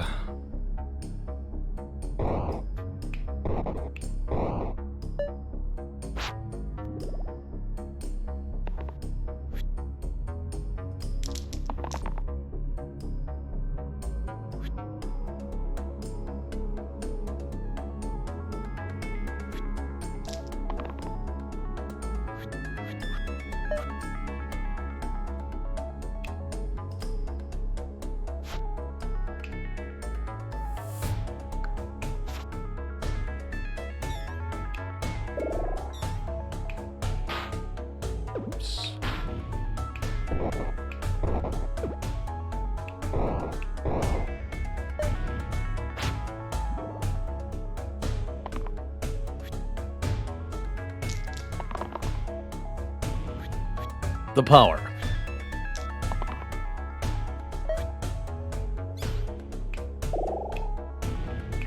Gain 7 mana.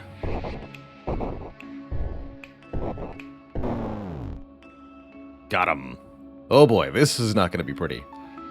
This is a lot of damage headed my way. Enhance 1. Replace the top side with Shield 1. Single-use Perma Boost. Target gets +1 to all sides for the rest of the fight, or Burning Halo. 1 damage to all enemies whenever you save a hero. Actually, this is also really cool.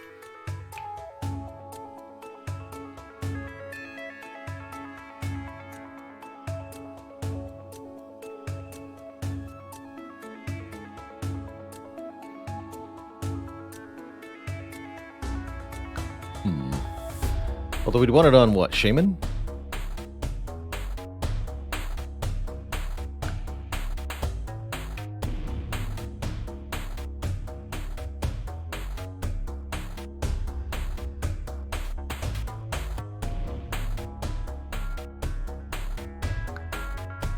Granite works.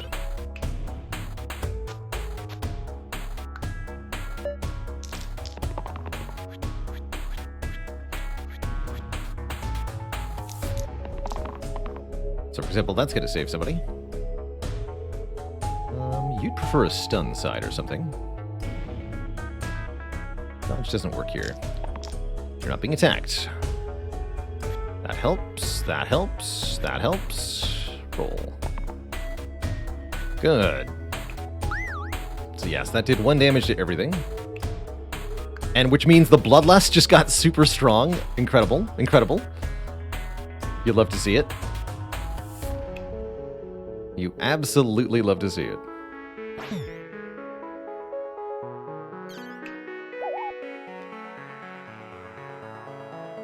I'll take it. Dodge isn't a keyword, that's right. I don't think you can copycat that. Ooh, the pain's gonna be an issue. That's a lot of skeletons. Oh boy.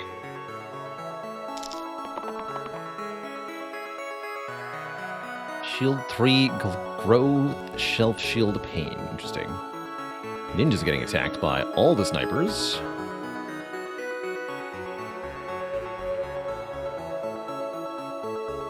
Seems questionable.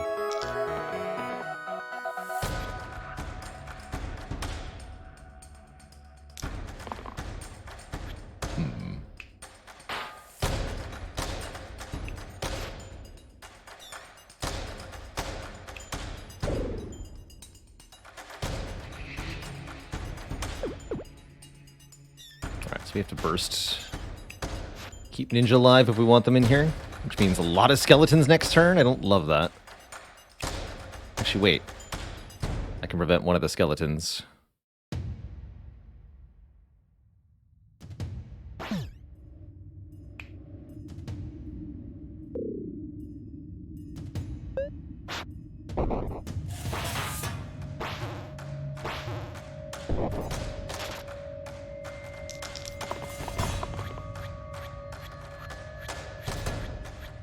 All right, Granite, this would be a great time to save somebody.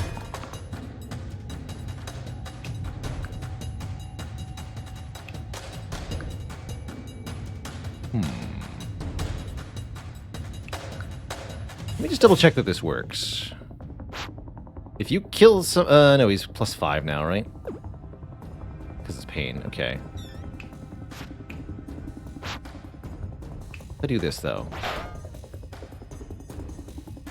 Okay, noted. Yes, it does work the way I want it to.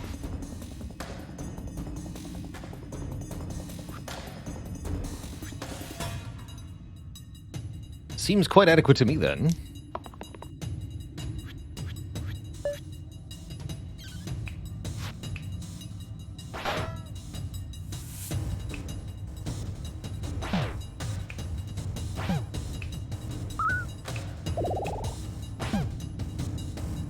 Save a hero seems like a pretty broad condition. Any action you take that causes a hero to go from dying to not dying is saving a hero. And yes, that is a pretty broad condition indeed, because there's so many ways to mitigate.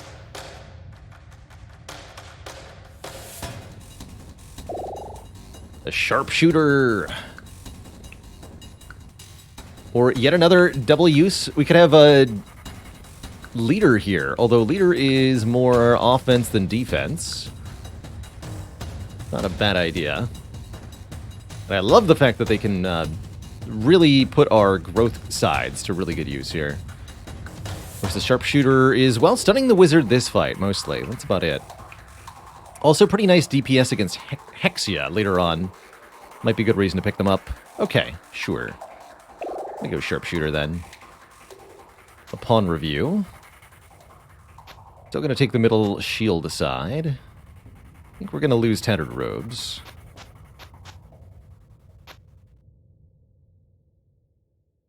Yeah, that's fine. Yeah, exactly. This being interrupted, very helpful.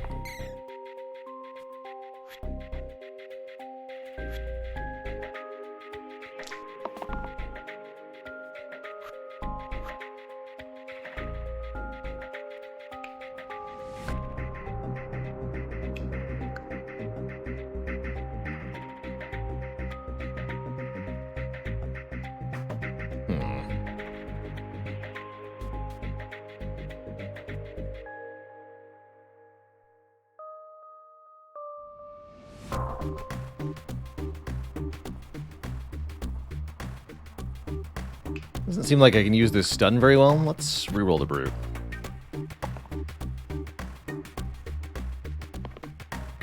Fair enough. Oops. Yeah, that's save the sharpshooter but doom to the granite. Still counts though. It's cute.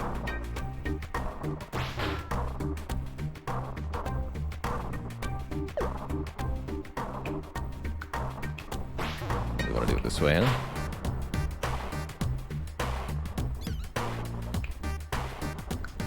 Granite's super weakened next turn, but whatever.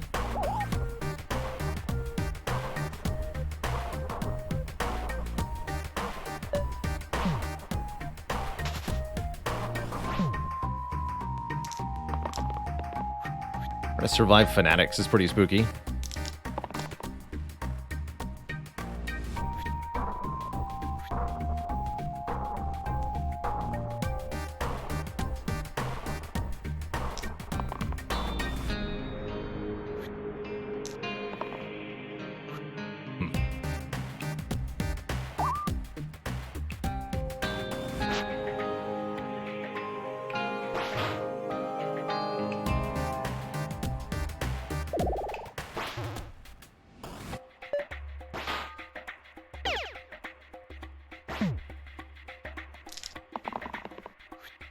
I'll take it. Hey, don't heal them. Will not take it.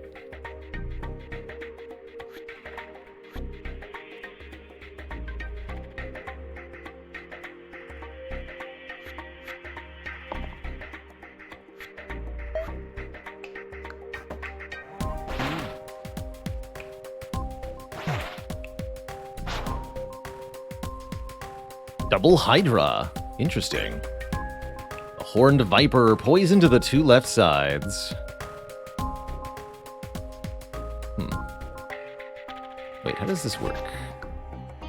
Or Dolphin, add Echo to all sides. Copy the value of the previously used dice. Oh, Echo's stupid good here. Echo is the one we can abuse. Because we have very high-faced sides in a lot of cases.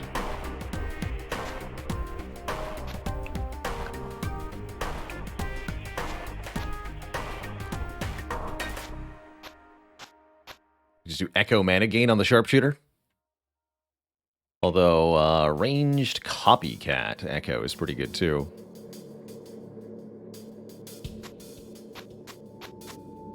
Let's do it this way.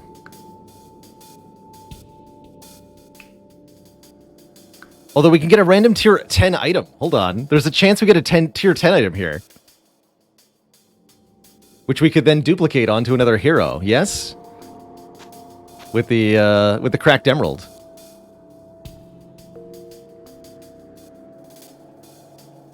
Bob says Dolphin's better than any tier 10. That I believe.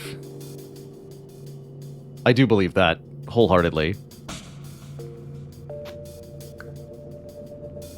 But I want to try. I gotta try. Mithril shields. We got one. Add cantrip to all shield sides. All of them, you say?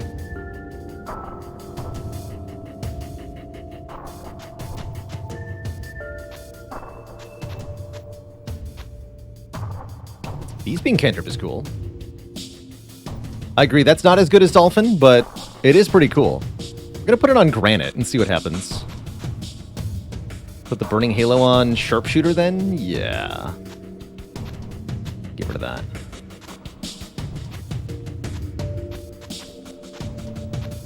So these are cantrip. Redirect, self-shield, cantrip? How curious. You could also put growth cantrip here. That's cute.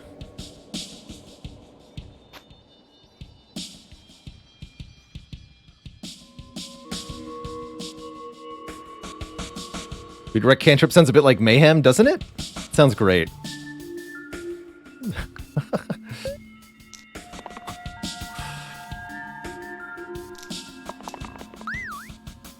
Easy.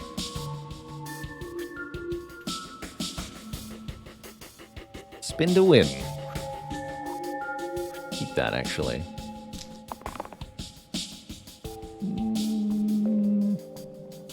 Roll again.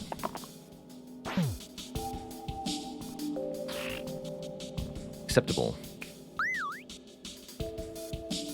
Actually, if you just die, that is too much damage. I guess.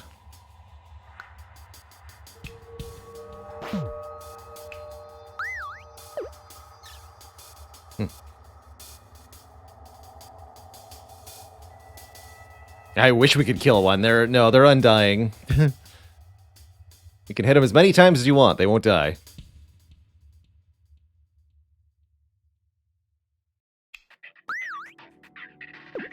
Odd. So yeah, I think I'm just going to lose the sharpshooter. It's a bit of a bummer, but oh well.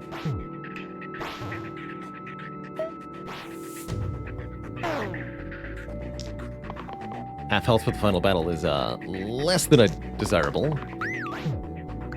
We can cleave to everybody, also kind of spooky. Although, not so spooky if I just redirect everything.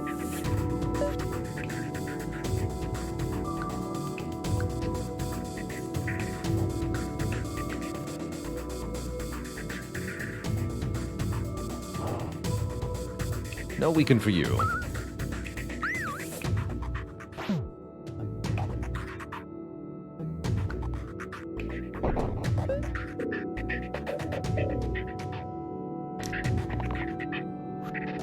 Chompy. Alright, now they can die. Thankfully.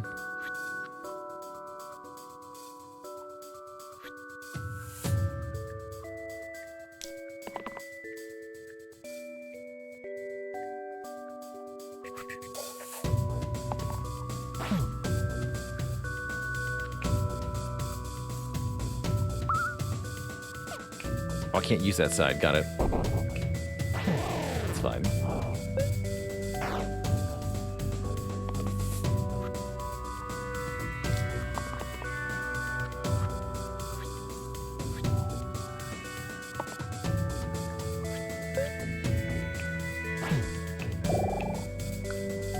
It's too much damage.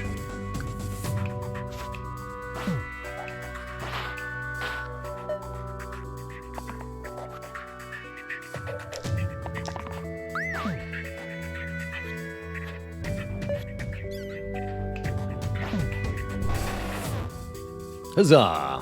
The Hand is our final boss. We have yet to face the Hand on stream, I think. Starts with 2 sabers, which are very high output swords, with a death you die side, which is very bad when they can't die. And the Hand does very big damage. Summons 3 sabers? Dear lord. 4 damage, poison, cleave, 7 to all. Yikes. But very notably, the Hand has a handicap. All heroes get +1 to all sides for this fight.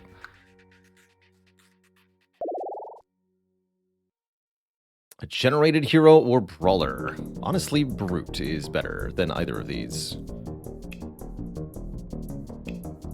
Yeah, Brute is better than either of these. Because of the stun side, so I'm going to keep the stun side. Decline the promotion.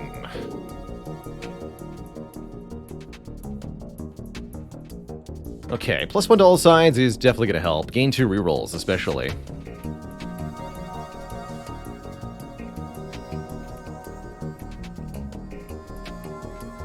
I'll take it.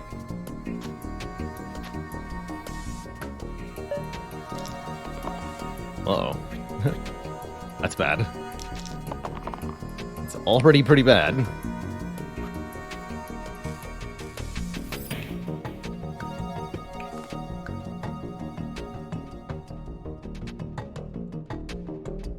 I guess 4 damage range is probably one of the better things we can do. Like mana for weekend, right? Summoning less than 3 sabers would be really appreciated. Pretty difficult to do. Well, not that difficult to do. Alright, I'll reroll all this. That's a good start. Heal 11, shield self 11. Nah, not helpful. One more time. Okay, the growth shield is great.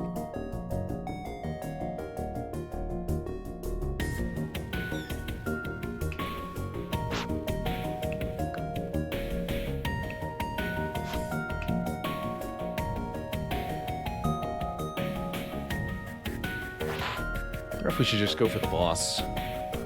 Or if we need to take out the daggers here.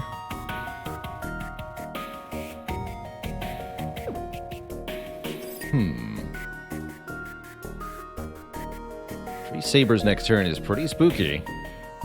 I think we want to be able to kill them quickly.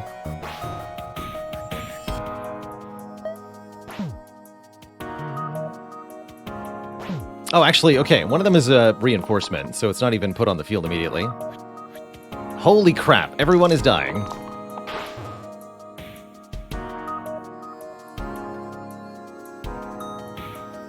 Alright, yes, yes, yes. It's cantrip, that's kind of cool.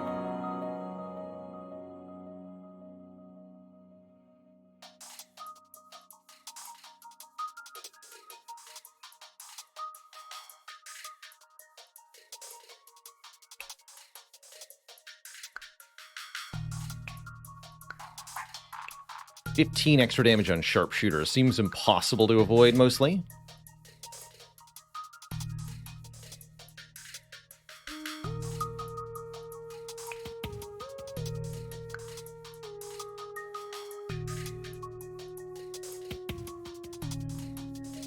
Actually, no, it's not.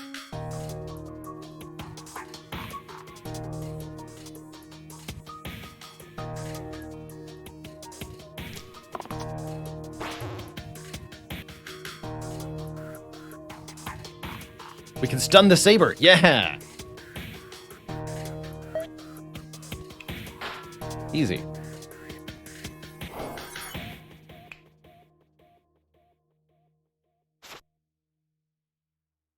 Although, not everybody gets... Actually, yes, everybody gets to live.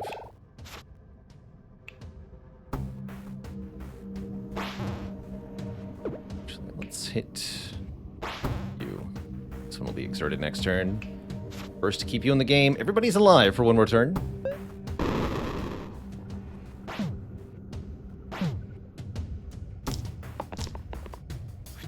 Petrify 10 sides.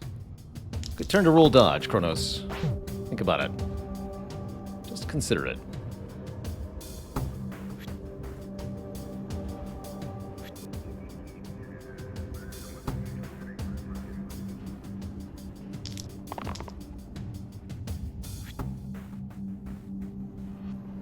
Unfortunately, that's no good. Oh, shoot. Okay, that kind of works.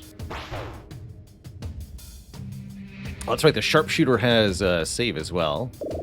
Good to do AoE damage doing this.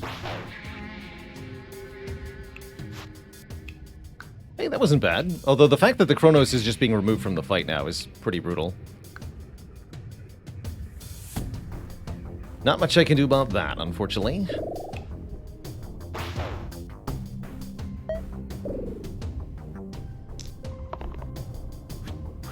Actually, wait, don't I have a cleanse? Yeah, Ritual can do that.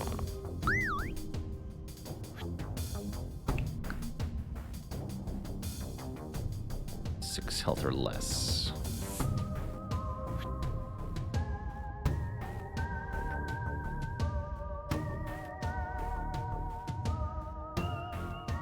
But I get the mana. Only the Shaman's mana gain side can do it.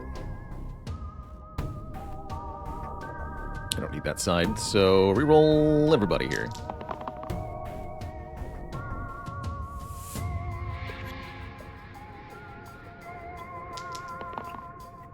There we go.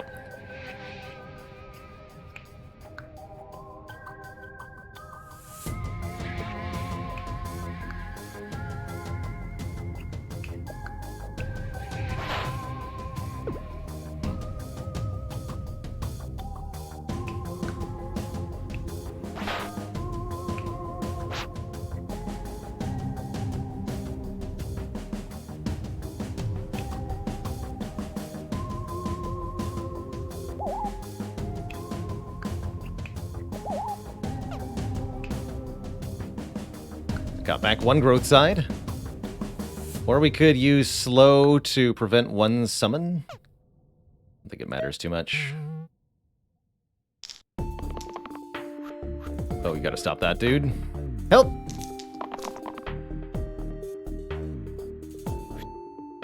Help!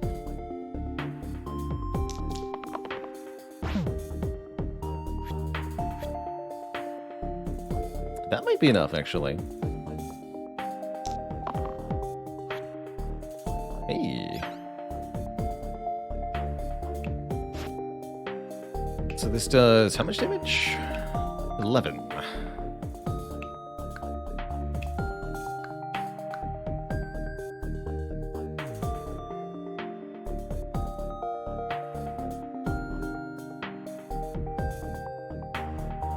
Just keep the sharpshooter alive.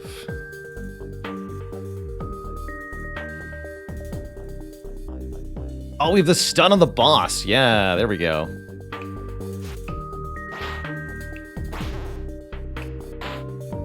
That's worth losing sharpshooter for. Okay.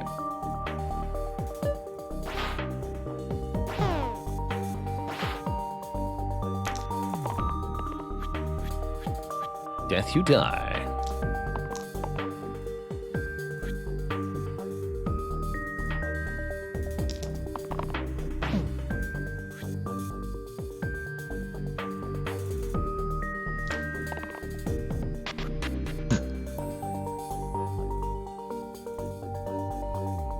I guess I can just stun the hand again?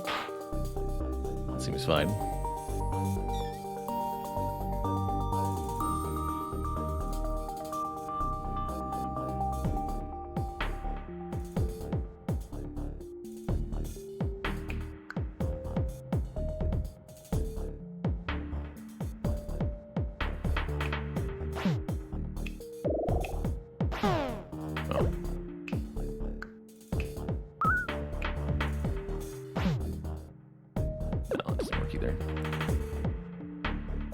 I think just lose the Chronos.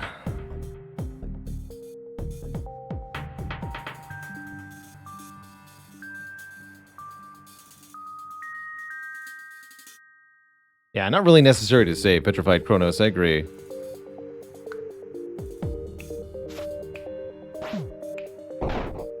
Rather do that. Come on, where's Death You Die? Rip.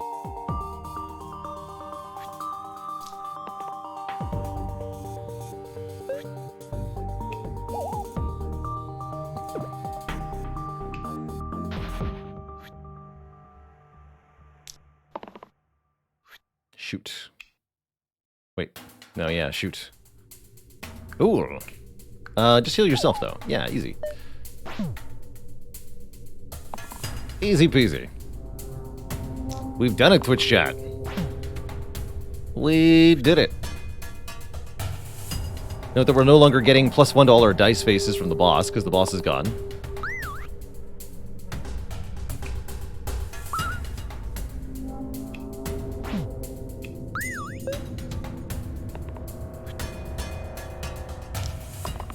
GG.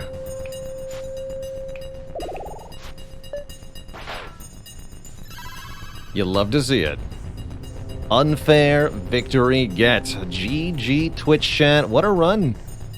What a run. Undying enemies for the first 2 turns. Pretty difficult, but definitely not impossible. By any means. Curse wasn't, yeah, not that bad. As long as we built defensively, it worked out okay. It's the first time I've had really success with a very defense-heavy party. Worked out not too bad. The tier 10 items, again, not as good as the dolphin, but it worked. It worked. All right, Twitch chat, and yes, there's a hell difficulty, harder than brutal. 40 points of curses. Hell is designed to be impossible, by the way.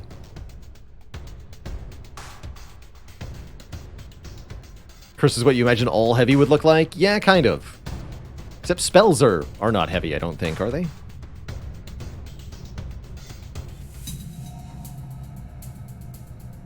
Brutal is possible? Only barely.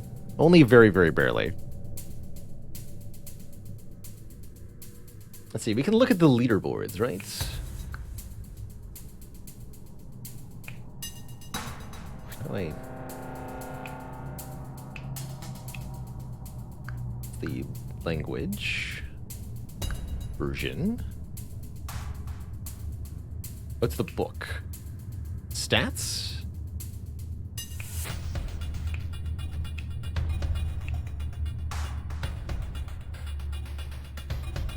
Remember it being easier to find than this. Online. So, brutal leaderboards. Somebody's allegedly gotten a 2 streak.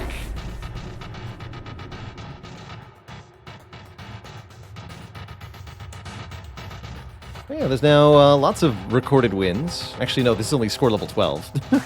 So the furthest people have gotten is just 30 victors on unfair difficulty. I was playing on Android. We look at unfair, we see... Chrono's not here. What happened to Chrono? See, Dark Twinge is here with the 5 streak. Celerity had a 9 streak. Tau, student Adam 33, but what happened to Chrono? Odd.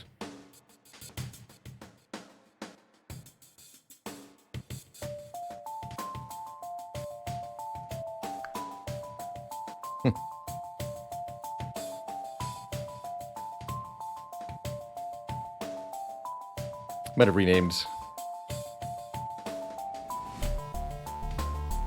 Any leaderboard entries for Hell? Good question.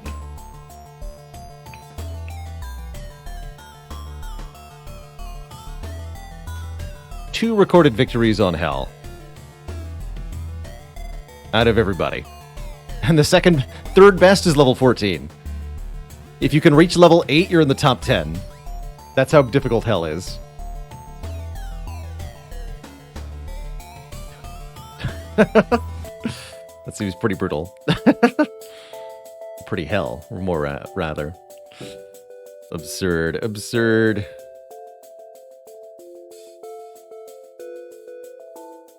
Let's find out that his mods were affecting fight RNG, says Zupiko.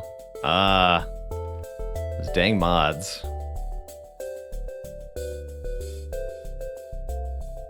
Just gotta pick up everything. Easy peasy. All right, Twitch chat. Well, that's where things are going to have to wind down for today. I've got dinner to go make. We will be back at it tomorrow, not later than noon Eastern Standard Time. Some more roguelite action. I think I might do Spire second tomorrow. Not sure what we'll open with. Maybe Monster Train, maybe something else. Don't forget, coming up on Saturday this week is our community voted game, the winner of the game vote. Give a shout out to that. technically ending now. Looks like Against the Storm is probably what we're going to be playing. I'm looking forward to that. Some city builder stuff. Either way, it's been a good in Twitch chat. Hope you all have a cozy, cozy evening. Thank you so much for tuning in. Till next time, my friends, this is me signing off saying, stay cozy, be kind to one another, and have a good one, folks. Toodaloo. And good night. Bye-bye.